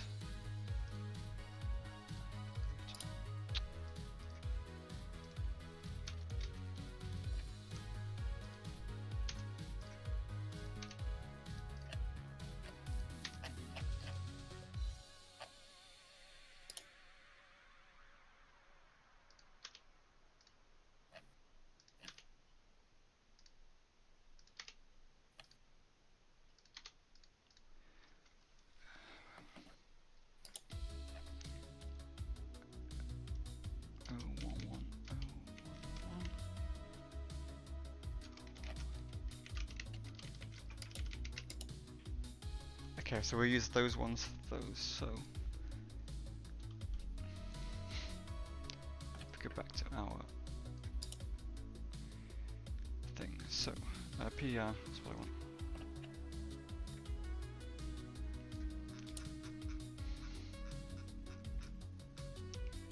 want. So temp sensors. Hang on, no, it's the current sensor. So there's X, Y. That's X, that's Y. That's Z. And that's Y, okay. So there's Z. Axis. Y sense. Let's do it this way. X axis. Y axis. Sense. Z axis. Sense. And then so that's those ones. There's the one on the EPS controller, which is that's XYZ axis Y sense, and then there is one here somewhere. That one. V power I sense.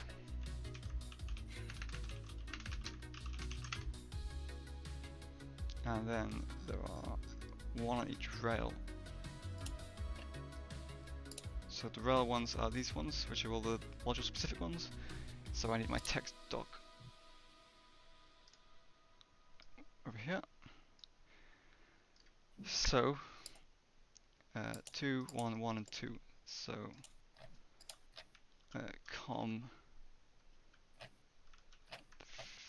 3 volt 3 P sense com 3 volt 3 Oh, hang on, there's one per. Okay, so it's not. That's 5 volts. Makes sense. And then these aren't primary and redundant. So actually, we have to think about whether or not we want to do it like that. Although I guess it's only a resistor in the line. So the question is whether or not, if those current sensors fail, they can screw up with a power line or not. And the answer is probably not. The only thing in series with the line is a resistor. It's probably unlikely that the actual IC fails in a way that biases the power line. So I'm not worried about having to have a split primary and redundant current sensor. I think that can be just on the same line. But we do have split primary and redundant switches. But the current sense will be after the switch, or after the primary and redundant power lines combine to serve the actual module. So that's why it's done like that. So we've got OBC, 3V free iSense, ADS, 3V free. Ah, yes. The joys of figuring out address spaces and stuff. Yep. And then there are 2 for the payload. So we've got payload, 3V free iSense. Payload. Are we using CAN bus anywhere on this? The plan was to do so, but it's not relevant for the power EPS stuff. We'll make a CAN bus available for the main onboard computer, down to the payload. I take it we were not going to be using SPA-CAN because No, just regular. No, No open CAN, no SPA CAN, just regular. I ain't got the time for that. SPA-CAN's a nightmare because you have the license from the Air Force. Yeah, it's which the same. Is like, it's kind of the same for open CAN open. CAN open is very much not that open. It's a pain in the ass to implement. Yeah, It's a total pain in the ass. Right, so that's our iSense stuff mapped. So technically these will spare, so I'm just gonna go spare. I'm gonna go get some more coffee. Be back in a bit. Sure. We are watching me, right? Yeah, we're good. Man, I haven't had a coffee in ages. So all of these ones are spare iSense. I'm just gonna add everything over here real quick to the left. 1, 2, 3. Down to there, 16. 1, 2. Down to there, okay. And then these are our temperature sensors. So effectively we've got one on the center there, so it's just, that's +1, well, it's basically per axis. So that's one of the X1s and one of, it doesn't really matter. So PX temp, PY, NX temp, PY temp, NY temp, and then PZ temp, NZ temp. And then the STC, and where's the other thermometry sensor? It's on that. So the STC 3100, need to check if that's got I2C.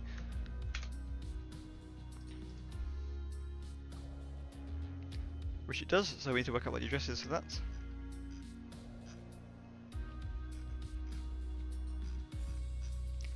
Which will be here somewhere. Probably should have control left it. Oh well.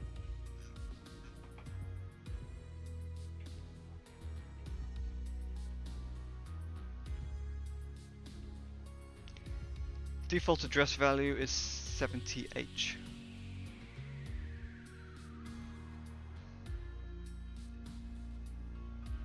Oh, it's 000. Is there a table somewhere? 1110 XXX, okay. 111, oh great. So let's shift those over here to these ones.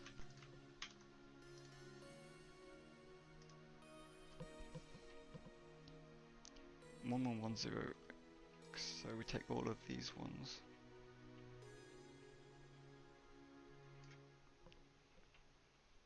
And so those are, let's use that one for the STC. 100 gas gauge. Where those ones sit on that. So don't think current sensing switches have I2C, but we'll check. over here. Let's tidy this up a little bit. What's that? But that doesn't have ITC, does it? I hope not. Oop. This one does not either, but it does have fault signals, so we've got to take into account those fault signals.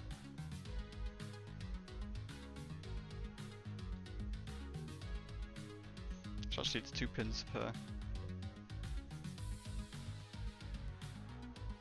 TPS. Okay. So that's our STC in. The INA we've done, TPS, those are all regulators. We aren't switching those ourselves. They're out of ITC anyway. We'll double check. TPS 62240. It's very unlikely these have ITC connections. Yeah, nothing. So we'll IO map those in a bit. We'll keep that open. And same for the 63001s. We want the datasheet for that as well. Right, so that's our ITC map. That is spare TMP.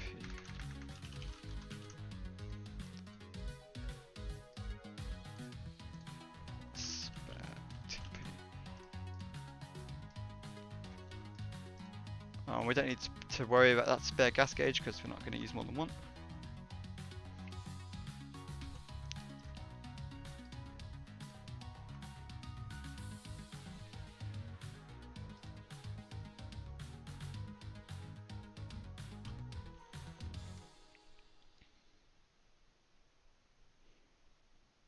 One sec.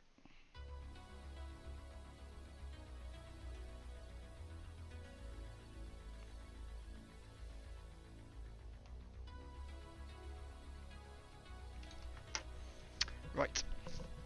So ITC checks out for the EPS. Let's give it a title.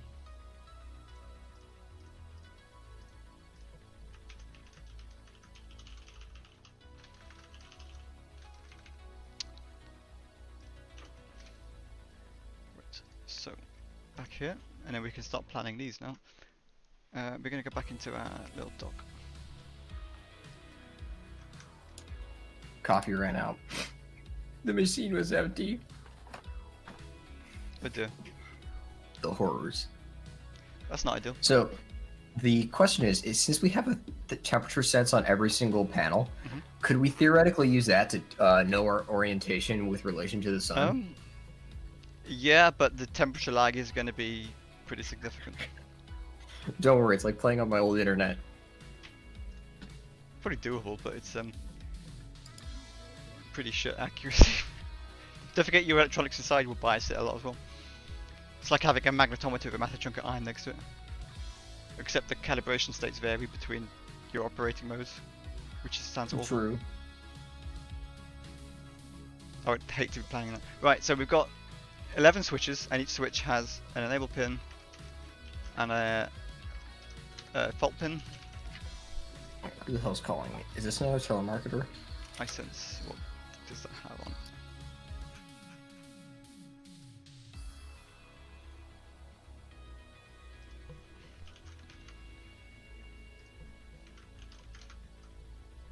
I swear to God, at this point, if we get first contact with the aliens, it's we'd like to contact you about your car's extended warranty. Stop it! Right, so we don't need to set the address pins. We don't need to set alert. So we probably want that pin. So 1x alert, and the rest of it is just I2C. Bus voltage monitor input. What's that?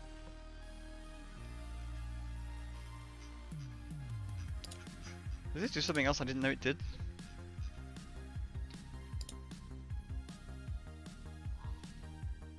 Oh, it just makes an additional voltage measurement.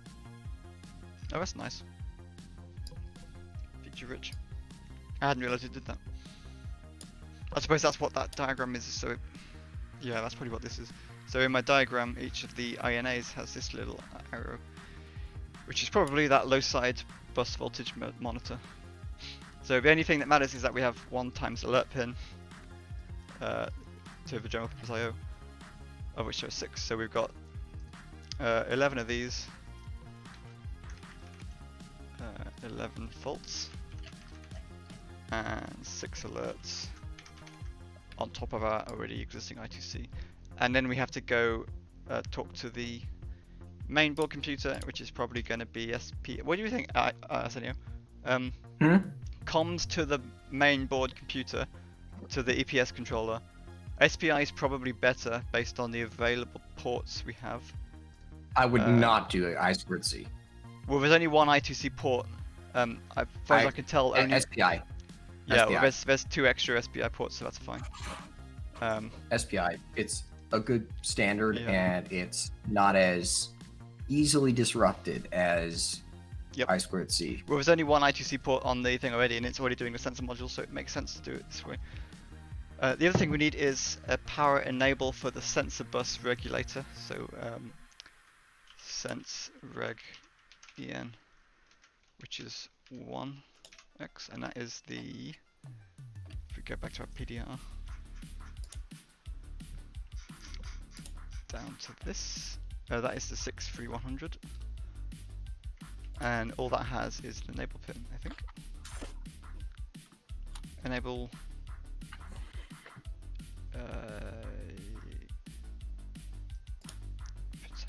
Oh, we'll give that as well. So power save mode, I guess. Why not? 1 times en. 1x ps 1. And the same, I guess, for the other regs. We'll just check if they have anything that we need to control.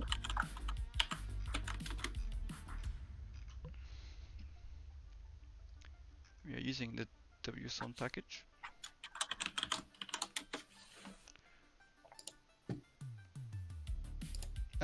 For the power saving modes on the regs, Arsenio, would you say we need to control those, or we just set them fixed? I'm inclined to go with setting fixed. Forcing the device to operate in fixed frequency mode, or to enable Spread cycle. Power set, yeah. What's the complexity and what's the noise figures for both of them? One of the, I don't know the frequencies. So one of them is only driving, one of them is driving sensors, and the other one is driving the microcontroller, which may or may not be using ADC pins. So the question is, are the sensors analog or? Yeah, they're the current and thermometry sensors. And we're using the INA series ones? Yeah. Those have a lot of inbuilt filter circuitry. So whether or not you want to. So they can operate in real noisy environments. Well, Remember, okay. these The things are question, the question is more: do we want to allow the Do we want to have control over the regulator's power save mode, or do we just want to leave it fixed somewhere? Or fixed to one or the other. To add the capability to enable power save mode in the event that our batteries start not getting enough power, it'd probably be a good idea to have that toggleable, so we could be like, oh god, but oh god. Well, the sensors aren't going to be drawing that much current anyway. This is just the 2 regulators that are Although I suppose it's all of them. So no, the question is, how much well, the question power would we save with power well, save? okay, so you can either force it to operate in fixed frequency mode, which is effectively the high power setting, or you can allow it to switch down to PFM mode. To fixed frequency PWM mode, which is hang on, is it the low one? High forces device. Okay, so you can force it into low mode, or you can let it choose. I think that's the choice. I'd say let it choose. But do we want to choose between those two, or do we want to just fix it? Like fix it and let it choose mode? Let it choose. So we just fix it in that. Okay, so we don't need to be able to control, and then we'll just have to make sure we have adequate filtering, and bulk capacitance, etc., which is easily enough. So the question is, do we also want enable pins on? I guess that one's always high. And then do we want enable pins on the main regulators, which are 63001s? We'll always let them choose. I guess we want to have enable pins on those, especially as this primary in. Yes, we definitely have to do it. So 3. Let's just do it as 3v3 p/r 1x en, so 2 5V p/r 1x en, which is also 2. And I believe that's all of our enable pins. I don't think any of these sensors have any kind of enable pins that we care about operating anyway. That's the 175, right? Oh, that has an alert pin too. Does the 260 have an alert pin? Oh, they've both got alert pins. Okay, so maybe we get that as well. Over temp alert. I mean, there's not much we can be able to do if that's over temping, but I guess we'll keep it anyway. Temp. We got that marked or not? And that's the only one we have to do. Okay, so temp, and there are 6.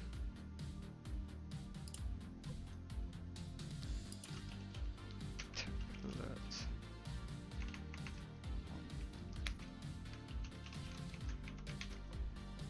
Okay, so that one we can probably cut if we don't need. Optional.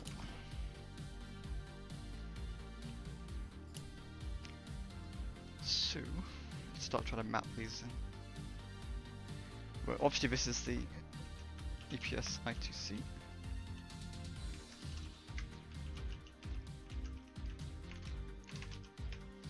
Clock. So, now we should do all the I/O, of which there is many.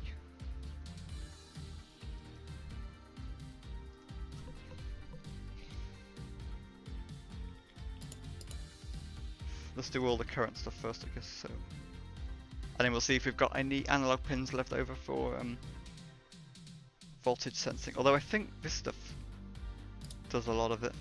Does it report voltage? Contents.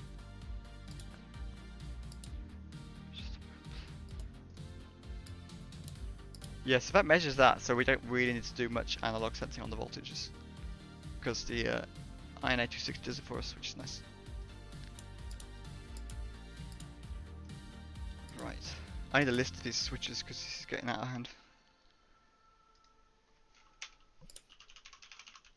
So, let's go back to our PDR.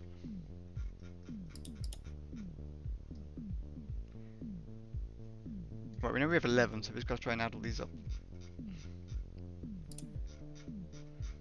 As we go through. Right, there's... Did we get that heater one? Yeah, we did. So one for the heater. Back.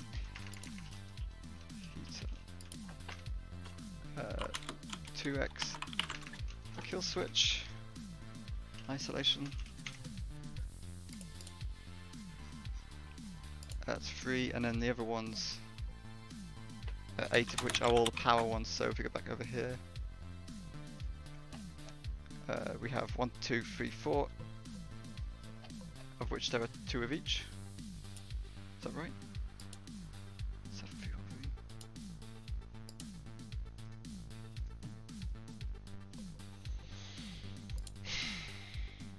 Let's sort this out in my head before we go too far with this. What are all the switches for?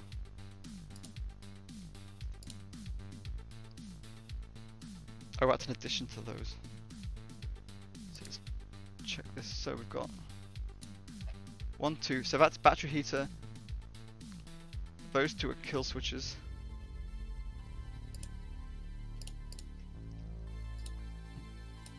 And then 1, 2, 3, 4, 5, 6, 7. 1, 2, 3, 4, 5, 6, 7, 8, 9, 10, 11 power. Which is correct. Battery heater, which is along the battery stuff. Kill switches, which is next to VBAT. Yeah, okay, that's right.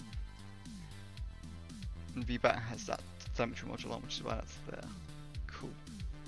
The other thing we need to think about is battery connectors, but there's space on our board that we can find somewhere to put that. Right, so we've got 3V 3 com 3V 3 primary com 3V 3 redundant 5V primary.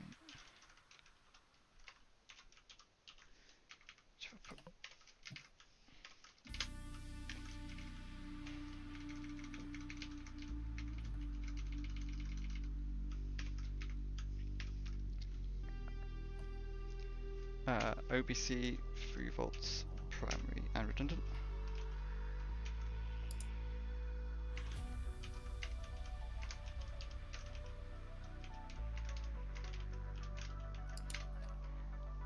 ADS, and that's just got one.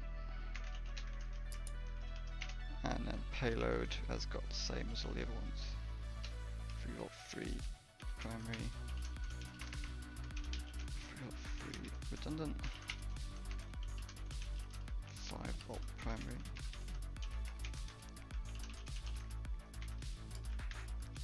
Redundant. Okay, right. So that's 11, and then 1, 2, 3, 4, 5, 6, 7, 8, 9, 10, 11, 12, 13, 14. Right, so there's another 3 switches.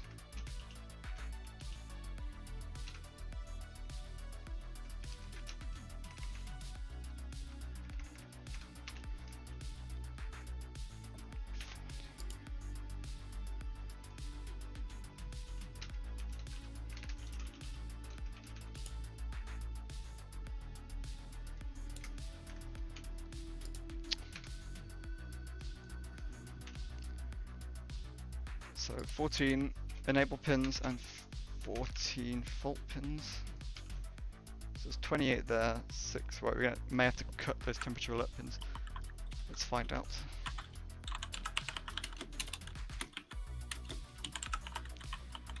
Switch, bat, enable, switch, bat, fault.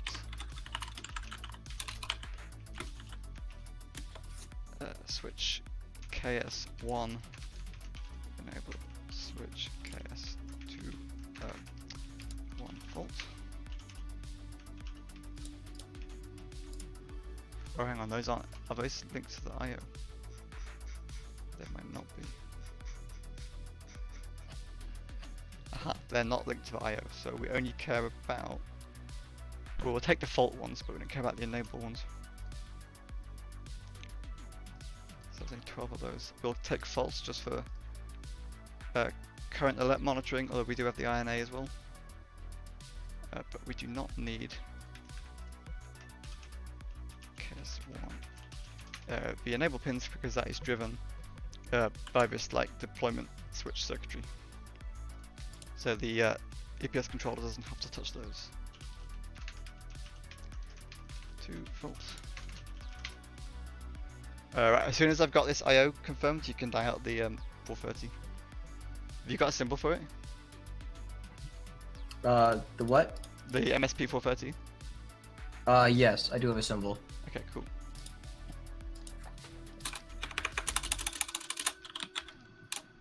Check you've got one for the exact package we're using. The W42 IP. It's the 48 pin. It's the 48 pin one for the 5969. Wait, hold on. No, that's the. I have the QFP64 version. Give me a sec. It's 48 pin VQFP, I believe. Right, that's the kill switches, and then we've got all of these for comms.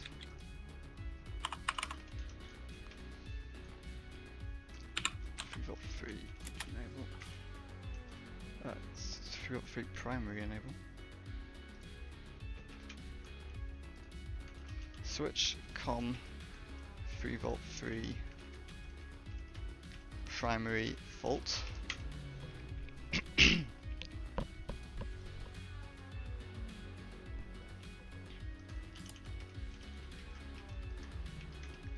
Redundant enable. 3V 3 We'll use B0 for SPI.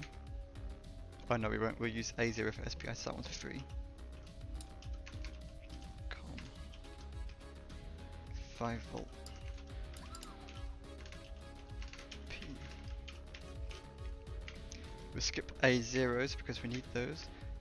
We don't care about clocking anything, so we don't care about running off any of the system clocks out of this board.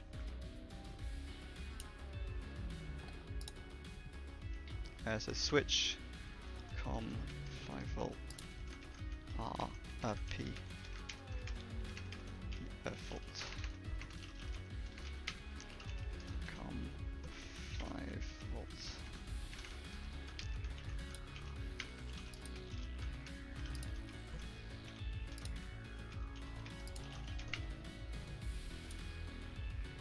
I'm gonna switch to Arsenio for a bit because I'm doing some boring stuff. Boom. Yeah, I'm literally just getting new symbols. Well, it's more interesting than what I'm doing, which is writing down IO names all over and over again. OBC 3 volt 3 P.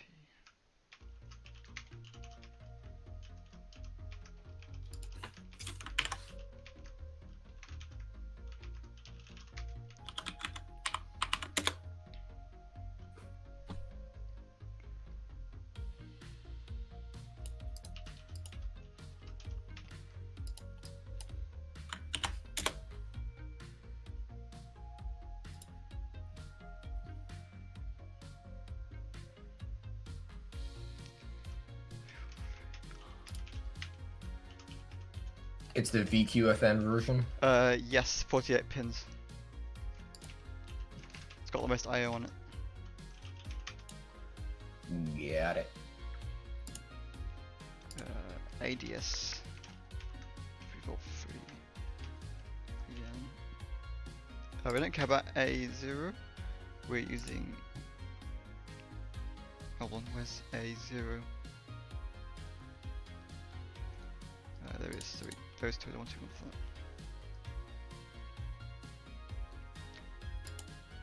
that. So we can use those as IO, ADS, 3 volt 3 volts. Payload.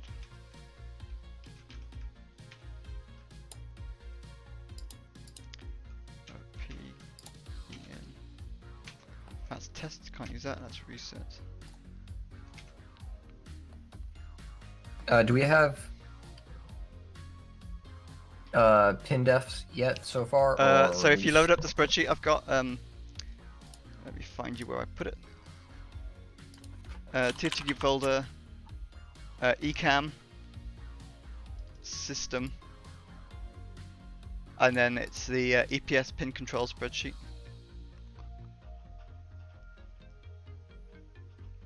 Let me know if you got it.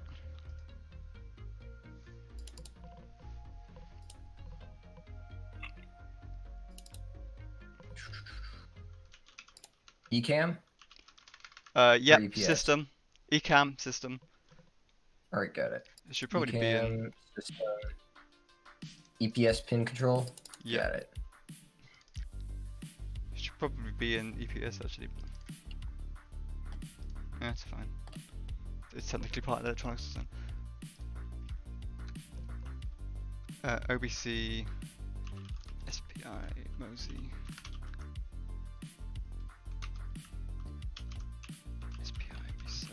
So if you, the first sheet is me slowly filling out these IO designations. B0 we're not using because it's just for I2C. What pin was that? 26. There's no I2C designation for that, so it's fine. Payload 3 volt 3 P volt. Payload 3 volt 3.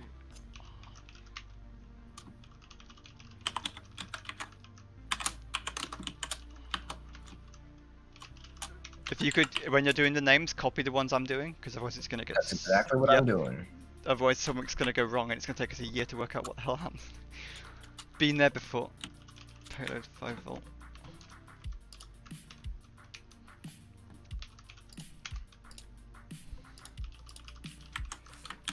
3.5 volts. Primary fault. Skip, skip, skip. Payload. 5 volts. So I'm just assuming at the moment that we feed the payload a primary and redundant 3.3 volts and a primary and redundant 5 volts. And then we can work out extras. We can work out extras if they need extras, but this is a good starting point. We are keeping the EUSCI SPIs. Yeah, so we're using the A0 for SPI and B0 for the I2C to the sensors. Got it. TX EN OBC SPI clock.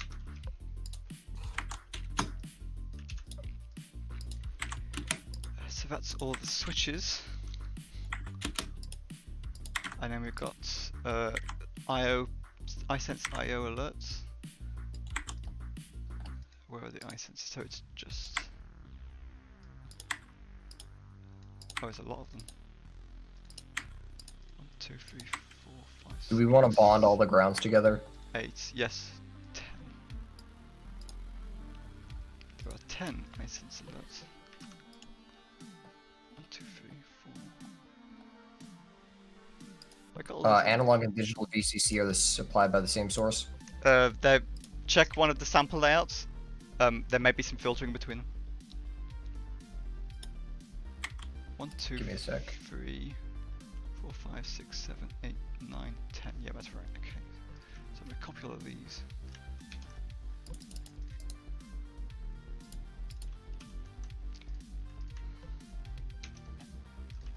X-axis iSense. Usually just stick an additional cap on there.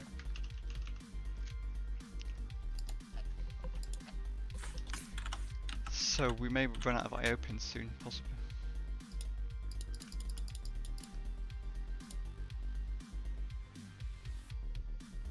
In fact, we are definitely going to run out of IO pins.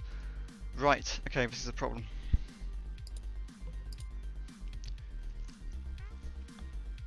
This thing's got so many switch commands that we don't have anything for the... TI recommends powering a VCC and DVCC from the same source. Yep, bond them. Really? No filtering between them? Okay, interesting. We have, how long did it take to flesh out the requirement specs PDR? It's been done over the last few years, but it's not been done consistently over much time. The actual work was probably about a month, but it's been spread out over quite a while, based on work commitments of me and Arsenio and other people in the Flame Trench. So looking at this, it looks like there's just 1 microfarad polarized electrolytic, which we probably can't put on this, and then 100 nanofarad ceramic across both DVCC and DVSS and AVCC and AVSS. Sure, that sounds good. We'll put the you can get solid state ones at 1U, so just slap slap some of them on. Here, I'll post it to. You can get cheap TFT. cheap tants, I think, right? Give me them. Yeah, cheap, that's what we got. Give me them cheap tants. God, let's not. I mean, if you want to spend for CWR and 9s, I don't want to spend CWR and 9s. It's a bit overkill for what we're doing. Oh yeah, that's just bog standard decoupling. Yeah. Yeah, that's just bulk and normal. But yeah, that's okay. That's fine.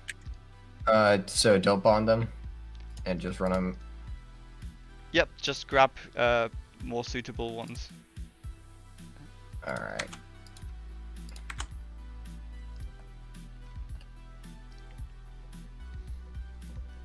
And we can leave all the grounds bonded. Yep. Common grounds. So let's just highlight the spare IO we have. I'm just going to pull this over here. And rename these, and then we can work out how we're going to do this. I'm changing all these names so they're suitable names, so Arsenio can literally copy them from the spreadsheet if he needs to. Which creates less pain for everyone involved. Except for me, who has to rename them all.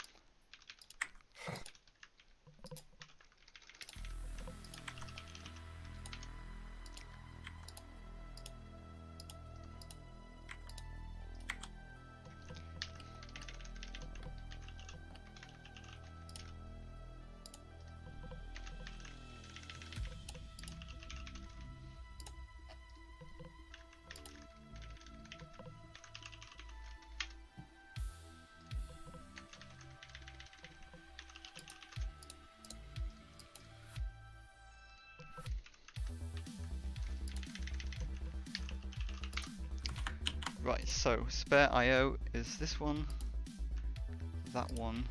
We're not using A1 SPI, we're using A0 SPI. So we can take those two. And 1, 2, 3, we don't think we really want to take those. So, I'm just going to highlight these.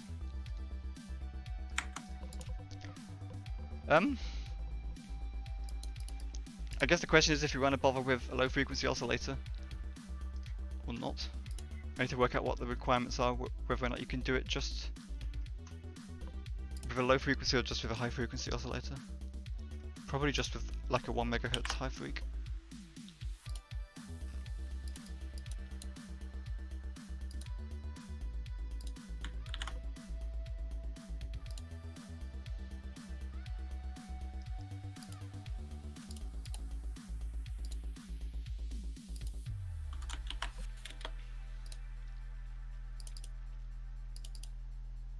The other option is we could do something like multiplexing some pins.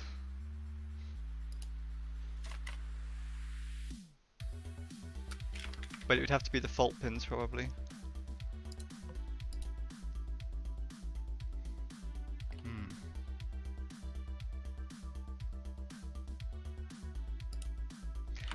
What are those alert pins pinging at? That's the other question. So if the alert pins from the current sensor are firing off at a higher current than the current limit pins on the current limiting switches, then we don't need these and we can cut them out of the design.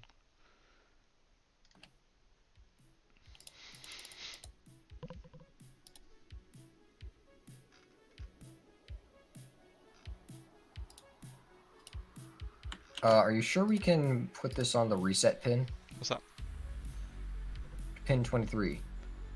Yep. For OBC. Oh, that's not. I've just put those next to it so I can copy them into I/O slots. Oh god. It's you want column D, mate. Those are the assigned ones. Ah! Yeah, sorry. That's me trying to work out where I can put I/O pins. Got 'em. God damn it.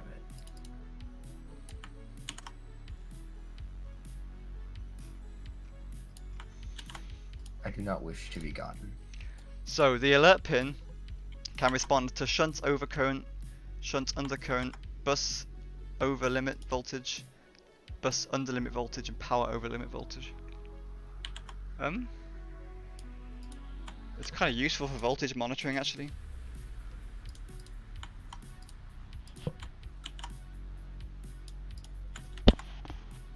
Shit, we actually might want to use those. Which means we might have to start multiplexing some stuff.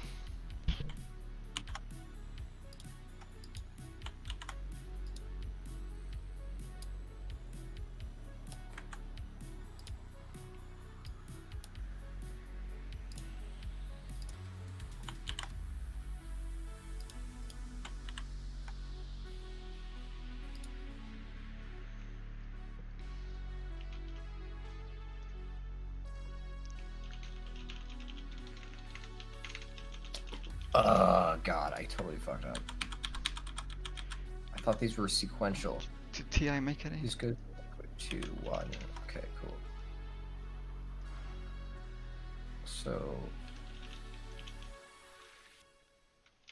pin 3.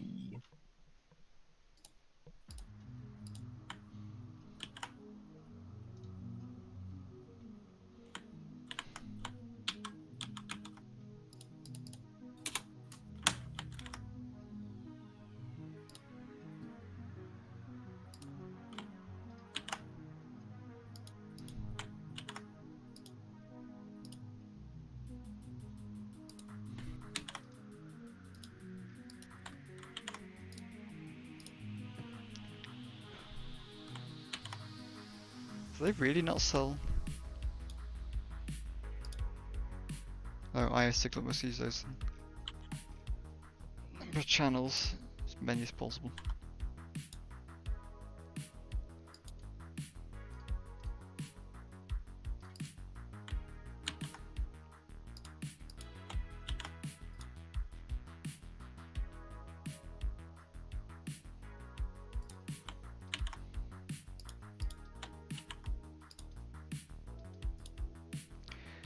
The question is, how many channels are we over?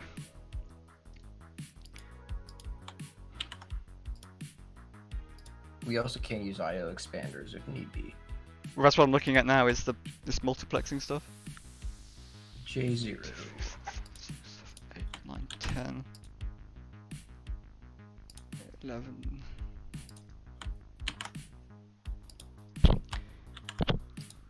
This IO thing may shift around a bit.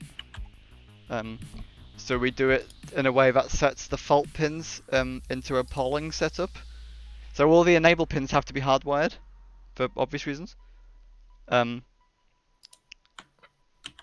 the fault pins may have to be shifted onto a mux.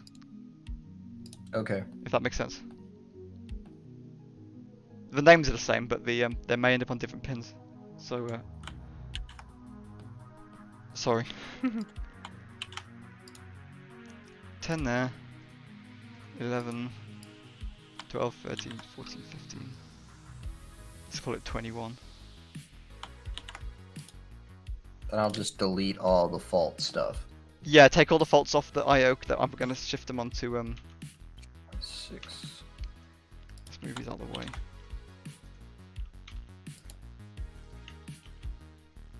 Let's take these 3 off. That one off. That one off.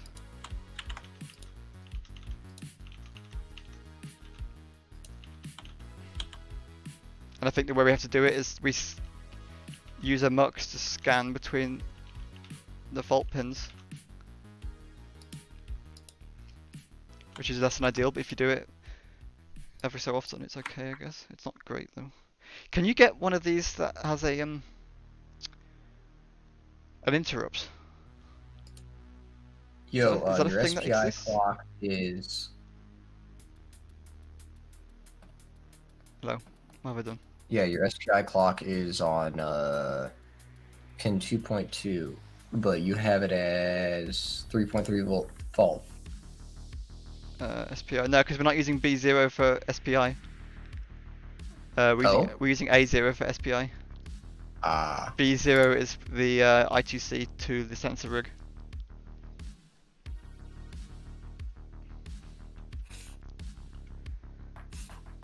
Right. Alright, let me just delete all the faults here.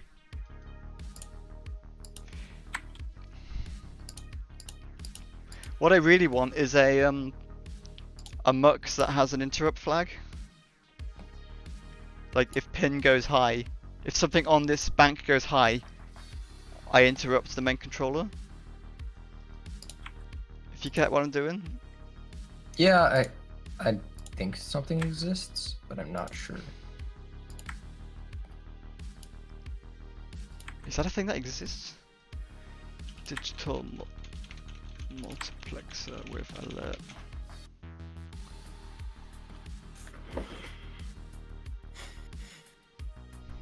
If anyone in stream chat knows one that exists, then now's the time.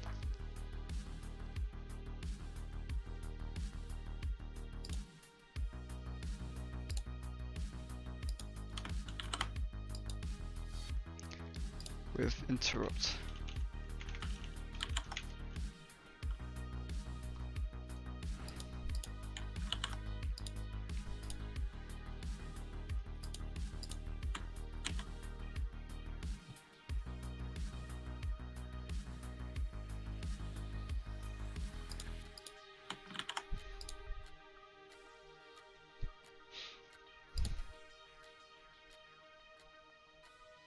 Aha! God bless Arduino forms. Let's see what that is. It's only 16 pins, so I may have to chop something, but...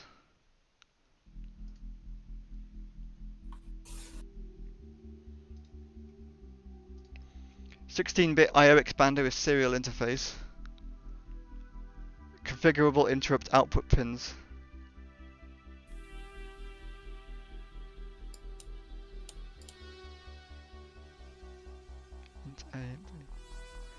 Right, that's what I want. So the question is, how many of these do I have? 10. Hang on. 1, 3, 4, 5, 6, 7, 8, 9, 10, 11, 12, 13, 14, 15, 16, fuck's sake. Might have to have 2 of those.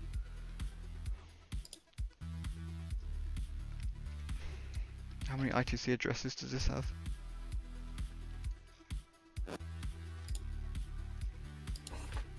Multiple.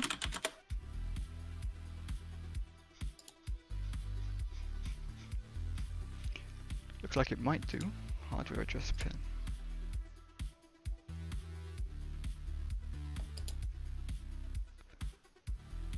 Okay. Maybe 2 of those is the way. What's the package?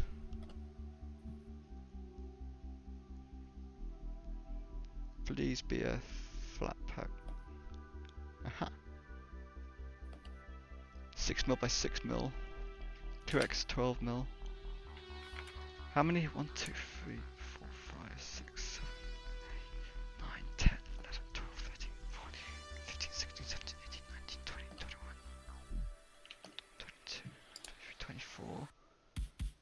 And then 25, 26, 27, 28.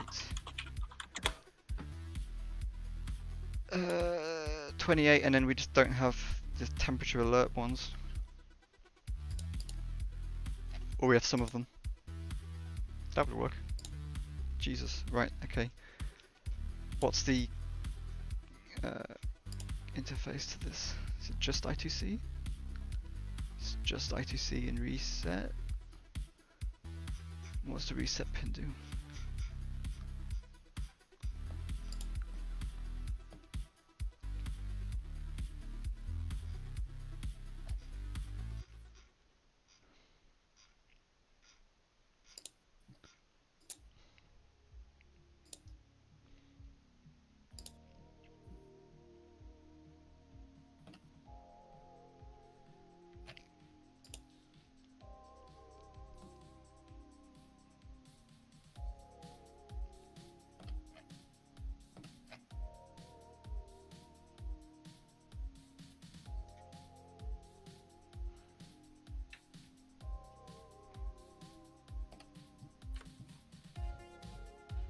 All right, we've got more pins defined, or no? Just give me a sec. Hardware reset. We'll do soon. Cool. I want the 23017, which is what I've got. That's got I2C. I don't want to do SPI because I do 2 of them, which is okay. So we have mux and reset on that one, and then everything is done on the I2C pins.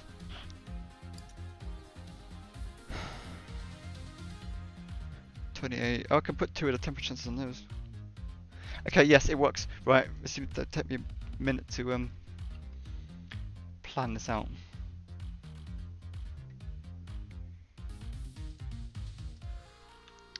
IO mux. Right. Mux I.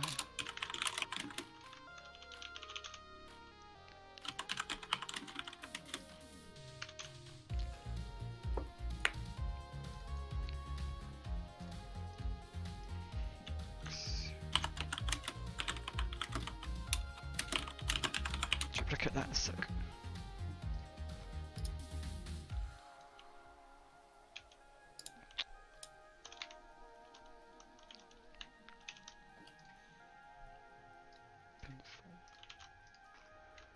Right, it's got 28 pins.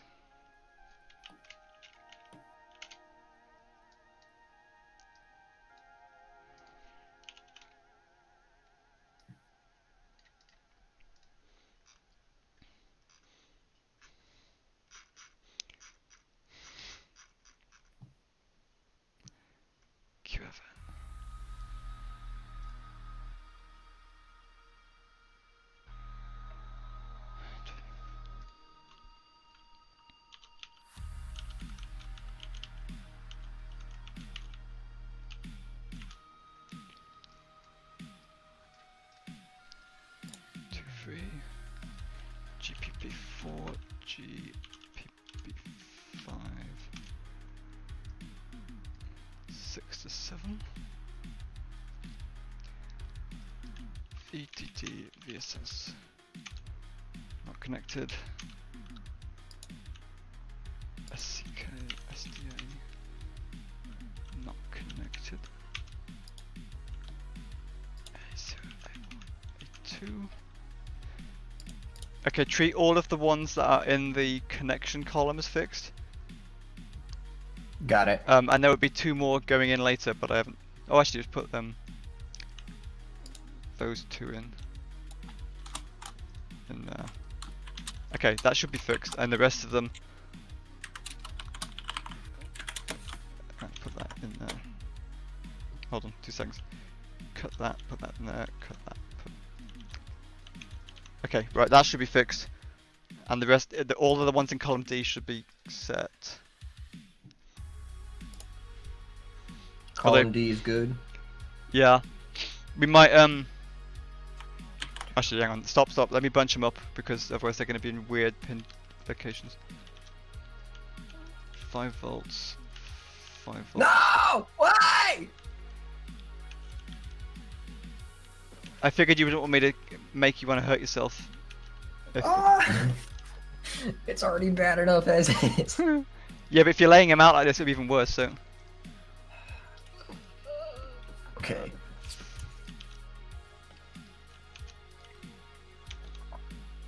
That's fixed. Sorry.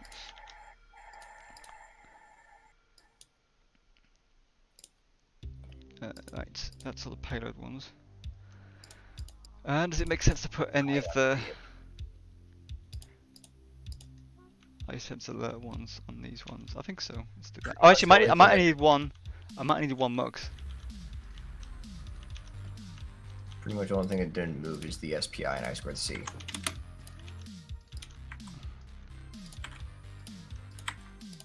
A1 is not being used. Is it I2C or I2C? It's I2C, but I just call it 2 because you don't want to put a hat into Is it SPI? SPI. Okay, British.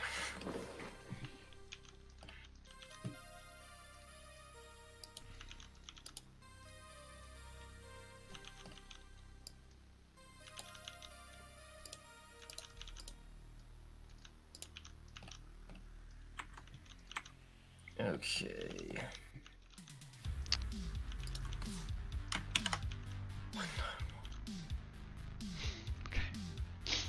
Right, I think that should be set.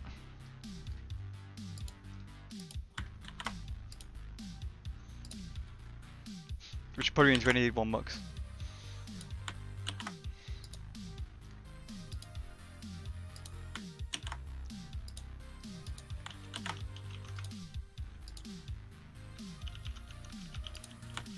Oh, interrupt pins. Where are they gonna go?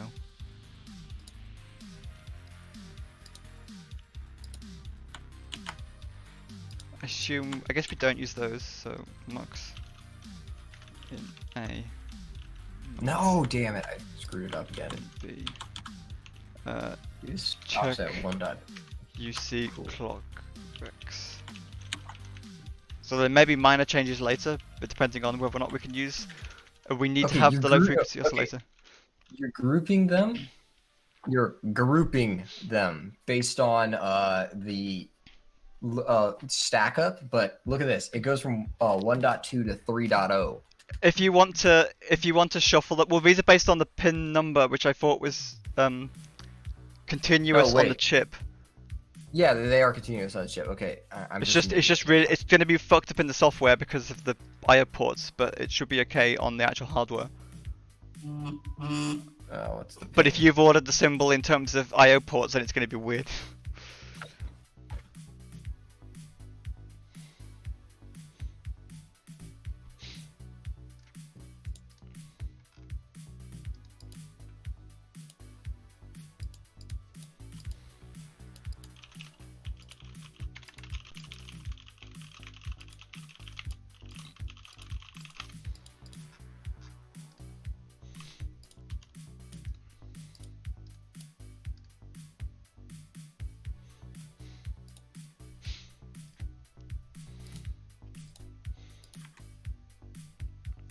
Right.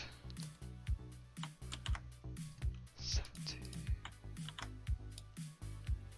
15 B, 16 A. GP.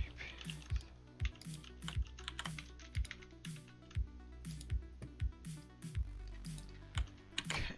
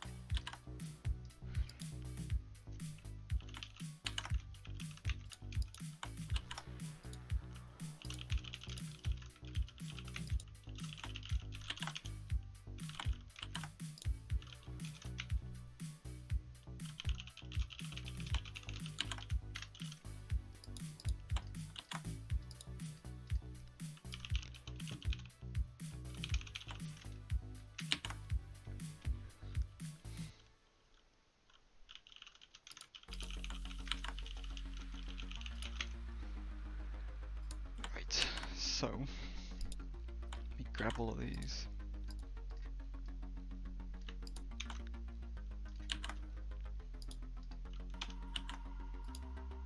Well, that fits perfectly. Neat. And then I need to get. So that's all the sense reg. That's all the alerts. I haven't got the sense reg. Oh shit. Okay. Reg sense enable. Okay. I'm changing pins 38, 39, and 40 again. Sorry. God damn it. Sense.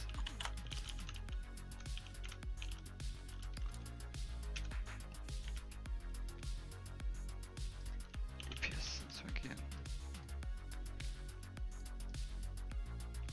Shit. Is this still gonna work? Okay, I don't have anything on those ones. Hold up with those alert pins real quick. For common iSense? Yeah. Because there's a few enable pins for regulators.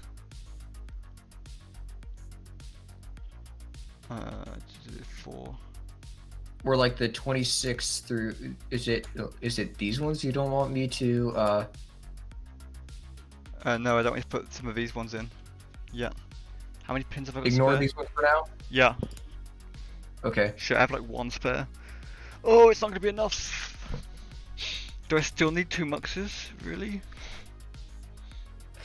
Is there one extra large size mux? I want that part back with more pins.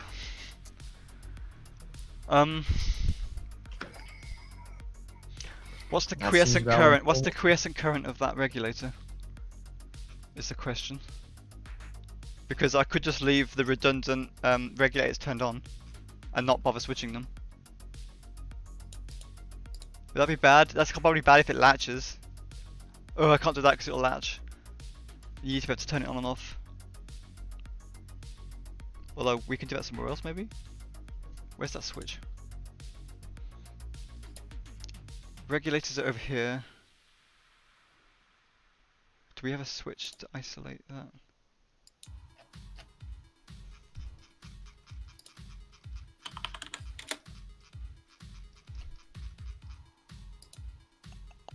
We don't.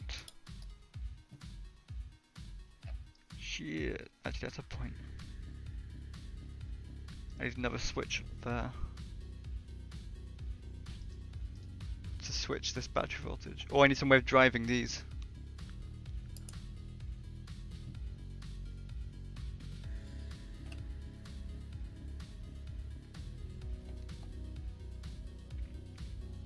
Just get rid of one of these either way, I think. So that's on the battery side. I'm just going to grab this for the moment. And put it like here.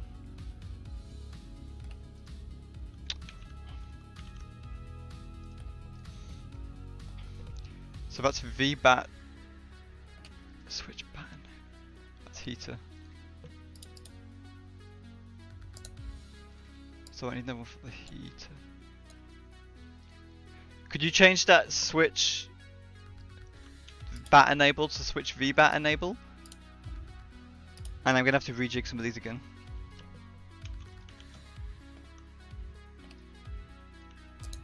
Yep.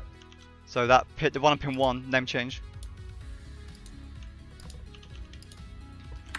Heater. EN.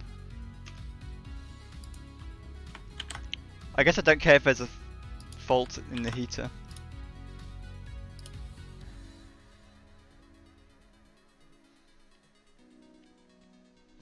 Switch VBAT fault definitely needs to be in there.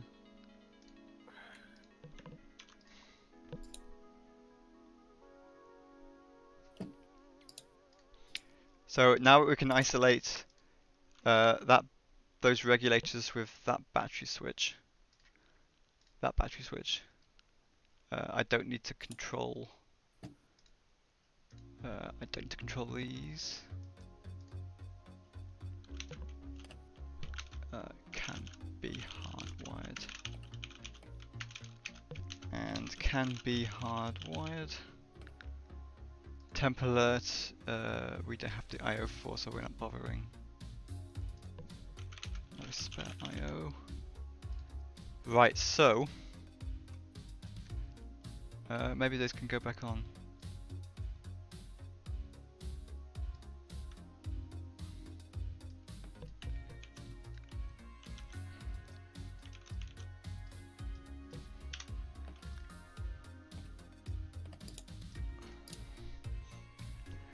So we have an extra switch in the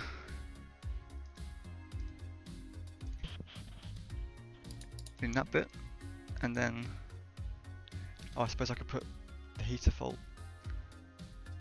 Switch heater fault. Okay, it works. We just have to be sneaky. So instead of being able to constantly turn on and off the primary redundant regulators at the enable pins, instead there's now a switch isolating the entire power rail, like the raw power rail.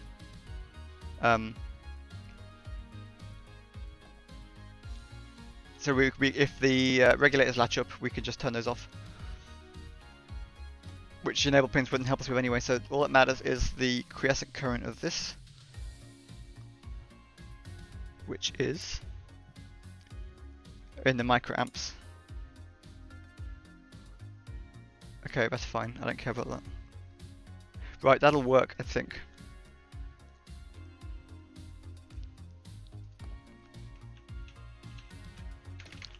OSCN. Okay, I think this setup will work, Arsenio. And then I need to go and check what the MUX addresses are. Alright, you got it all? I think so, yes. So half of the alert pins are on the actual micro and half of them are on the MUX. How big is that?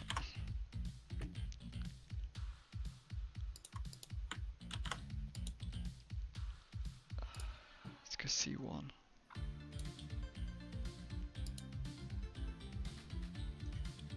Right, 6 mil across, let's go 7 mil either side.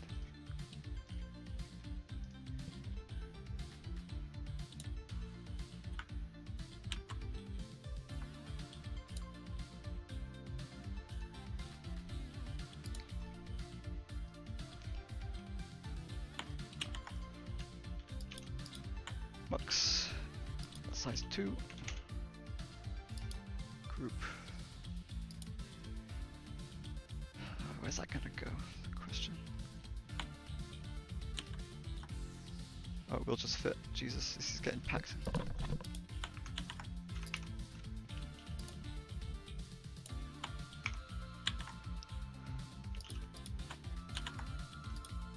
Okay. What was I gonna look at? Shit, distracting again.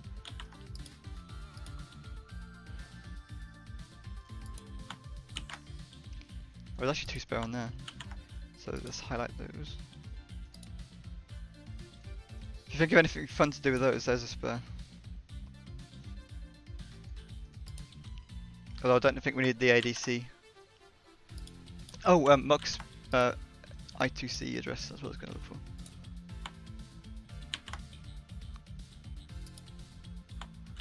What time is it? I've probably got to run soon. How long have we been streaming for? It's like 4.5 hours? It's not bad, I suppose. No idea. Well, I started at about 45 minutes before the actual stream started, so we're at 5.5, so about 4 3/4. And you joined about 2 hours in, so.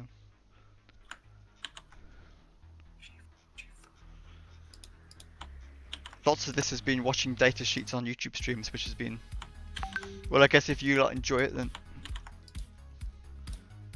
I'm not gonna judge. That would be rude. 0100XXX See, pin is the 23. address. Nope. 22 is clear as well. Yep. 01. 39 and 40. Nope. 0. Not configured. 9 and 10. 0. Let's go 111. Max.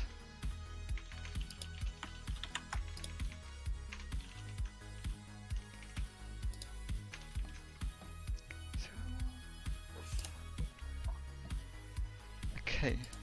0100XXX. Right, that works.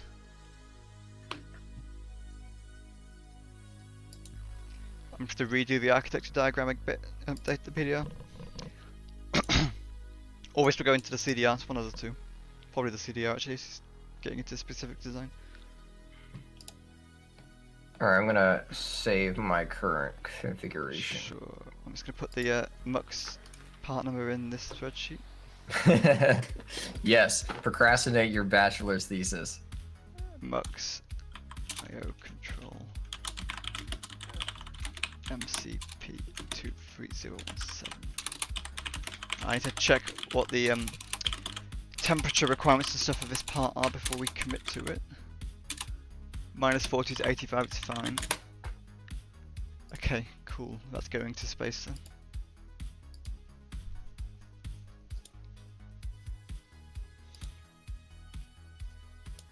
Jesus, right. Type. Digital IO. Output. Coolio.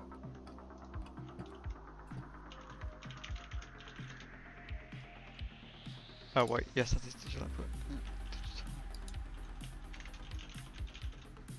digital. SPI to the OBC, that's input. That's probably digital input as well then. SPI TX enable. That's the same as chip select, right? I think. Don't actually know. Digital. TX enable? Maybe? I need to check the datasheet for that. But if it's the SPI 4th pin, I assume it's the chip select pin. Digital out.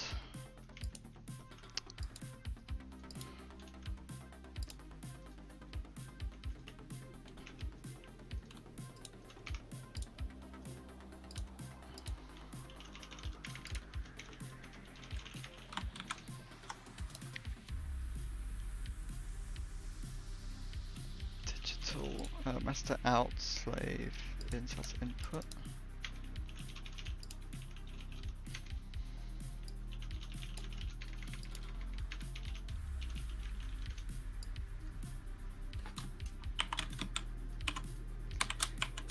Data, it's I2C, so it's both digital IO, digital output. That's an output.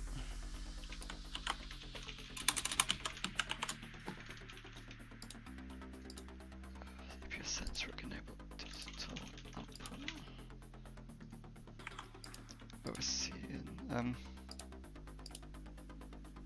Let's I guess I'm just gonna leave that for a minute because it's a weird one because it's clock. Digital input, and then that is not used. Oh, really? Interesting.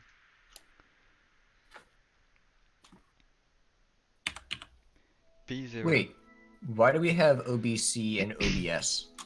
OBC is onboard SPI. computer. Hang on a second. OBS is. OBC. Oh, there's a typo. Whoops.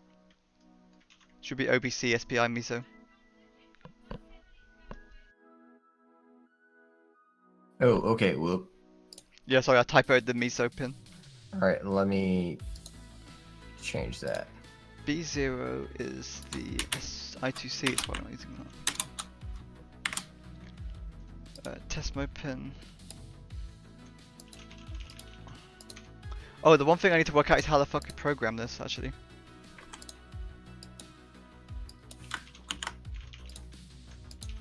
That's a slight fly on the slight JTAG. issue. Yeah, but it's which pins? Because I don't remember it being particularly obvious.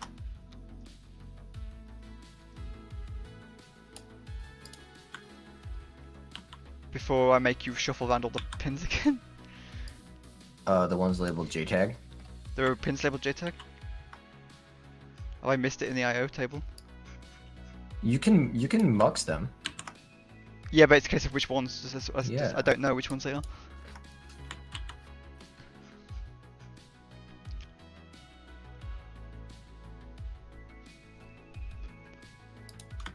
I might have missed it. What are we doing for CS? Is TXEN? I think it's that. I can't think of anything else it could be. I suspect because it's TI's weird multi-use IO thing. They call it its own thing.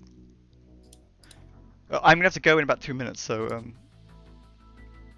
I just need to work out what this JTAG thing is, and then we can leave it.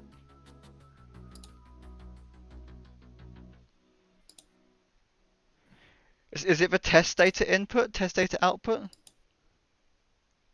Is that the JTAG pins?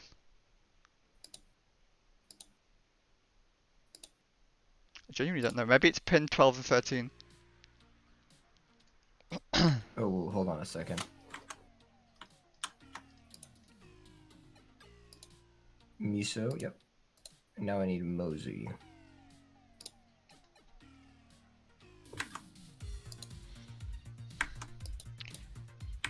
No. No.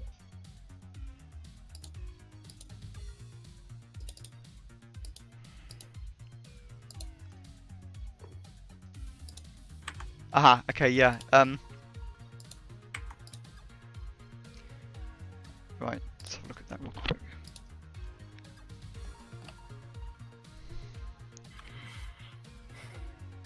TCK. I mean, as long as we can leave the pins as they are, but we have I put the SPI on buses. The SPI and I2C on the bus. Cool. So we can keep these JTAG things probably as they are, but we have to make sure we never try to program the EPS while any of the modules are plugged in, because it might start toggling power. PJ.3 is TCK. PJ is TMS. Could you run through the table on page 61 of the data sheet and just check that I haven't done something stupid with these pins? JTAG data input T. Hold on. PJ.1. TDI TC. Okay. Are those two separate? Okay. I really don't know how that works. TDO is PJ.0. Apparently TDI and T clock are the same pin. It's been a while since I used JTAG, so. The alternative is we use SPI-by-wire, but I've never used that. So you could use that. And that wouldn't surprise me. if we use that, we don't have to worry about what the IO pins are mapped to. Because the you just use the test and reset pins. Maybe that's better.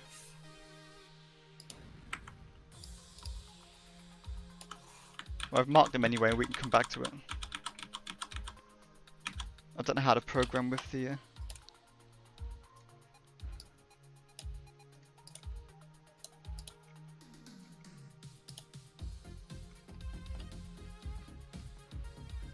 Spy by wire. Damn it.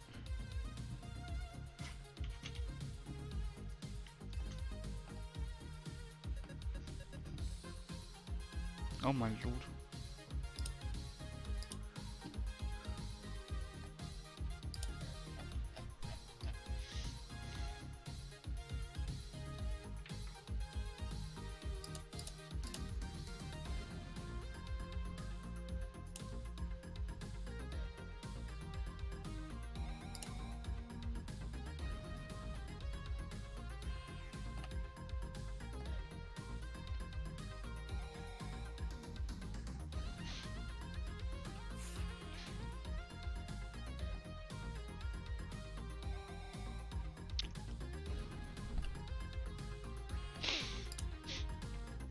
Okay, I reckon we should just use Spy by Wire. I've never used it before, but it saves a lot of IO headache.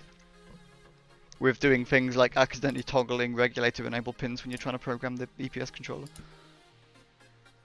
Which is not ideal. So there's a 191 page document called the MSP430 Hardware Tool Users Guide. Which appears to be just about how you interface with the memory. Fun. Right, I'm gonna head off. I guess we end the stream there. It's been like 5 hours. Arsenio, you're welcome to keep playing with the schematic off stream. Well, we made great progress. We did. I reckon we ought to try to do this at least every fortnight. I think we'll call it here. Yep. I'm happy to call it here. Yeah, it's been like 5 hours of tables and spreadsheets. Yep. And we did a big ass table of IO, and I've got all the Eagle power Boss floor is planning pretty done. good. I'm just gonna flick to my screen real quick. Here is the. There we are. Here is the massive spreadsheet of all of the IO and address space. We've done all the floor planning for the EPS, which may or may not have to change depending on how we interface things like the battery. But there's room to fiddle with that.